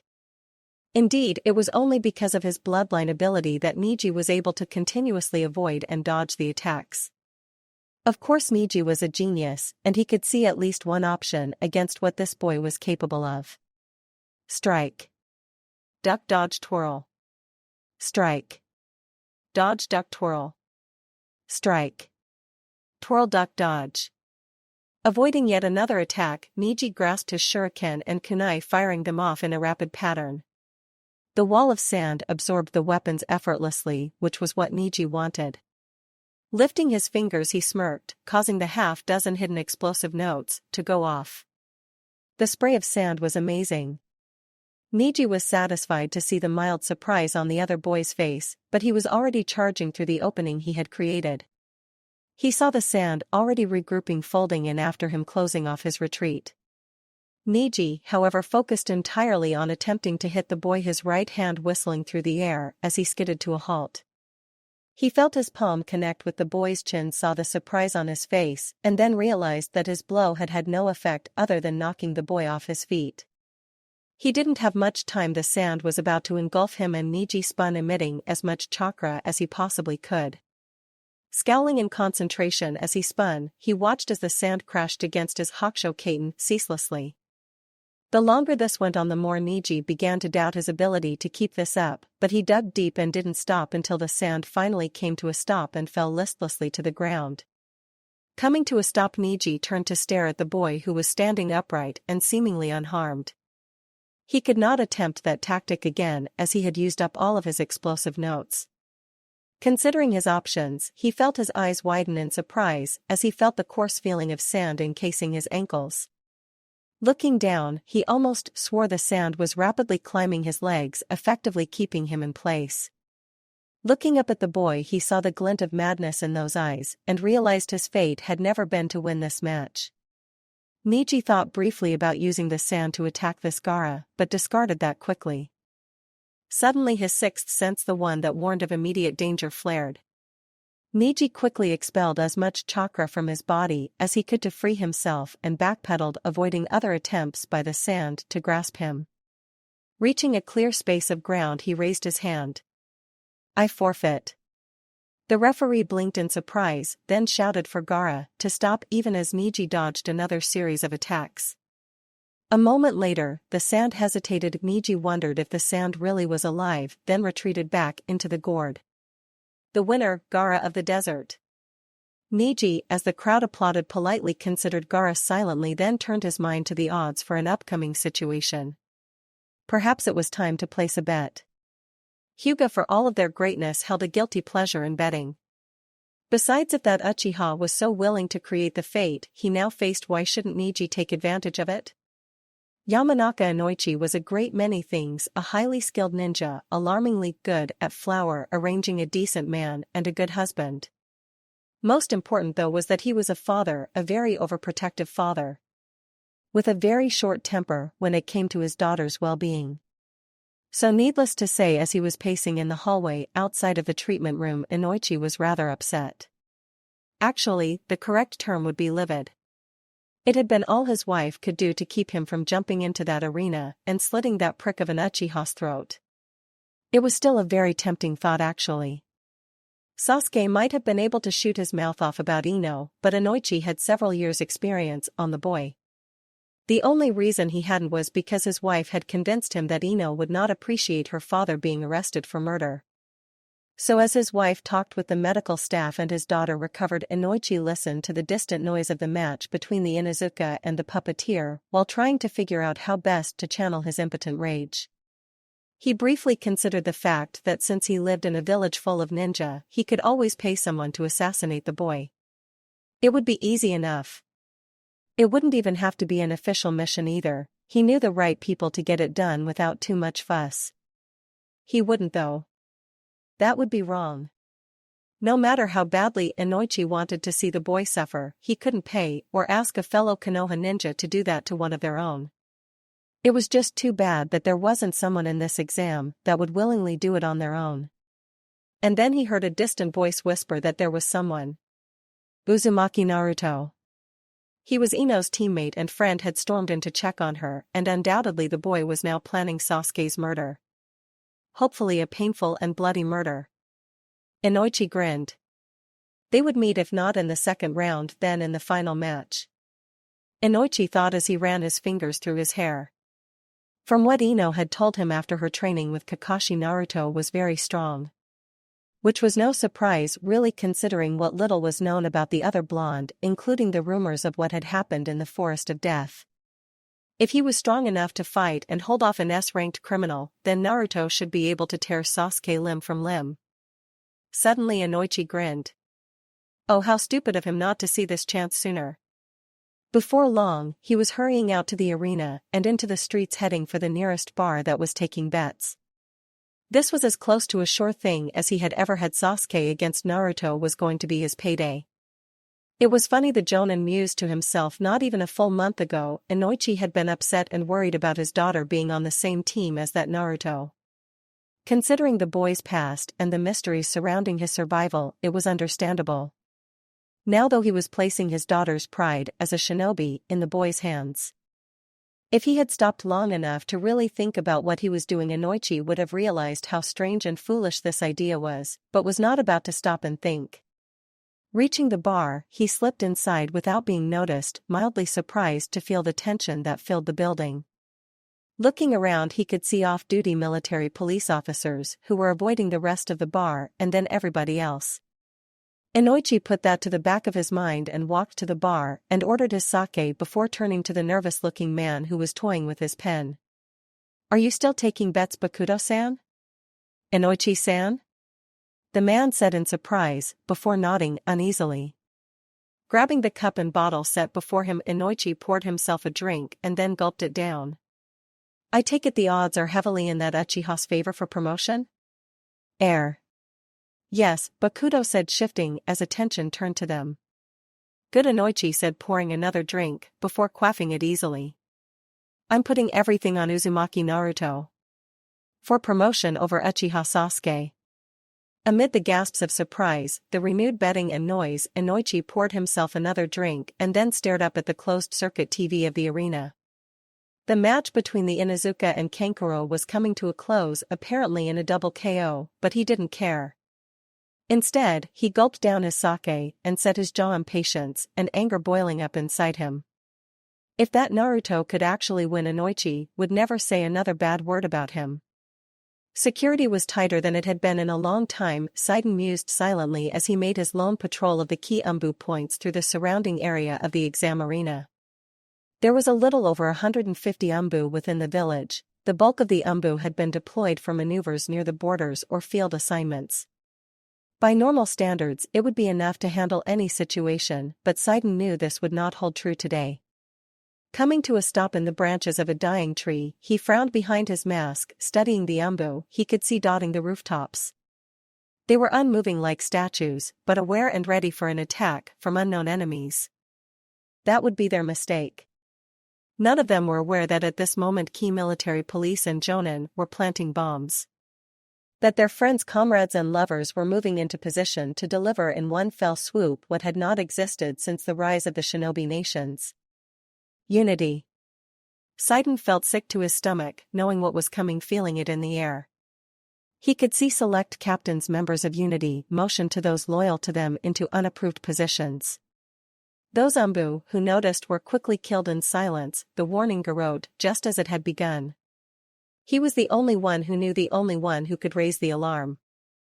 Yet he couldn't, because in all honesty, he was not sure where his loyalty lay. Was it to the Sandaime or to the office itself? To the ideal of what the title meant or the dream of what Unity was trying to create? If he said nothing, if he allowed this to occur, his hands would be irrevocably drenched in innocent blood. But his loved ones would have a chance. A chance to serve a nation that had one voice, one vision. A nation that would have no need for umbu or politics.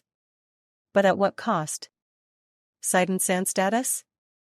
Kakashi's voice crackled softly in his earpiece. 1023, Commander Saiden said softly, his mind and soul still in turmoil. Which side would he choose? He was pulled from his inner turmoil by the feeling of someone joining him on the branch. Turning, Saiden found himself staring at the bird mask of Chugi, his friend who had placed him into this dilemma. Chugi, whose sister he was dating, the man who believed in honesty and honor above all else. The man that had asked him to betray the wishes of the Hokage for a dream. Chugi-san, Saiden-san, the man returned politely. So have you decided? It was an innocent question, at least that was how it appeared. In reality, his friend had asked the most important question of any man's life. Where does your loyalty lie? Are you willing to betray this village for the supposed good of all?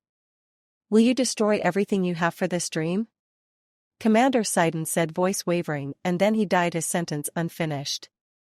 He would never know just how easily Chugi lied to cover his murder, or that Kakashi had heard the warning in his tone. All he knew in the heartbeat it took for his life to end was that he knew where his loyalty lay. Rock Lee was not easily impressed. He had trained too hard and too long. Scraped his way from being a joke to become an actual serious ninja. All with the goal of proving you could become a great ninja with just taijutsu. He still had two obstacles left, of course, his own teammate and the blonde he would be fighting soon enough. But still, watching the closing exchanges of the match between that Sakura and 1010, he had to admit the pink-haired girl had some very beautiful movements. Plus her skill with genjutsu was almost flawless. This had not been an easy match, despite what Niji had said at the beginning. Still, 1010 was no pushover, and she did have a bit of a problem with Sakura, though Lee was unclear what exactly that was, just that it had something to do with Ino. Thinking about the girl, Lee glanced at an impassive-looking Sasuke and then looked at the blonde who had been glaring at Sakura throughout the whole match. Emotions would be running high, and Naruto was not likely to go down easily. Turning back, Lee saw 1010 force her way through a genjutsu and with expert use of her last remaining weapons, Senbon needles, secure a victory. YOSH. 1010. A truly bright and beautiful flame of feminine youth, Lee shouted, swept up in his emotions of her victory, just barely realizing that the orange-clad boy beside him was also cheering 1010. Winner 1010. Lee grinned and glanced at Niji, who merely arched an eyebrow in silent curiosity. Lee knew that look, it was the look Niji usually wore whenever 1010 did something impressive. To date, it was the only sign that Niji cared about what she did or accomplished. The fifth match, Uzumaki Naruto vs Rock Lee. The referee shouted tiredly. Come on down already, and let's go. Yash, wish me luck. Lee said, flashing a smile at Niji as he hopped over the railing. A second later he was joined by Naruto, who was sporting a gaze that was not easy to meet. I understand your passion, Lee said, firmly, not looking away from those eyes as he assumed a nice guy pose like his mentor Gai-sensei would. Naruto-kun, I understand so much that it hurts. I promise that if you should lose this match that I will defeat Uchiha Sasuke for you and Ino-chan. Whatever you say, fuzzy eyebrows, Naruto said, but Lee noted that it sounded less like an insult and more like a friendly nickname. Aha. So he was right, and this Naruto was a fellow bright flame of youth. Shifting his body slightly, he lifted his hand palm up, settling into his taijutsu stance. Now fifth match begin. Lee waited for a split second to see if the blonde would reveal his specialty, then took Gai-sensei's advice and assumed the initiative. With a surge of muscle, Lee covered the distance between them with blinding speed and, pushing off at the last minute to double his power, launched himself into a spinning jump round kick. Konoha Senpu. A second later he was sent crashing to the ground from a punch to the face. Recovering with an expert flip, he landed in a crouch and took a moment to study the boy across from him. He wasn't sure how that had happened. One moment the blonde had been a sitting duck and the next Naruto had been inside his defenses. Lee knew there was no way he could lose track of someone during a taijutsu exchange, but he just had. Disturbed but not undaunted, the green-clad ninja darted forward once more, with even greater speed, zigzagging to confuse the blonde. It was doing amazingly well since Naruto was looking around utterly confused. Lee grinned to himself and allowed the blonde to catch a glimpse of him on the right and then darted with blinding speed to the left to catch the boy by surprise. Naruto turned at the last moment, but Lee knew it was too late. His fist was about to smash into the blonde ninja. And then Lee was caught by surprise as Naruto once more appeared inside his guard with a punch smashing into his mouth. Going with the momentum, Lee flipped, attempting to catch the blonde with twin front kicks, but instead hit only air. Landing upright, Lee stared at the boy in utter confusion. This was impossible. Nobody other than Gai-sensei or Niji should have been able to stand a chance against him in taijutsu.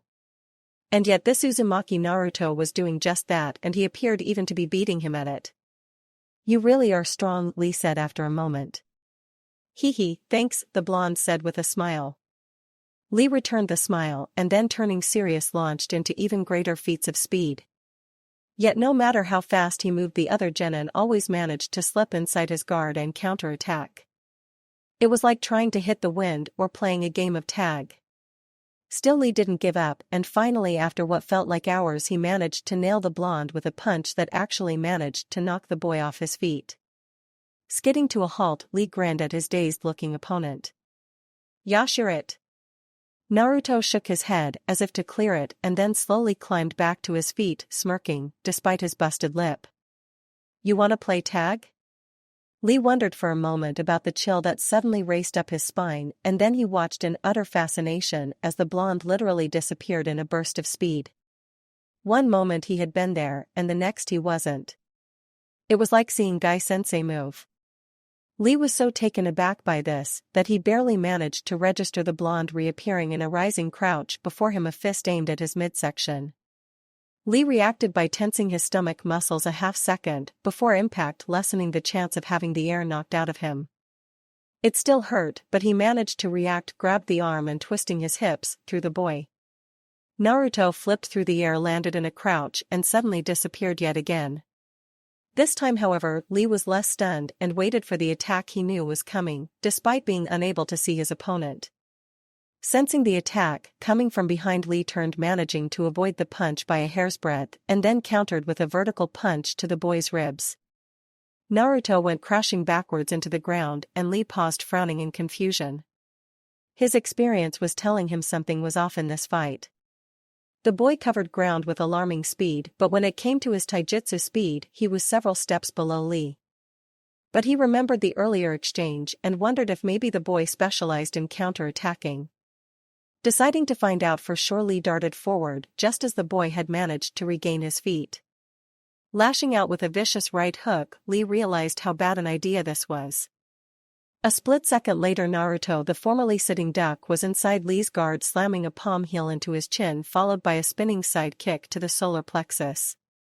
Jackknifing backwards, Lee winced through the pain and managed to cushion his landing before rolling back to his feet.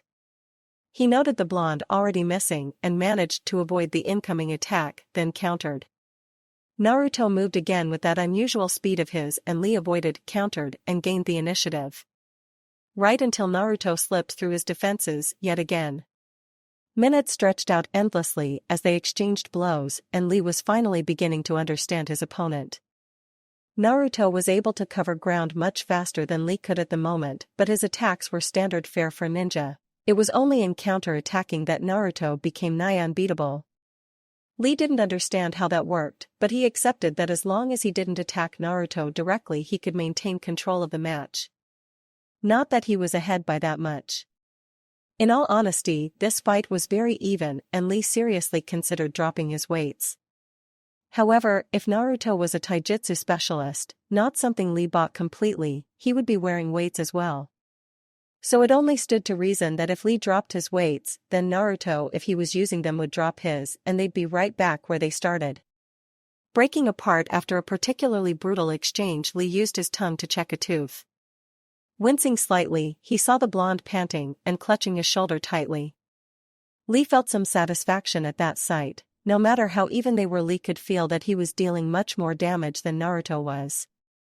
Then the blonde grinned rather dangerously and formed an unusual seal. Kage Bunshin.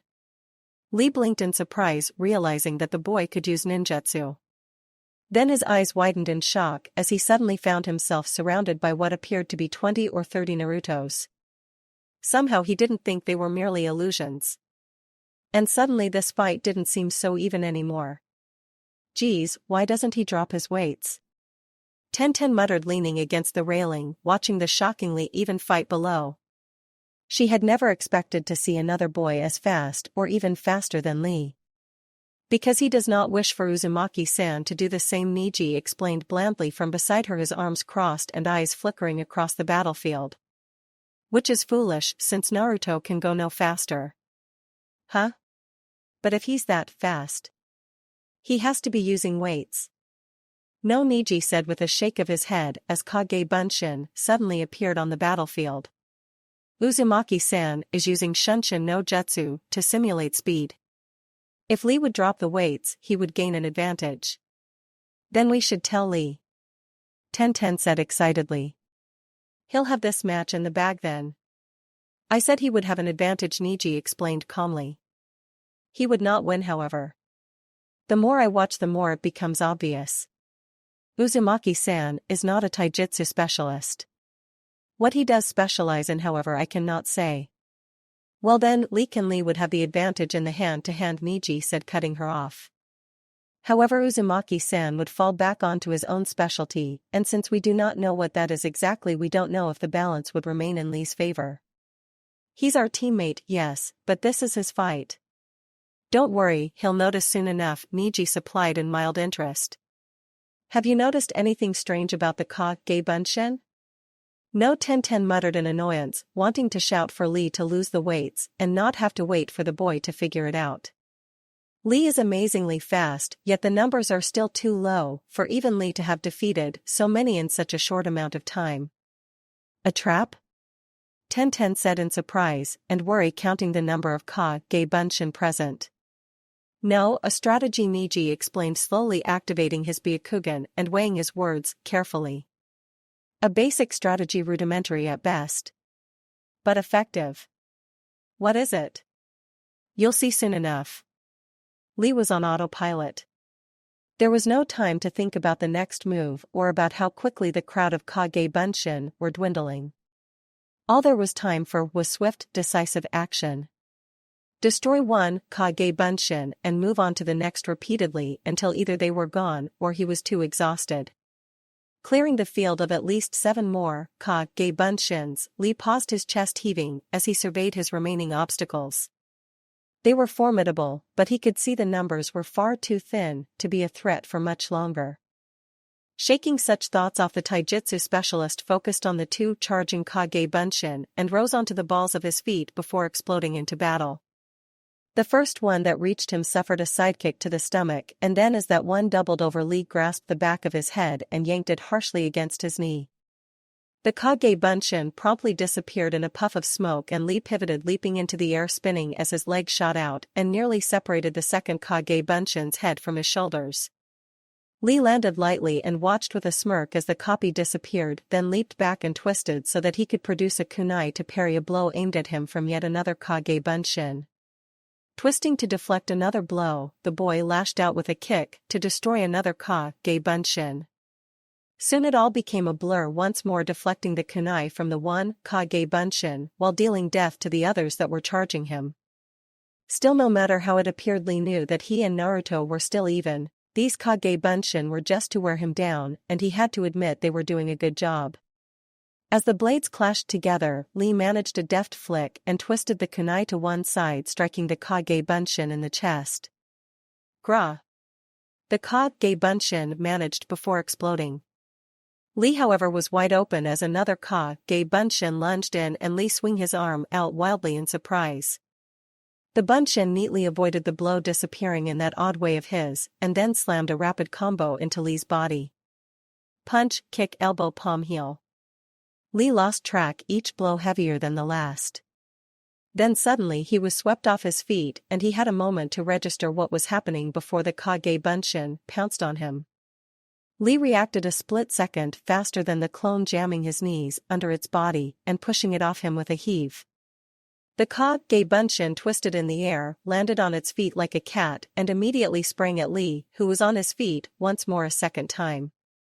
This time Lee was ready, and he spun out of the way and lashed out a kunai, plunging it between the clone's shoulders. Amid the puff of smoke, Lee sensed another attack and he threw himself into a forward roll, dodging the hail of shuriken, and regained his feet at the startled Kage Bunshin's feet.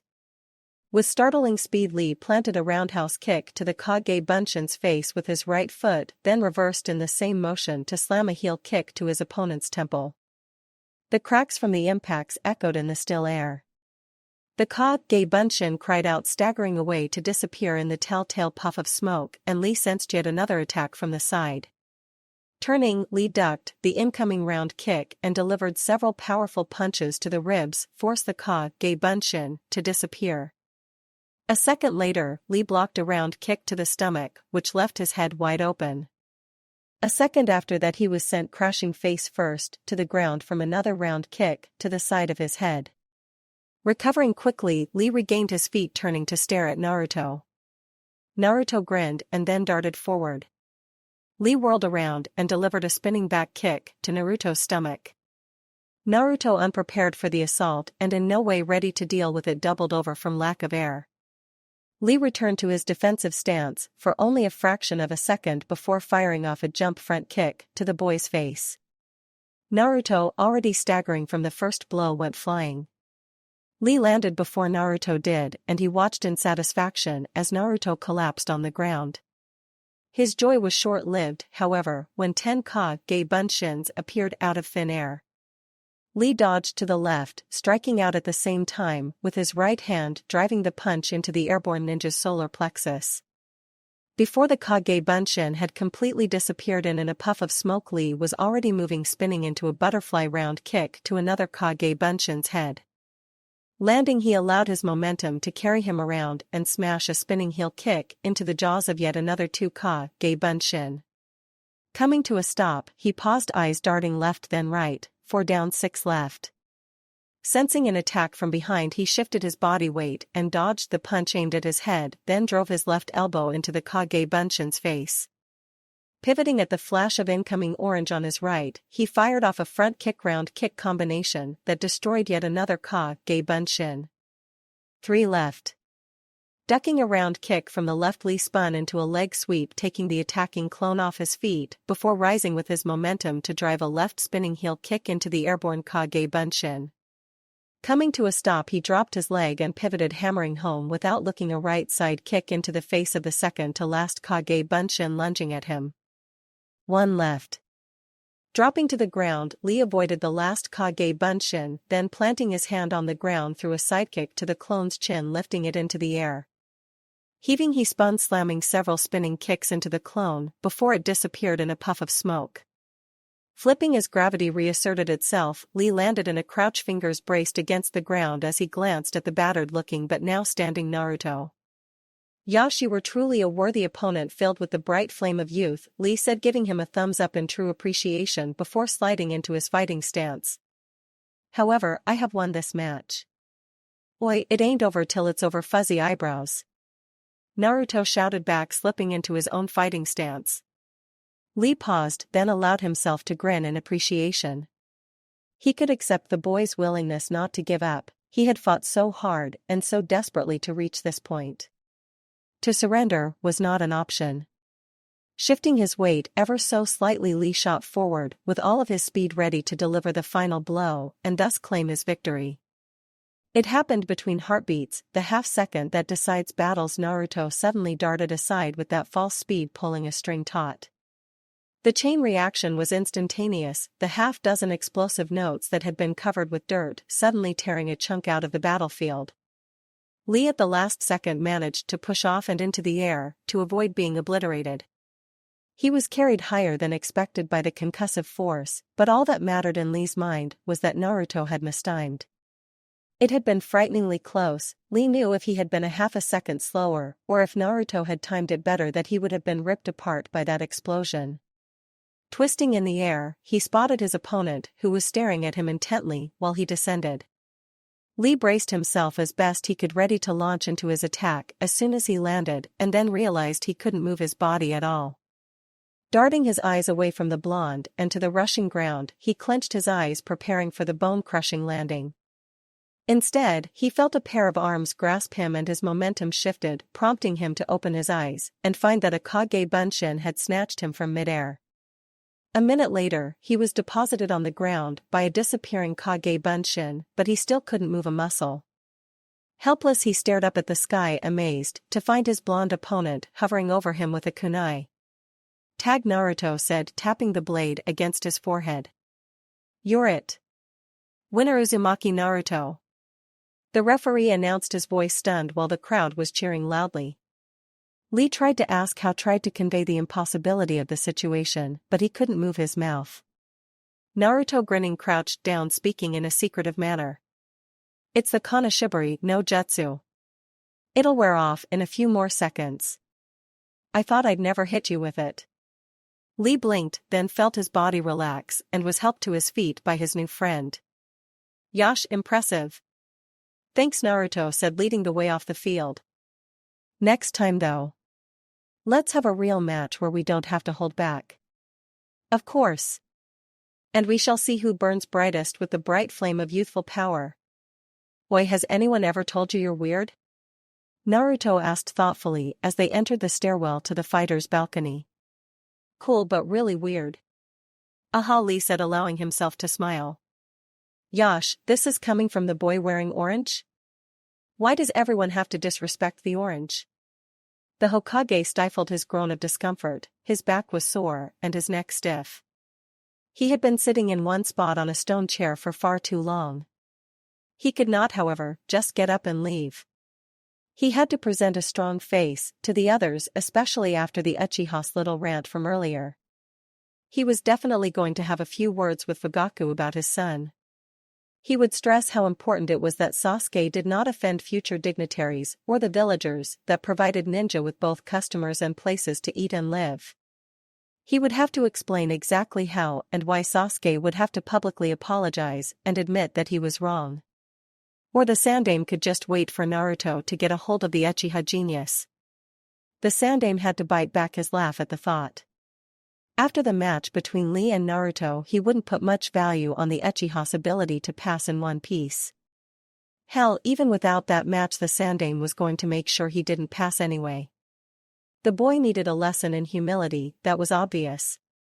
Who do you think will win?" the Kazekage said in a soft whisper, so that only they could hear. The Sandaime said, shifting his attention to the latest match raging. "Aburame Shino versus Temari." It was so far even, at least in his opinion. "I think it's too early to tell, Kazekage Dano. Your daughter is very talented and her intelligence is keen. However, Aburame-san is quite skilled himself and also quite intelligent." "Yes," the Kazekage said, softly nodding slightly. "However, I was referring to the match between the Uchiha and that Uzumaki child." "It will favor Naruto-kun," the Sandaime said after a moment. He did not display his full abilities, after all, knowing that his main opponent could copy them. "True," Kazekage said. "However, he will be facing a Uchiha." Sandaime said. "Do not count Naruto-kun out just yet. He is quite resilient. I'm sure it will be a good match." "I hope so. I am very interested in seeing Gaara face someone of either boy's level." "I as well would like to see that." Yamanaka Ino was having an argument with reality. She was naturally losing, but it wasn't like she could just give up. After all, with her arm in a cast, she was almost promised a long period of inactivity. Ambidextrous or not, having only one arm was a liability. Cursing her fate and luck, she flopped back onto her cot and glared up at the ceiling. If she concentrated hard enough, she could hear the noise of the exams, which was what had woken her up in the first place. There had been an extremely loud explosion, and it hadn't been until she heard Naruto announced as the winner that she had understood where it had come from.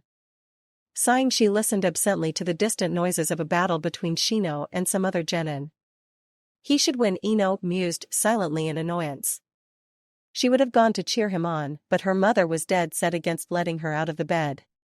Eyeing the door to her room and the still-closed bathroom door, the blonde girl weighed her chances of escaping before her mother reappeared. Not good, since a moment later her mother stepped out of the bathroom and walked back over to the chair next to her bed. Sighing, Ino closed her eyes. "I know you're upset, dear," her mother said softly. "It's just that you shouldn't be out of bed just yet, you've just woken up." "But the medic said I could go watch the other matches," Ino said, opening her eyes to glare at her mom. "Yes, but I think you should rest," her mother said with a sweet smile. "I'm a mother and I'm entitled to worry over my baby." "I'm not a baby," Ino pouted before giving up. She had yet to win against her mom. "Oh, I was thinking, and I know you don't like it," her mom said after a moment. "But maybe you should work at the flower shop. We'll pay you. You could use the money to buy a new sword." Ino winced at the memory of her last sword snapping under the heel of her former crush. It was hard, Ino mused silently, to continue liking someone when they humiliated you, insulted your family, and then shattered something that was part of you. Didn't mean she wasn't hurt or that she didn't want to just curl up and cry, but she wasn't about to give that prick the satisfaction. Sighing, Ino sat up and cradled her arm to her stomach, looking out the window near her bed, staring up at the slightly cloudy sky. "Oh, you know that Naruto you were telling us about? He came in to check on you a while ago." Ino blinked, startled out of her thoughts, turning back to her mom. "He did?" "Yeah, promised to beat that Sasuke for you." Ino scowled, then quietly got out of bed, slipping her shoes on. "Honey, what do you think you're doing?" Turning, Ino arched an eyebrow at her mom. "I'm going to watch Naruto-kun kick that Uchiha's ass." Then, leaving her mom sitting there, she marched across the room and out the door.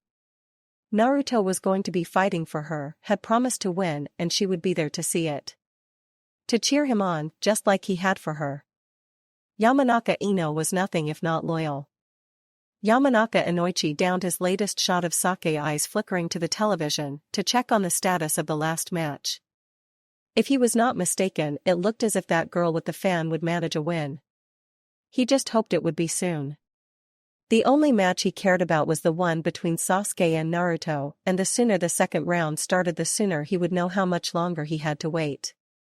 He wasn't alone, there were several others in the bar who were eager to see the match. After all, Sasuke had alienated a large portion of the village, and Naruto appeared to be the only one around to challenge him.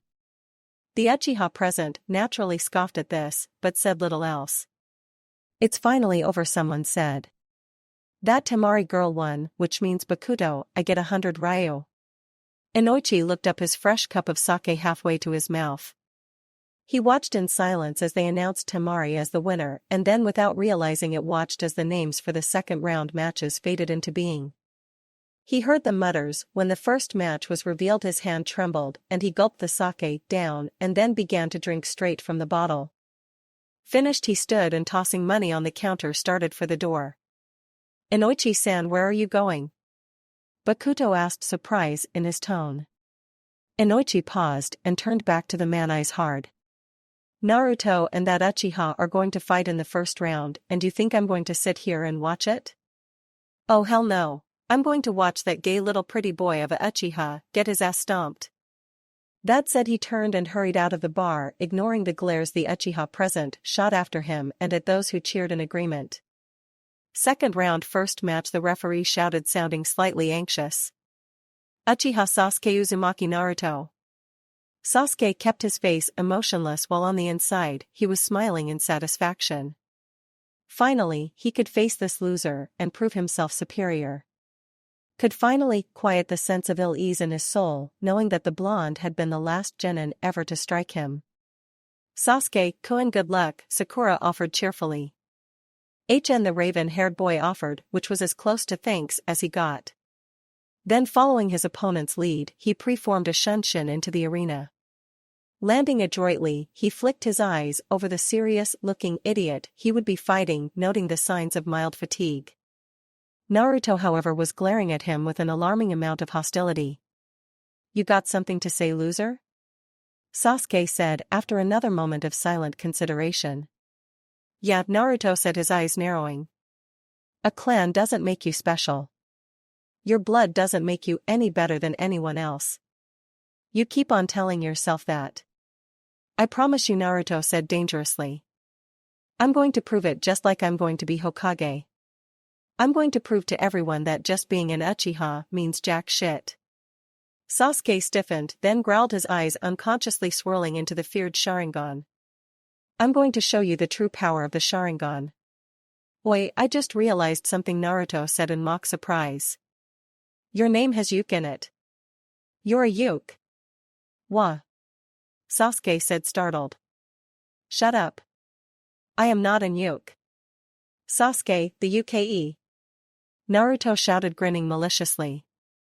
Sasuke lunged forward, covering the distance between them as fast as he could. He saw the surprise on Naruto's face, then grinned, lashing out with a vicious jab at the blonde's nose.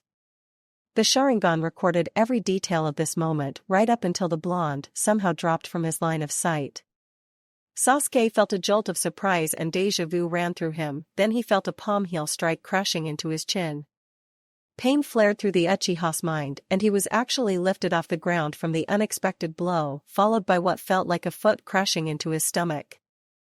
The end result was for Sasuke to gasp for air while he sailed through air, before crashing painfully into the ground. Rolling from the momentum, he came to a stop and remained perfectly still until he could breathe again. Climbing slowly to his feet, he glared at the blonde, who was looking at him with enough malice to make the Uchiha think twice. Whoa! Hit him with a 20-hit combo next time, Naruto-kun. Someone shouted, joined by another loud cheer, for the blonde to unleash his true youthful power. However, that brief encounter did tell Sasuke one important thing: Naruto had the advantage in close combat. Whatever style he used, it made his Sharingan's reading ability worthless for taijutsu. Which meant Sasuke would just have to keep this at long range and win through his use of ninjutsu. Sasuke was pulled out of his thoughts as he caught Naruto starting a Shunshin, amazingly enough, without even an element to help cover his movements.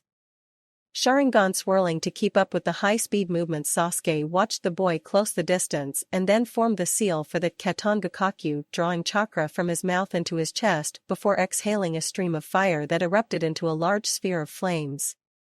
Sasuke caught movement out of the edge of his eyes and cut the jutsu short, twisting to find the boy appearing from a hasty kawarimi with a rock. The blonde darted forward, once more trying the Shunshin yet again, and Sasuke smirked, forming another seal for the Katon Hausenka. A moment later, the air between Sasuke and Naruto was filled with several dozen small fireballs. Sasuke twisted, letting the attack fail, and lashed out with a fist just as Naruto, who had used a Shunshin in mid-Shunshin, something only Shursui had ever managed to Sasuke's knowledge, appeared within arm's reach. The blonde was wide open, and the fist connected with a satisfying crunch, snapping the boy's head back. Sasuke followed this attack with several even more rapid blows before finishing with jump reverse side kick, which sent Naruto tumbling end over end backwards before landing in a small heap. Half pathetic, Sasuke said, watching as the other boy stirred and slowly regained his feet. Didn't you know that my Sharingan can see you when you're doing the Shunshin? Your biggest trump cards are nothing before it. I can find the real you out 100 Kage Bunshin, and I can see through your Meisai Gakur. Naruto swiped the back of his hand against his mouth and grinned, teeth bloody. Really? Well, can you see this? Sasuke started to respond when the blonde suddenly disappeared again, but this time he was accompanied by an extreme gust of wind, forcing Sasuke to cover his eyes. Realizing the trick, the genius opened them once more, his eyes spotting the blonde already in position and unleashing a jutsu. Futon de Tapa. Sasuke felt his eyes widen a second before the gale force wind slammed into him and sent him hurtling through the air before crashing into the wall in a cloud of smoke. He struggled to move against the blast of wind, but found himself effectively pinned in place until the jutsu died and he was allowed to topple forward. Groaning, Sasuke slowly staggered to his feet, his joints sore and tasting something coppery in his mouth. Spitting, he swore, seeing blood splatter the ground. Looking up, he found the field empty, then feeling an attack from behind turned just in time to find the blonde crouched behind him, his fingers in the tiger's seal. Hidden Leaf Ancient Taijutsu Supreme Attack 8,000 Years of Pain. A grinning Naruto shouted a second before jabbing his fingers forward. Ga! Sasuke shouted as he was launched into the air, clutching at his ass. Landing with a thump in a cloud of dust, Sasuke felt his cheeks burning in shame, made worse by the fact that so many people were laughing at him. Climbing to his feet angrily, he spun, sending Naruto a glare that was just short of actually killing. Naruto's grin disappeared as he met that glare with just as much murderous feeling. It was time to show why the Uchiha were considered the strongest. It was time to use a jutsu that he had seen Itachi practicing lately. Clutching his wrist, he began to concentrate, his hand stinging and then burning, but he could feel the chakra rushing to his hand. Soon enough, he'd have the Chidori, and this match would be over. Before he could move, the ground began to shake and tremble, causing Sasuke to stumble and break his concentration. The Chidori forgotten for a moment, Sasuke thought that whatever was happening was because of some jutsu that Naruto was doing, but when he looked up at the blonde, he was also looking around in confusion. What's happening? Naruto asked as everyone seemed to hold their breath. An explosion, Sasuke murmured in surprise. A deep but hollow rumble swept its way into the hall, and suddenly people were shouting amid more explosions. Sasuke ignored that and instead focused his eyes on the billowing columns of smoke that were rising into the sky, where what appeared to be Umbu were fighting among themselves. Then he was pulled back to the arena as he heard Naruto shout something, and he found that the entire area was swept into a wave of violence as ninja fought ninja. Over it all, aware that Naruto was using Shunshin to rush headlong into the competitor's balcony, Sasuke heard two words.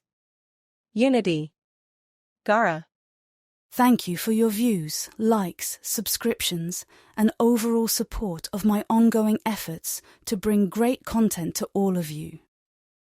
Check out my Patreon for more mature fanfiction. The link is in the description and like everywhere on my channel.